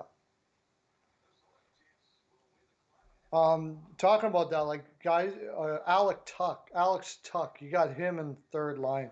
There's not too many. I mean, what do you do with that guy? He is insane. Super fast, huge. Great lineup. Yeah. Vegas is built for playoff hockey pretty well, and not saying that Colorado isn't. I just think Colorado could have used kind of a physical addition to the bottom of their lineup that they're gonna need come playoff time. And I mean, Belmar's not it. Belmar's not that kind of player. No, he's not. He's a good gritty guy, but he's not like you need someone with him like that's gonna play that style. Yeah, and they can't get him now, so... No, trade deadline is passed, so this is a team they're going in with. It's sort of like what Tampa Bay did. Yeah, when they brought and then Barclay the next Goodrow year they went out and got Barclay Goodrow and Coleman. Yeah, exactly. Like, they could have used that kind of guy. I think that Garnet Hathaway would have been... like, that... He's the guy that stands out as, like, the kind of player that they could need. Yeah. No, the Canucks are not making the playoffs. They got hammered by Ottawa tonight. That pretty much ended their playoff hopes.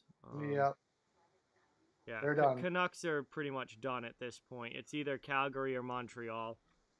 Do you know who they could get if he's cheap enough? Because they're not going to be able to afford him in Toronto. Foligno. Imagine if Colorado got Foligno. That'd be huge. That would be enormous. I mean, Colorado doesn't exactly have a lot of cap space either anymore. They've pretty much spent it.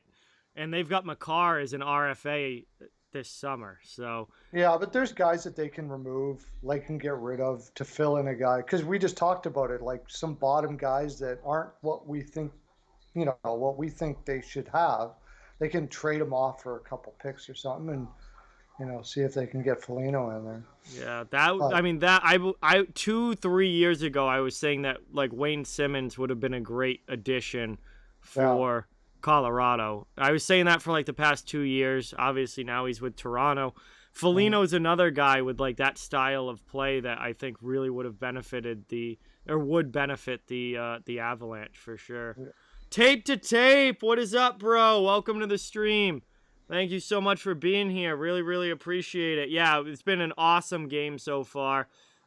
Just as I would have expected between these two of the best teams in the league. And we're here with 8:47 to go in the second period. Vegas with a 2-0 or 2-1 lead, excuse me. Sharks have just gone up 2-0 over the Arizona Coyotes. Oh my gosh. I just can't believe it. I can't believe it. It doesn't make any sense. See, I'm not surprised at all at Arizona losing to San Jose. Arizona's a team that I don't think belongs anywhere near playoff contention. I'm shocked that they are, and I don't trust them at all in games that they need to win. They got Kolanosh in net, for the love of God. You just got to shoot 30 shots, and you can beat. They're probably going to get shut out by him. The good thing is I also have the over to cover, so I'll be all right there. But well, hopefully you get a bunch of goals scored and hit that over. That must have been 5.5 on that game. Actually, you know what? I think I've got a prop bet on over 1.5 in the first too. So that would be a win right there. Kemper is in goal for Arizona. See, normally Kemper's one of the better goalies in the league. Bubbaloo says he's Swiss cheese. Kemper was one of the best goalies in the league. He's been terrible. He's been awful. That's the end of Darcy Kemper's reign as a top goaltender. It was a good year and a half, Darcy. Last game was terrible, and apparently what he's saying this one is not any better. I said in my thing when I did my analysis, I said, no way Kemper has 2 bad games in a row. Well, apparently I was wrong. Well, I guess last year was the reign of Darcy Kemper. Yeah. Hey, Jude, what's going on? Welcome. Thank you for being here. I remember teams were like looking to trade for Kemper and like they were going to lock him up to a long-term deal. It's like just because a goalie has 1 or 2 great seasons doesn't mean that they're going to do that for years and years. That's a problem with giving goaltenders like these 6-year, 7-year deals. It's like just because they have 2 good seasons or 1 good season doesn't mean they're going to be good forever. There's very few you can do that with. And actually, I never Carey Price should have been one you didn't have to worry about, but still, there was no reason to give him $10 million. Yeah. That was ridiculous. Giving Bobrovsky the deal that he got, what was that, 7 years, $10 million a year? I mean, that was a brutal contract. Yeah. It's there's like a select few elite goaltenders that you can lock up and are just great forever like that. Fleury being one of them. Henrik Lundqvist, obviously. Corey Crawford was great for years in Chicago. Underrated. But there's not that many goaltenders that you can give contracts like that to. And then you look at what happened with Markstrom this offseason and Matt Murray in Ottawa, both getting 6-year deals. I look at that like that's completely ridiculous. Completely ridiculous. Markstrom and Murray getting 6-year deals. It's like, what are the chances of that actually working out? Chance here. Oh, Fleury almost got caught wrong-footed there, but Colorado's shot just goes wide. Avalanche are putting on some pressure now. 6:10 to go in the second, and Vegas is able to clear it now. That was very close, Joey. That was close. Holy crap.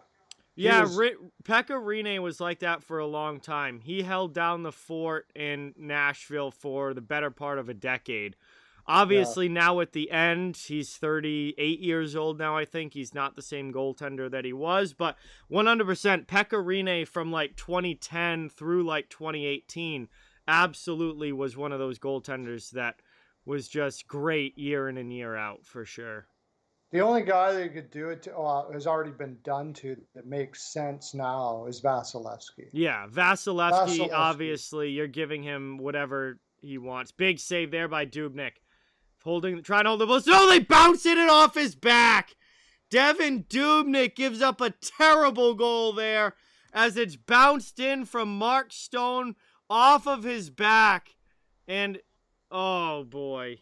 What was Devin Dubnyk doing? I have no idea. Over the last 2 seasons, I think I've said, what is Devin Dubnyk doing? Probably 100 times. Off his back. He actually looked like he moved over for the purpose of allowing the puck to bounce off his back. Let me see that again. What? He's not holding the post. What was he not doing? Holding the post. He's doing a little jig. He's doing a little jig on his knees there. I have no idea. Oh my god! I have no clue what Devin Dubnyk was doing on that. You're supposed to shoulder up to the post and hold the post. You slide off your left foot towards the post. I don't know what he was doing. Oh my god! Dubnyk just handed that goal to Vegas, and he did really on the second one too, because he wasn't prepared for the shot at all. He looked like a 2.5-year-old trying to get up from his knees. Is this it for Dubnyk in the league, do you think? Yes. Because he was brutal for the Wild last year. Had an abysmal season. Got one last chance this year. Obviously ended up getting traded at the deadline to the Avs. Do you think he's done after this year? Are you asking me this? Yeah. Do you think he's... absolutely. So, I would be... Yeah. Yeah, this is it for Dubnyk. Yeah, I can't see. A third, maybe, I don't know. It depends on where he wants to play. Maybe a third playing in the AHL or something to get him, he's that bad. Yeah. He's been terrible the past 2 years. 4.5 to go in the second here as that one's cleared out by the Avalanche. I think that's Haig goes back for the Golden Knights and brings that into the offensive zone. They go back in on the attack here.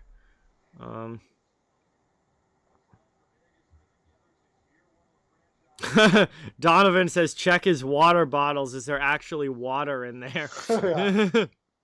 I don't know what he was doing on that play. That was absolutely god awful. I'm gonna probably watch that over and over again to try to figure out what was going on there. So, I don't know. That was really strange. Well, it's 3-1 Vegas now, and that I mean, I'm not really rooting for anybody, but that will certainly help my bet. Yes, Although that's helping. Minnesota had a 3-1 lead heading into the third period of the game that I just finished doing. And, and Yeah, that's St. right. Louis won Yeah. 4-3. So the game certainly isn't over yet, but that was very brutal from Devin Dubnyk.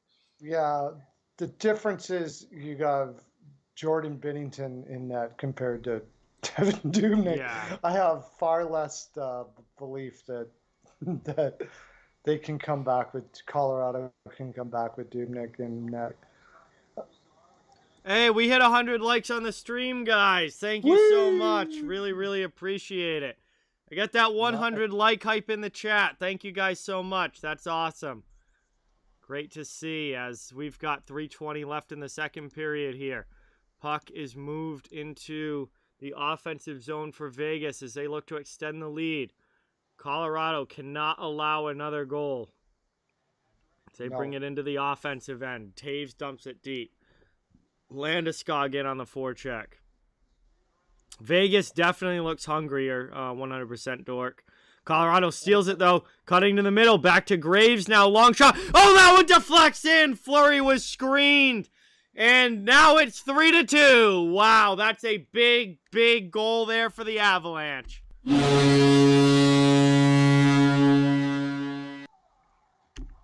Wow. Ryan Graves. Graves with a long shot from the point. Did that hit anyone, or did he just straight up score it? Oh, it goes off the back of Martinez's leg. And it goes off the back of Alec Martinez's leg and by Marc-Andre Fleury, who is completely screened by two of his own guys. Couldn't even see that puck. That was a brutal play by Martinez. Yeah. Either block the shot. He did the Michael Jackson there. Yeah.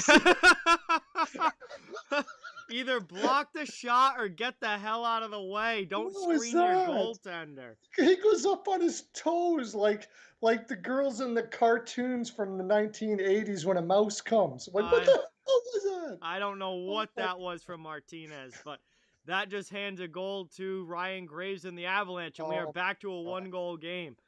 Only Graves' second goal of the season. 3-0 Sharks. Kemper's not right, man. Kemper's not right. Oh, 3-0 Sharks. Jay, this is Perlo. He's on the channel quite a bit.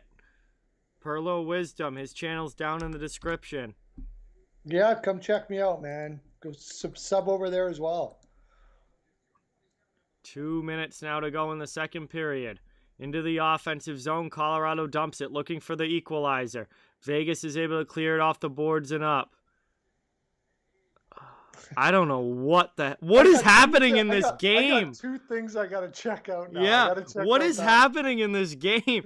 You've got Dubnyk playing. Out the Michael Jackson, man. That was freaking classic. You've got Dubnyk dancing a jig and not holding the post down at one end, hands a goal to Vegas. And then at the other end, you've got Martinez doing the Michael Jackson dance, and he gives Colorado a goal. What is happening in this game? It's 80s dance night for the Colorado Vegas game. Oh my God! Dubnyk doing a little break dance, a little knee spin. Nick, what's going on? Welcome to the stream. Thank you for being here. This is a fun one. I don't know what is happening in this game, but it's 3-2 Vegas, and we've got players freaking at the disco or something rather than playing hockey. It's Wednesday night. It's not even Saturday night. You can't drop the Saturday Night Fever joke. Martinez is breaking into a little Billie Jean action in front of the net. He's like, does he have his AirPods in? And he's like, Billie Jean is not my lover. He's doing the dance to it. Oh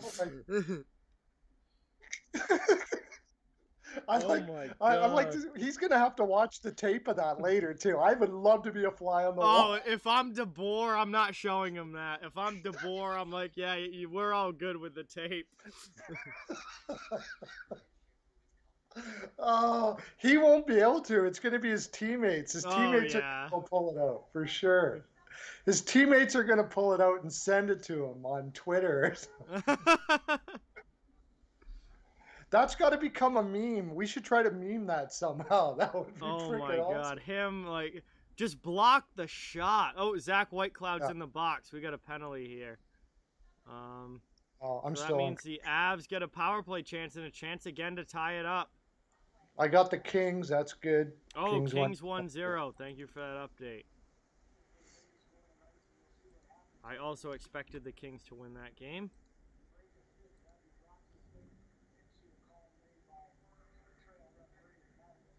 All right. What happened? Something crazy happened there too. Oh, power play here for the Avs. Minute and a half left in the second period. I think he got it for. I think Pacioretty was using a broken stick there. Oh, wow. Shot here. That one gets stopped. Oh, nice save there by Fleury. 1:13 left to go. And a little disturbance after the whistle. Water King, what's going on? Welcome. Thank you so much for being here. Really, really appreciate it. Great to see you on the chat. In the chat. Colorado trying to even this thing up at 3. McKinnon. Good. McKinnon is so good with the puck on his stick, and it's not even his... Well, I mean, he's obviously great at stick handling, but it's not even his stick handling. It's what he does with his feet while controlling the puck that is so good. His edges are insane. It's nuts. That's cleared all the way down by the PK of the Golden Knights. Final minute now of the second period is Cale Makar. Drops it back to, is that Landeskog with it? And he brings it over. Or is it Kadri? No, that might be Kadri. No, it is Landeskog. I was right the first time. Remember, kids, you usually right the first time. Don't second guess yourself. And that one's cleared again as the Avalanche can't keep possession. This is Perlo Wisdom Water King. His channel's linked in the description. He's got over... He's getting closer to 1,000. We're trying to get him to 1K. On YouTube here. He does great hockey content, does a lot of game picks, and does a show Monday through Friday, 3 to 5, every single day during the week. Where he talks about the games from the night before and then picks games for that night in the second hour of the show. So it's really fun. And I'm on the show from time to time when I can, although I'm back to work now, so... I'm gonna get into doing videos again with Peyton on the radio now that he's out, and whoever else wants to be on. Yeah, so. He's got a great channel. Jack, what's going on? Welcome. 3-2 here. That's gonna do it for the second period. We are headed into the intermission now. Little bit of power play time, about 30 seconds will carry over for the Avalanche into the third. So, we're here at the second intermission now. We got some time to kill in the chat. Second game of the night that I'm doing. Steele was on for the first one. Perlo here for the second one. It's been a lot of fun.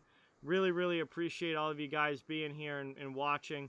It's great to have you all in the chat. And we are definitely having some fun tonight in this one. This has been a great couple of games.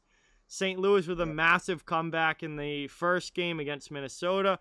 Now we've got a real tight one between Vegas and Colorado here. It's been awesome. Good night, Babaloo.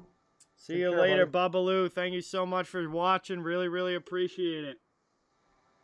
What was I gonna say? Yeah, this has been this fortunate. You got a couple of the blowouts out of the way early, but now you're getting good games after good games. Although Washington Islanders was kind of boring though, wasn't it? Actually, I didn't find that game that boring. It was very low scoring, but there were chances. There was lots of chances. The goaltending was really good in that game. Sorokin played out of his mind. Gave them every chance to win. Yeah, that's the Sorokin I thought. He's going to be amazing. But he's just a kid. But that game was also really physical, so that made it more fun to watch because there was a lot of hitting and scrums, and you had the fight between Martin and Chara, and that was a physical game. I am a Flyers fan, yes. I am a Flyers fan. I'm an Oilers fan and a Flyers fan. Water King has nothing to do with the Steel Flyers Network, though. That's all sports. You've been a Flyers fan. I've been a Flyers fan ever since Rick Tocchet was my favorite player. You would have loved Rick Tocchet, man. John. Oh, absolutely. Oh, yeah. I mean, I do love Rick Tocchet. I mean, I never got to really see him play live, but just watching history and knowing his career and stuff, absolutely love Rick Tocchet. My kind of player to a T. Yeah, yeah. Yeah, that's why I'm a Philadelphia Flyers fan. They had a lot of guys like Craig Berube, Rick Tocchet, Eric Lindros. You know, the list goes on and on. Broad Street Bullies and all that. That's why I love them. Yeah. Rod Brindamore. Yeah, Brindamore was awesome. They had some real tough teams. Yep. Caden, best player and goalie in the NHL. That's easy for me. Connor McDavid and Andrei Vasilevsky. McDavid's the best player. Vasi's the best goalie. I can't disagree with that. Yeah, I for a while there, I thought maybe you could make a case for Hellebuck because he had such a poor defense in front of him. Yeah, but he didn't do it for like a long enough period of time. He had an incredibly good season last year, and he's been a very good goalie throughout much of his career. Like obviously, this year hasn't been as good, and he didn't really have like a real long stretch of being like an elite top. Well, he's still a really good goaltender, obviously, but he hasn't been like that level the best in the league for a long stretch. Yes, Caden, of course I remember you. Thank you so much for stopping in. Really appreciate it. Water King, yes. Why am I an Oilers and a Flyers fan? Well, I live in Edmonton, so I'm an Oilers fan for that reason. I've actually been a Flyers fan for longer than I've been an Oilers fan. I used to be a Leafs fan when I was young and impressionable. And then I grew up and realized the error of my ways, and I started following Philadelphia. Like I said, because of Rick Tocchet, Eric Lindros, guys like that, I became more of a fan. So I've been a Flyers fan for longer than I've been an Oilers fan. I moved to Edmonton when I was like 15, but I've been a Flyers fan, and I wasn't really a true Edmonton fan until I moved when I was 12. And I started being an Oilers fan right around 15, and I was a Flyers fan from the time I was about 10.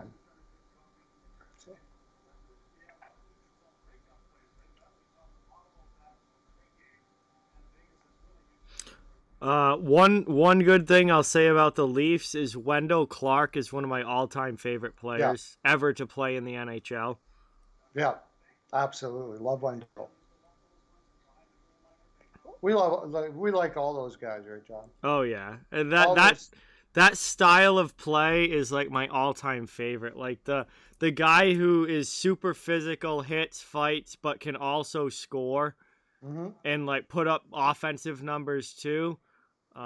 If you ask me about my favorite players, those are the kind of guys that are gonna top the list most of the time. Bob Probert. Greatest enforcer in NHL history, Bob Probert. Freaking love Bob Probert. Oh, it was the best. Yeah. We all hate the Leafs. Let's be honest.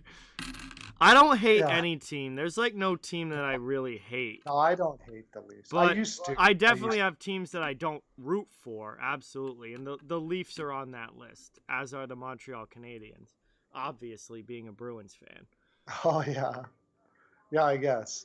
And me, the Flames. But you know what? It's not as much that they're the rivalry thing as much as they're just so bad at building an organization. Yeah. They're just bad. They're so bad. Velarde scored the goal for the Kings. Oh, finally. Velarde he's not had the year that I thought he was going to. No, we were talking him up like crazy, and he's like totally disappeared this year. No, he hasn't had a good year. They've got some really good guys down in the AHL, though. I think the Kings are still going to be good, but I think they're still waiting on some of those guys from the AHL to be ready. Turcotte and Kaliev and Byfield's up playing his first game tonight. Yeah, I got to check some of that, or I don't think he's going to get too many minutes. So it would have been a perfect night had Arizona been able to pull it out, but still, it's okay. Hey, Caden, thank you so much. I really, really appreciate that.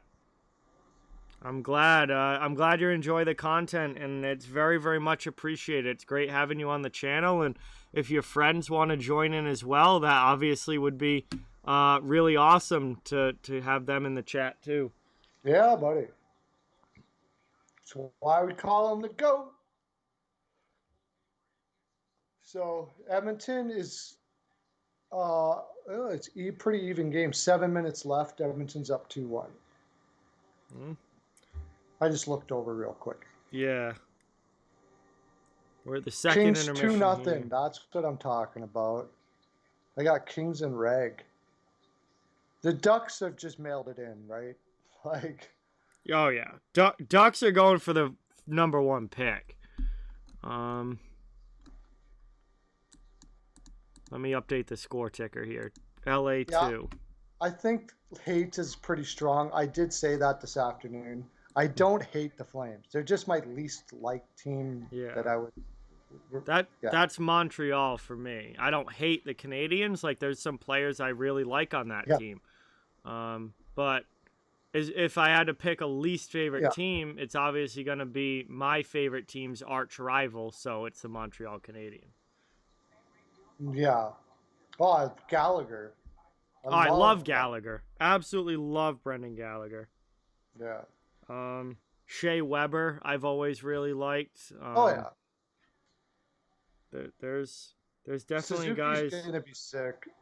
It's taken.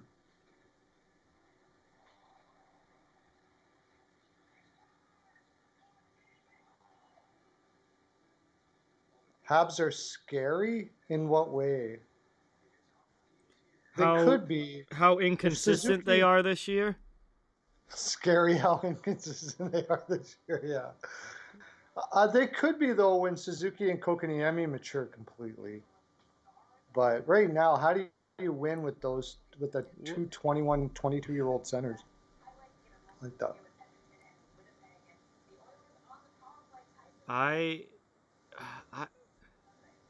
The Habs make me so angry this season because they should be so much better than how they play, and then you watch them and they play like absolute garbage, like 1 out of every 3 games. Like, they shouldn't even be on the ice. Yeah, and I don't understand it because they have a better team than that. Yeah, we talked about it before, though. We were concerned about how well they'll gel because it's like a mixed bag of players that they just picked up off the pile, pretty much. Yeah. The Bergevin, he grabbed whatever he could find and threw it in the lineup. Not that they were bad players. Like Anderson is turning out to be a pretty good acquisition. Well, a hell of a lot better than Max Domi. Oh yeah. Yeah, that's true. I don't know what's going on with Max Domi. His attitude, I guess, is dude, like, you're gonna be out of the league. Like, how many teams can you go through before you run out of chances? Yeah, well, I mean, his father used to piss off his own teammates too, but everybody just lived with it because he could beat people up, and he was not that big, like. But Ty doesn't have that. If he's not scoring, what else is he doing? Not Ty, Max. Max, yeah. If he's not scoring, he's nothing. He takes a lot of dumb penalties. He's totally perimeter. Yeah, he takes dumb penalties. He doesn't get into the dirty areas at all. He did when he first started, and then like after a while, he had that one big season in Montreal. And where I think he had like 70-something points, and then he almost was like, okay, well, I've made it, and just like stopped trying since then. And it's been straight downhill since that one big year. Yeah. Yeah, he's getting scratched in Columbus. Yeah, he got scratched a couple games in Columbus. I mean, he can't find his game at all. Price is overrated. I agree. Yeah, he's definitely not worth $10.5 million a year. That's for sure. Yeah. No, I don't think Career-wise, any no. goalie is worth $10.5 million a year. That's too much of your cap spent on one goaltender. Where, you know, now the thing is tandems anyway, so you don't even like you're almost better off. You're almost better off doing like what the Islanders have with Varlamov and Sorokin than putting all of your money into Carey Price or all of your money into Sergei Bobrovsky.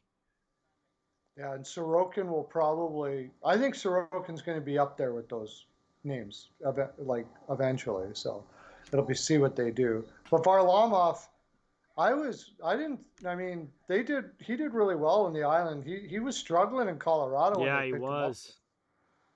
When they gave him that money, I was like, really, $5 million for Varley? Now at $5 million a steal for him this year. He's been outstanding this season. Yeah, but he's one of those guys you can't overplay too, though, right? Yeah. So again, we'll see how he does in the playoffs. That's always been a question of mine. He obviously did well last year. They went to the conference finals, but I wonder if he can repeat that same kind of performance in the playoffs again. it's hard to say. The good thing is they have been playing Sorokin quite a bit because he's not a guy you can overplay. Oh, there's Ducks. Sorry, Ducks make it 2-1. Ducks make it 2-1. Okay, yeah. I got the over on that. So it was quick in net. I wonder. I'm not sure. I did not check goalies today. I will find out. I'm right here. So.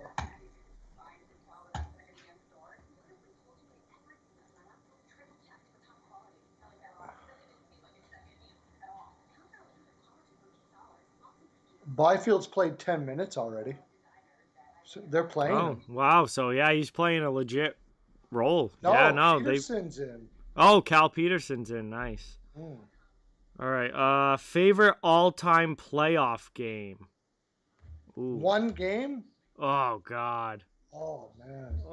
How do I pick one? Well, that's too hard. No, I mean, I've watched my team win a Stanley Cup, so... it's gotta be Boston Game 7 2011 Stanley Cup Finals when they finished it off. 4-0 win against Vancouver in Vancouver. The only time I've watched my team win a cup. I mean, that's gotta be the single game that stands out. I mean, you could have picked almost any game from that playoff run that they won, but them actually winning the cup in that final game would have to be my favorite. Although the beating Montreal in overtime of Game 7 in the first round definitely is a strong one there. Also, beating the Leafs in 2013 in Game 7 of the first round when they were down 4-1 with like 10 minutes left and they came back and won. That game's up there too. But honestly, I couldn't even tell you. I don't know. I think when the Oilers came back against Dallas, the Game 7 game there, Todd Marchand scored in overtime.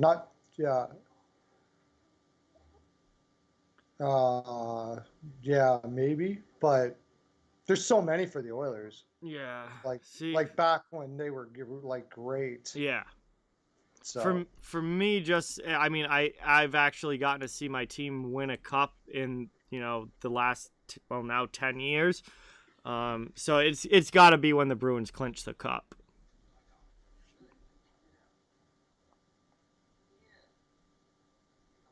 Lightning Bruins 2011 Game 7. That was the conference final that year. That was another fantastic one. Because they beat the Canadiens in 7 games in the first round. Then they absolutely wiped the floor with the Flyers in the second round and swept them. And then in the conference finals, they played the Lightning, and they won in Game 7. It was 1-0, Game 7. No penalties the entire game. Nathan Horton scored the game-winning goal.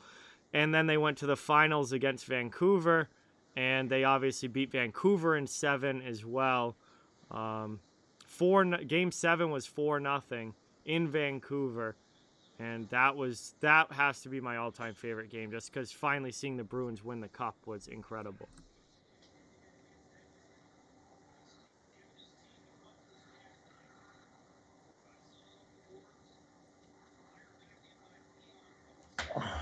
Ed, what is going on? Welcome. Thank you so much for being here. Really appreciate it. Habs lose again. Yeah, they're not doing themselves any favors. I mean, they could be locking up that 4th playoff spot right now, and instead they keep losing games. And obviously, they're still in danger of dropping that 4th spot. And not looking good doing it. But this one, not too many teams are going to win after a long road trip and then a flight from Calgary to Montreal.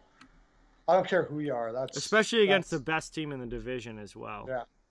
That was a bad spot. Tonight was a scheduled loss for the Montreal Canadiens. Pretty much. My bigger issue with the Canadiens was them only winning 1 of the 3 games against Calgary. That was brutal. That was brutal. But tonight was a scheduled loss for Montreal. Yeah, tonight was the one that you'd be surprised if they did win it. Yeah. Something like Allen would have had to be out of his head or something like that. All right, we're back. Getting ready for the start of the 3rd here. Vegas is taking a 3-2 lead into the final frame. A little bit of power play time for Colorado carries over. They should have I think just under 30 seconds left or just over 30 seconds. It's around 30 seconds left of power play time. And we are underway. The puck is dropped in the 3rd. Big period here. It was just under 30 seconds left. And they've only got 13 seconds now as they're setting up in the offensive zone. Makar to the half boards. Now trying to get it back to Makar. They do. To the other side now. Final seconds. And that one gets blocked. And that's going to do it for the power play. It's been killed. Whoop. Oh, God. I hit the wrong thing. Shoot. The stream went? No. I hit the... on the scoreboard, I hit the wrong thing. Sorry, guys. I was trying to get rid of the power play thing because the power play's over, and I ended up hitting the team instead. Bro, I was scrolled way further down than I thought. All right, we good now. Vegas is back at 3-2. Oh, and they roof it. Max Pacioretty's second of the game. 4-2 Vegas after killing off the penalty. And that is not how you wanted to start this period if you're the Avalanche. Dubnyk sort of got over.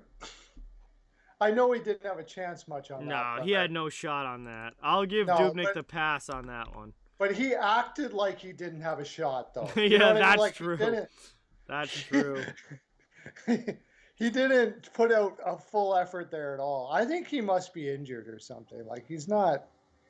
I don't know what Dubnyk's doing tonight. He's been awful. He's been awful the last 2 years, really. But that slide over was not what you call, like... a real effort? No. That was like when you, like, fake... That was like in, like, baseball when you, like, fake go after the ball, but you know that it's dropping anyway, and you just kind of BSing it, like... Or if you're playing with like a 7 or 8-year-old and you want them to score, so that's what he looked like. Oh boy, we are ripping. I mean, we're ripping Dubnyk because he 100% deserves it. He looks absolutely terrible. Yeah. Edmonton final 2-1. Nice. I needed that one. Yeah, I did too. Now, as long as Vegas holds on here, I'm up on the night. Hey, Godzilla, what's going on? Welcome to the stream. Thank you for being here. We're about 2 minutes into the 3rd period, and Vegas is taking a 4-2 lead. What did I... My prediction was 5-3 Vegas, right? I don't know. Yeah, no, I'm pretty sure at the beginning my prediction was 5-3 Vegas, so that's still very much in play. I had 5... We have the same brain, dude. In my show today, I had 5-3 Vegas. Yeah. Whoa, that's very much in play here as a possibility as Vegas breaks it out of the zone now. I'll get 5 Perlo points for that. Woo! By the way, did you know that whoever wins this now at the end of the month gets to dare me to do something on my show? Yeah, I did know that. So that'll be interesting to see who gets the most points. It was 3-1 Edmonton. Thank you for that update, Avi. It was 3-1? Oh, they got an empty netter? Okay. Yeah. He says 3-1 Edmonton, not 2-1. So That's a big win for them, and they are firmly now with another win over Winnipeg in second place in the North Division.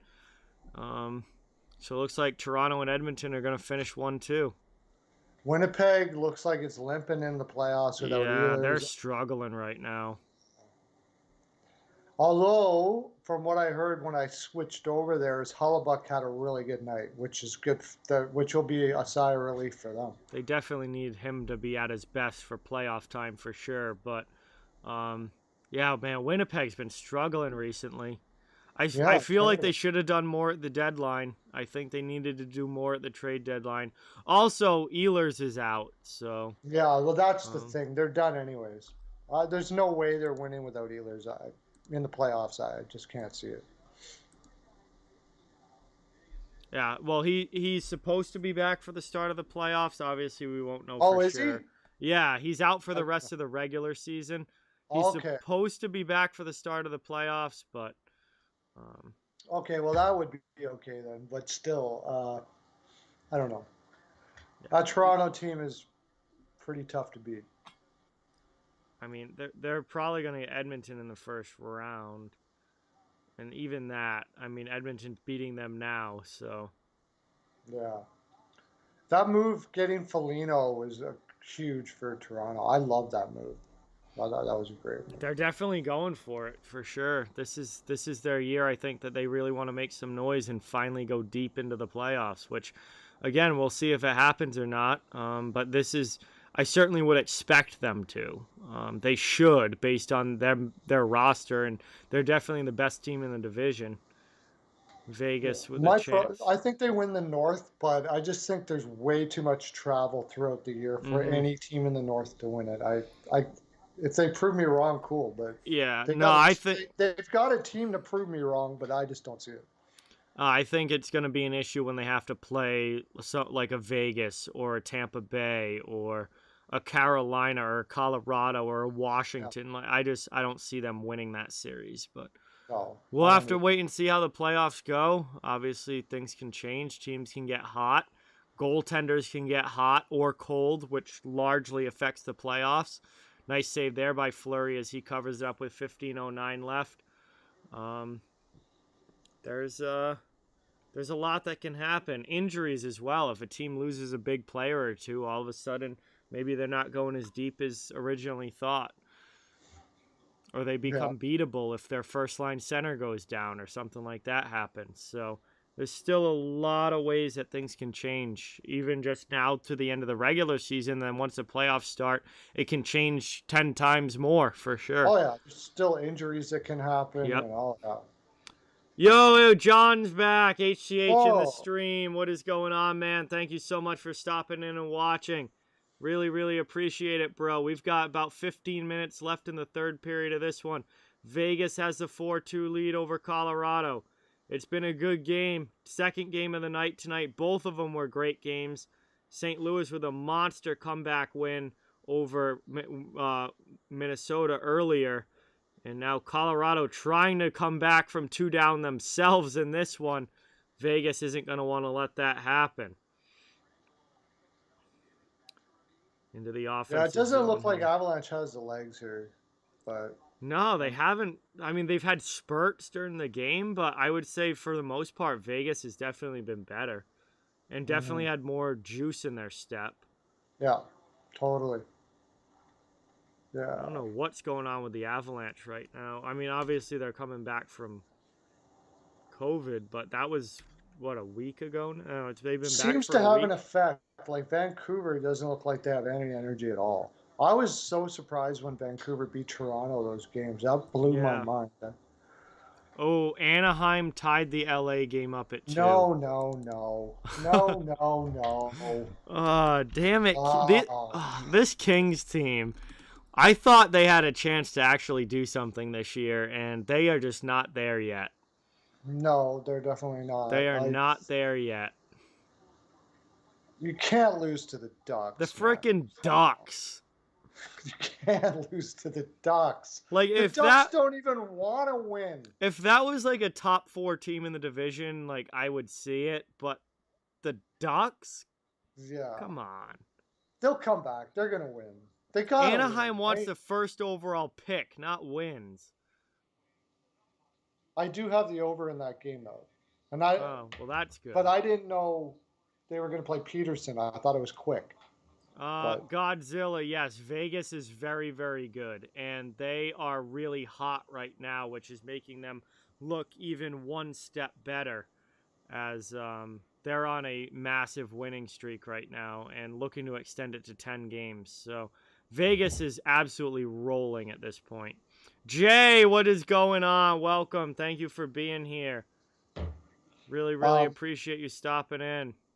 If you notice with Vegas, what I noticed on the bench, like they were showing Pacioretty and Stone talking to each other, and they're laughing. They have fun there in Vegas, man. Yeah. Totally having fun on the bench all the time, and that's huge. That is huge. It's also really easy to have fun when you're winning 4-2 and you're on a 9-game winning streak. Like, it's a lot more fun on the bench than when you're losing 9 straight, to say the least.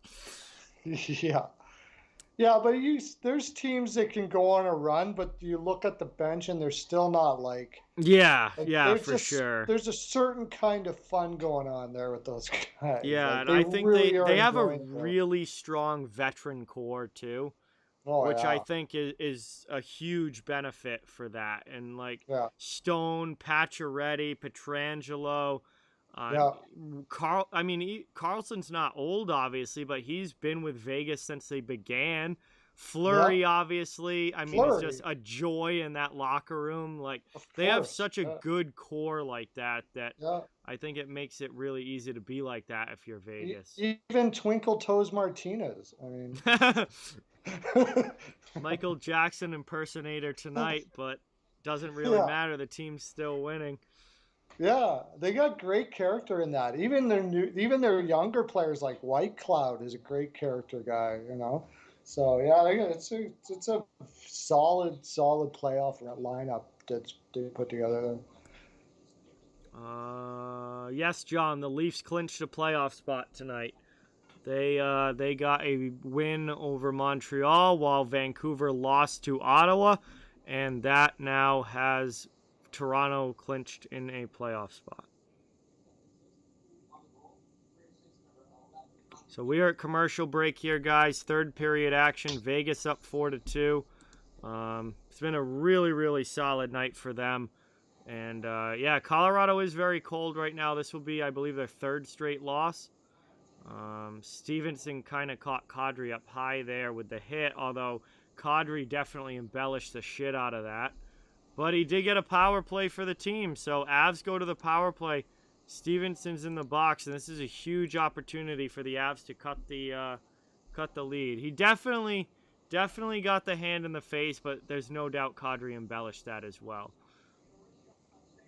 We got 12:26 left in the third here. Ozone draw, attacking time here for the Avs, but it's won back defensively by Vegas, and they send it all the way down. Good start to the PK here for the Golden Knights. 12:15 left in the third, 1:40 now 5 left on the power play, and Avalanche would love to cut this lead to 1 with a power play goal here, much like the Blues did against Minnesota earlier. The second power play goal that made it 3-2 came with about 12 minutes left, and that set up the Blues to complete the comeback. Colorado would love to do the same thing. Yeah, the problem is Vegas has been probably the best third period team in the league this year. They've been absolutely insane. How many times did they come back in the third period to take? Yeah, and Vegas is also arguably the best defensive team in the league this year. So that's another thing that goes against the chances of a Colorado comeback. Chance here now, top of the circle, back to the point. Makar, a minute left on the power play, down to the faceoff dot. And they're going to curl around. That's Burakovsky into the middle, back to Makar now. Other side, blast there, save Fleury. Rebound chance, spin around, gets blocked wide. Taken now, 11:10 left, another blast. Big save again by Marc-Andre Fleury. And Vegas clears that one all the way down. 2 golden opportunities there for the Avs, but they couldn't finish them off. Fleury with some monster saves. We're down to 30 seconds left on the power play. Under 11 minutes now to go in the third. into the offensive zone. Avalanche desperate for goals. Down by 2 here. Vegas looking to hold the lead. Here's Colorado. Back to the point. Devon Taves with a bomb. That goes high over the bar. Off glass. Vegas comes in, tries to steal it. Can't get clean possession, though. 10 seconds left on the power play. They've almost killed it off. And that's cleared all the way down there by the Golden Knights. Colorado back in their own zone as the power play ends. Vegas has killed it off.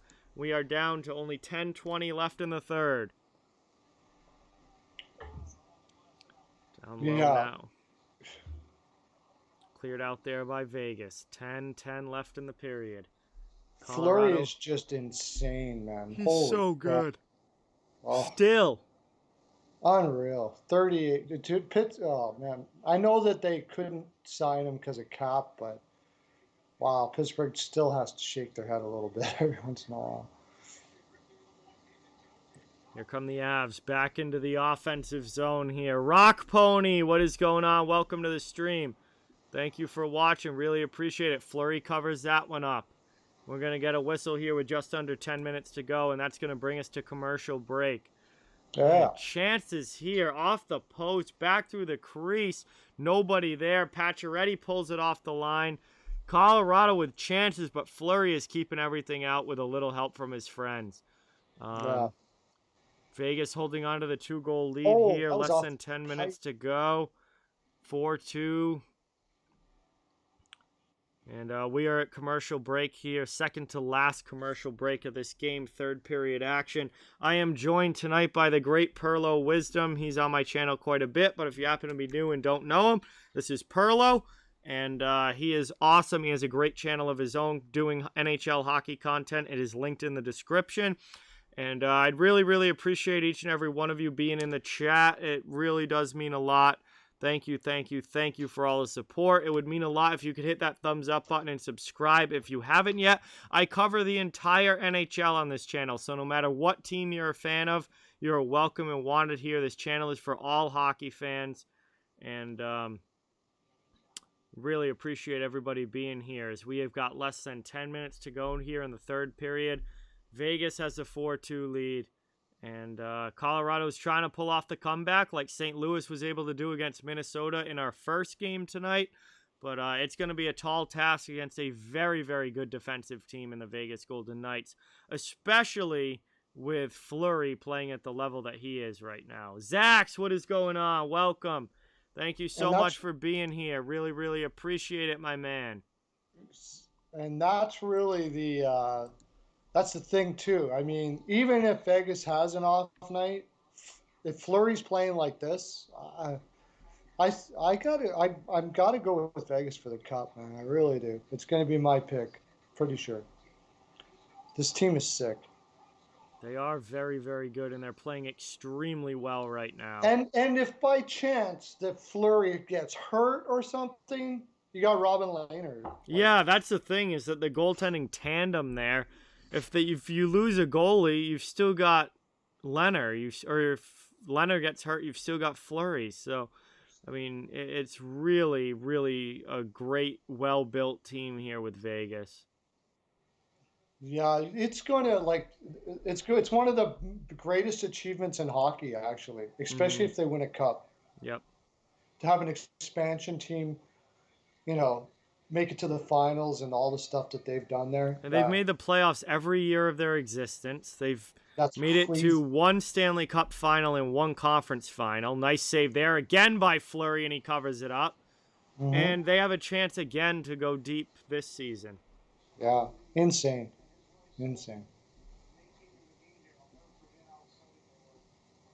Another one. Yeah. His rebound control has gotten better as he got older, too, right? Yeah, he has, for sure. Yeah. Vegas' third goalie is David Ayers. No. That's funny. 9.5 to go here. Colorado gives that one away. Riley Smith on a breakaway. Oh, Makar, what a play. Oh, Cale Makar gets back and poke checks it away from Smith. A+ defensive play there by Cale Makar. That's why I have his jersey hanging in my closet. Well, that's not the only reason why, but what an incredible player he is. Yeah. And he's still only, what, 22, 23? Yeah. Is he even that old? Yeah. I'll check. Because he played at UMass for a couple Oh, of he played years. college, right? Yeah. He's 22. 22. Absolutely He's got nuts. several Norrises in his future. Oh, yeah. Makar he might be a generational defenseman. Absolutely. No, there's no doubt in my mind. I had him as number 1 that year. Yeah.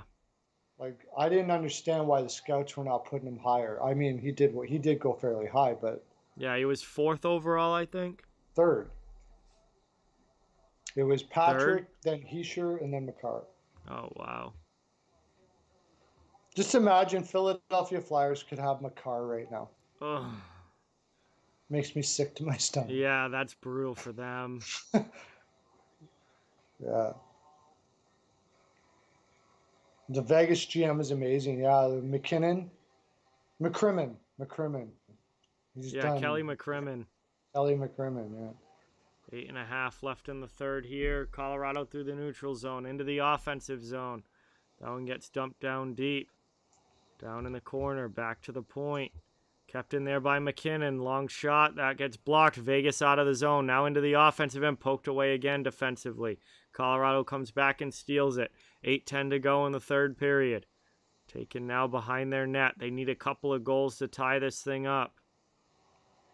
3-2. Arizona's come back 3-2. Oh, wow. Caroline, have a great night. Thank you so much for being here. Really appreciate that. Appreciate you watching. Is that game in the second period now? Yeah. Yeah, I forgot to change that. What about Anaheim and LA? They're in the second? That should be third now. Oh, third now. I think it's at intermission. Intermission heading into the third. Okay, makes sense. Oh boy, it's getting late here, almost midnight. 10 minutes to midnight here.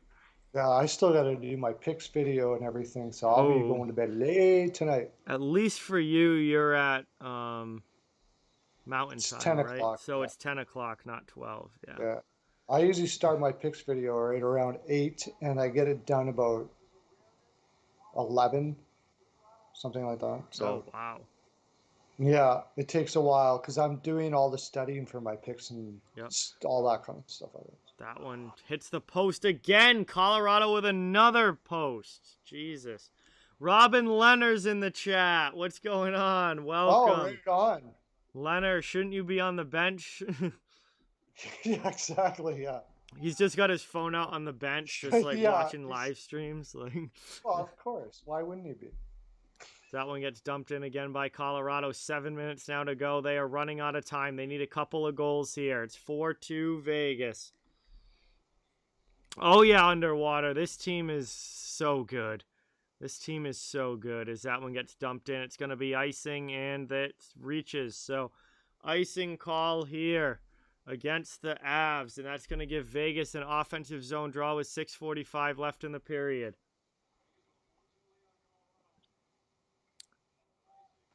So Vegas will actually take a 6-point lead over Colorado in the standings if they hold on and win this game. Yeah, and it's been quite the clinic Vegas put on in this game. Like they can play any way. If they want to shut it down, they shut it down. If they want to go run and gun, they run and gun. Like they're shutting them down pretty good right now. Oh, and now let's face it. If it wasn't Dubnyk in net, though. Yeah, well, that's the thing for the Avalanche is that they don't have their number one goaltender right now.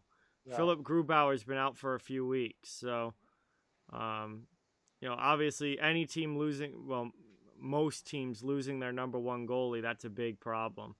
Except for Vegas. Except for Vegas, because they have 2 number one goalies, but. For a normal team, losing your number one goaltender is a problem. Yep. I can't think. I'm trying to think of ones where it wouldn't be a problem. Besides Vegas, and it's not coming. Nothing. Maybe Minnesota might be able to get away with Kakkonen, but he didn't really do well in the. He hasn't. He's kind of slowed down later in the season too. I mean, Edmonton was already a team, like in the WHA when they joined the NHL. So that's a little different. And then New Jersey was terrible when they first came in. And the Islanders didn't start winning until years into being in the league as well. Nobody has done what Vegas has done in their first 3 years in the league. Not even close. Not even remotely close. All those teams had success well after they were established in the league. Or if you're Edmonton, you were already a pro team, and you happen to have Wayne Gretzky, who's the greatest hockey player of all time. But nobody has been able to come even close to what Vegas has done as a team starting from straight scratch and coming into the league in their first 3 years and making the playoffs every year. New Jersey was absolutely horrendous their first few seasons. Yeah, so was Pittsburgh. Yeah, Pittsburgh was brutal too. That's how they got Mario Lemieux. Them and New Jersey were literally the two worst teams in the league by not even close to anybody else. And they were fighting over the number one pick as to who would get Lemieux. Yeah, and that back then they didn't get the advantage of players like Vegas did. The expansion rules were totally different back then. Vegas got gifted a great team from the start. Yeah. But no other team has been able to, Vegas's success in their first 3 seasons is completely unmatched. Yeah, but you got to say they still had to choose to go the direction that they did. It took balls. Because on paper you still didn't look at the team and think, okay, they're going to be first whatever and they're Stanley Cup contenders either, right? So they still had to choose to go that direction, which was pretty ballsy. William Karlsson was some scrub from Columbus who was playing fourth line center minutes and then ended up having a 40-goal season his first year in Vegas. Yeah. The gift was Riley and Marchessault from Florida. That was freaking insane. And getting Fleury as your starting goaltender right out of the gate, obviously that was a gift too. Yeah. Most expansion teams did not have good goaltenders at the start. No, certainly not Fleury level. Certainly not Hall of Famer level. No. I can't even remember the goaltenders. I remember San Jose had Artur Urbe, but I can't remember if he was right from the beginning or not. Yeah, I don't remember. That was a couple years before I was born. Yeah. Tampa Bay was crap for quite a while before they got. Phil Esposito was running the team. Oof. Yeah, I think Nashville came in, and I don't think they made the playoffs for their first 7 seasons or something like that. Is it that many? I think it was 6. It might have been 6. I think it was the first 6 years Nashville didn't make the playoffs. Yeah, well, Damon Langkow, David Legwand was their number 2. Was their best player. He was their best player. They drafted him 2nd overall or something. Yeah, and he wouldn't have been a number 1 center on anybody's team pretty much. No, he was a 2-3 his whole career. Yeah, a good player. He was a solid player. He played with Nashville for a long, long time, but he wasn't that level. No. And he was their best player. And then they got Barry Trotz. I can't even remember who it was before Barry Trotz. I have no idea who their coach was before Trotz. But he started doing just sick things with rosters that should never make the playoffs. And it was all uphill from there. But. All right. Ooh, Colorado's pulled the goalie already. Is Patrick Waugh coaching the Avs again? Holy crap. There's 4... By the way, Patrick Waugh's trying to get back in the league. I did see that, yeah. 4 minutes left. Yeah, 4 minutes left and Colorado pulls the goaltender. This is an interesting strategy.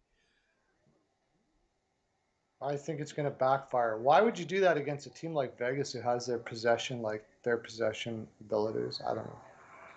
I guess they figure that if they have a chance at all, might as well go for it now because It makes sense, I guess. I get what you're saying, Jay, but like all of those cups and everything came like after they were established in the league. They weren't really considered like new expansion teams anymore when those teams started winning cups. Other than, well, no, because I mean, Edmonton came in what, 1979 when they came into the NHL from the WHA? Yeah, something like that. 79, I think it was. So they won their first cup in 84, right? Yeah, and they were already an established team. And they were an established team in the WHA, and then when the WHA folded, they merged into the NHL, and it was still 4 years before they won a cup, which actually, if Vegas wins this year, it would be 4 years that it would be 4 years that they would win a cup. So that would actually be a really interesting coincidence there. Nice save there with the glove by Fleury. Yeah, the difference is that Vegas was started from scratch. But no, I get what you're saying, Jay, absolutely. But my point is that those teams were in the league for a while and were established before they started winning, whereas Vegas has been winning right from the get-go, which is something that we've never seen before with an expansion team. Yeah. Crazy. But at the same time, Vegas was also given very different circumstances for their expansion rules than what teams were getting back in the 70s when they were coming in, and in the 80s when, I mean, you were literally like pulling guys off the street, for God's sakes, just to field a team. Like, we've never seen anything like this before. And now it's going to be interesting with Seattle coming in. What's Seattle going to look like next year? I think that's going to be different because when Vegas came in, teams didn't really seem to know how to prepare very well. Yeah, that's true. Their teams are setting themselves up this time around. Like, say, Minnesota can go eight skaters, 4 defensemen, and 4 forwards, and give up hardly anybody this year. Yeah, that's true. Getting Alex Tuck from Minnesota was like crazy. That was a big move for Vegas, yeah. Shea Theodore from the Ducks, too, turned out to... Like, if you're the Anaheim Ducks, Shea Theodore is like the one guy that you didn't want to give up. I didn't understand that at all. Who were they trying to protect instead? Fowler, Lindholm, and Manson, I think, were the guys that they protected. Yeah, they couldn't work out some deal with the defenseman. I know they were trying to trade Fowler for a while before that, and they never did. I would have left Fowler unprotected and let him go to Vegas. And, I mean, Shea Theodore should have been the one that Anaheim wanted to keep the most. And they ended up just giving him to Vegas in that trade. Yeah, that was... I don't think Seattle. I love Josh Manson. Like, he's a tough kid and a good defensive defenseman. But how are you protecting Josh Manson over Shea Theodore? Yeah. I mean, yeah. No, Theodore is just much more a dynamic player. It's quite simply they did not see Shea Theodore turning into what he did. That's the only thing that makes sense. Yeah. Had to be. Hindsight's 20/20. It's easy to look back and be like, what are you doing? But obviously, Shea Theodore really kind of blossomed over the past 2 years with Vegas.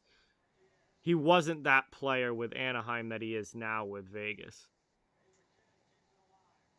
Did you know that Anaheim's first season, there was 3 teams that were worse than them in their conference? Wow. Los Angeles Kings. Ugh. Edmonton Oilers and the Winnipeg Jets were worse than them. Considerably. What year was that? 93? Yep, 93. Wow. Their leading scorer, I forgot about him, Terry Yake. And Bob Corkum. Bob Corkum was like a 4th liner. Wait, how in the world was the LA Kings worse? I'm gonna have to go look at. Wasn't Gretzky on that team? 1993 Gretzky. That would have been a Gretzky team. Let me see that. That would have to be a Gretzky team, wouldn't it? Oh yeah. Early 90s? Gretzky was a king. Empty net goal for Vegas. This one's over, 5-2. Over, yeah. Yeah, Gretzky was on there. Did he miss a bunch of games or something? No, he got 130 points in 81 games. How the heck did they worse? They had Luke Robitaille, Yari Curry. That makes no sense. Rob Blake, Alexei Zhitnik. But these were all very young, except for Yari Curry. But still. Wow. Robitaille had 86 points. Hang on, I got to do the goal horn. Vegas. Sasha with the 5 on the stream. Dono from Sasha. Thank you so much. Really, really appreciate that. Get that Dono hype in the chat. Vegas trying to make it 6. Dubnyk back in the net, and they can't finish it off. Out of the zone now. Final minute of the third period. My mind is blown at that. The LA Kings were that bad in 93. They had... it was their defense. They had 322 goals against in 84 games. That is putrid. So obviously their defense was brutal. Who was on their defense? Oh, God. I just mentioned Zhitnik. But Rob Zhitnik Blake was really young. Kid. Yeah, he would have been a kid at that time. Yeah. Daryl Sador was on that team. What the heck? He would have also been really young at that time. Yeah. That was when they had Zhitnik, Sador, and there was another guy, and they were calling them the Big Three, and then they traded them all away. Zhitnik went to Buffalo. Daryl Sador went to L.A. No, sorry, that was L.A. Where did he go? Dallas, I think. Dallas, yeah.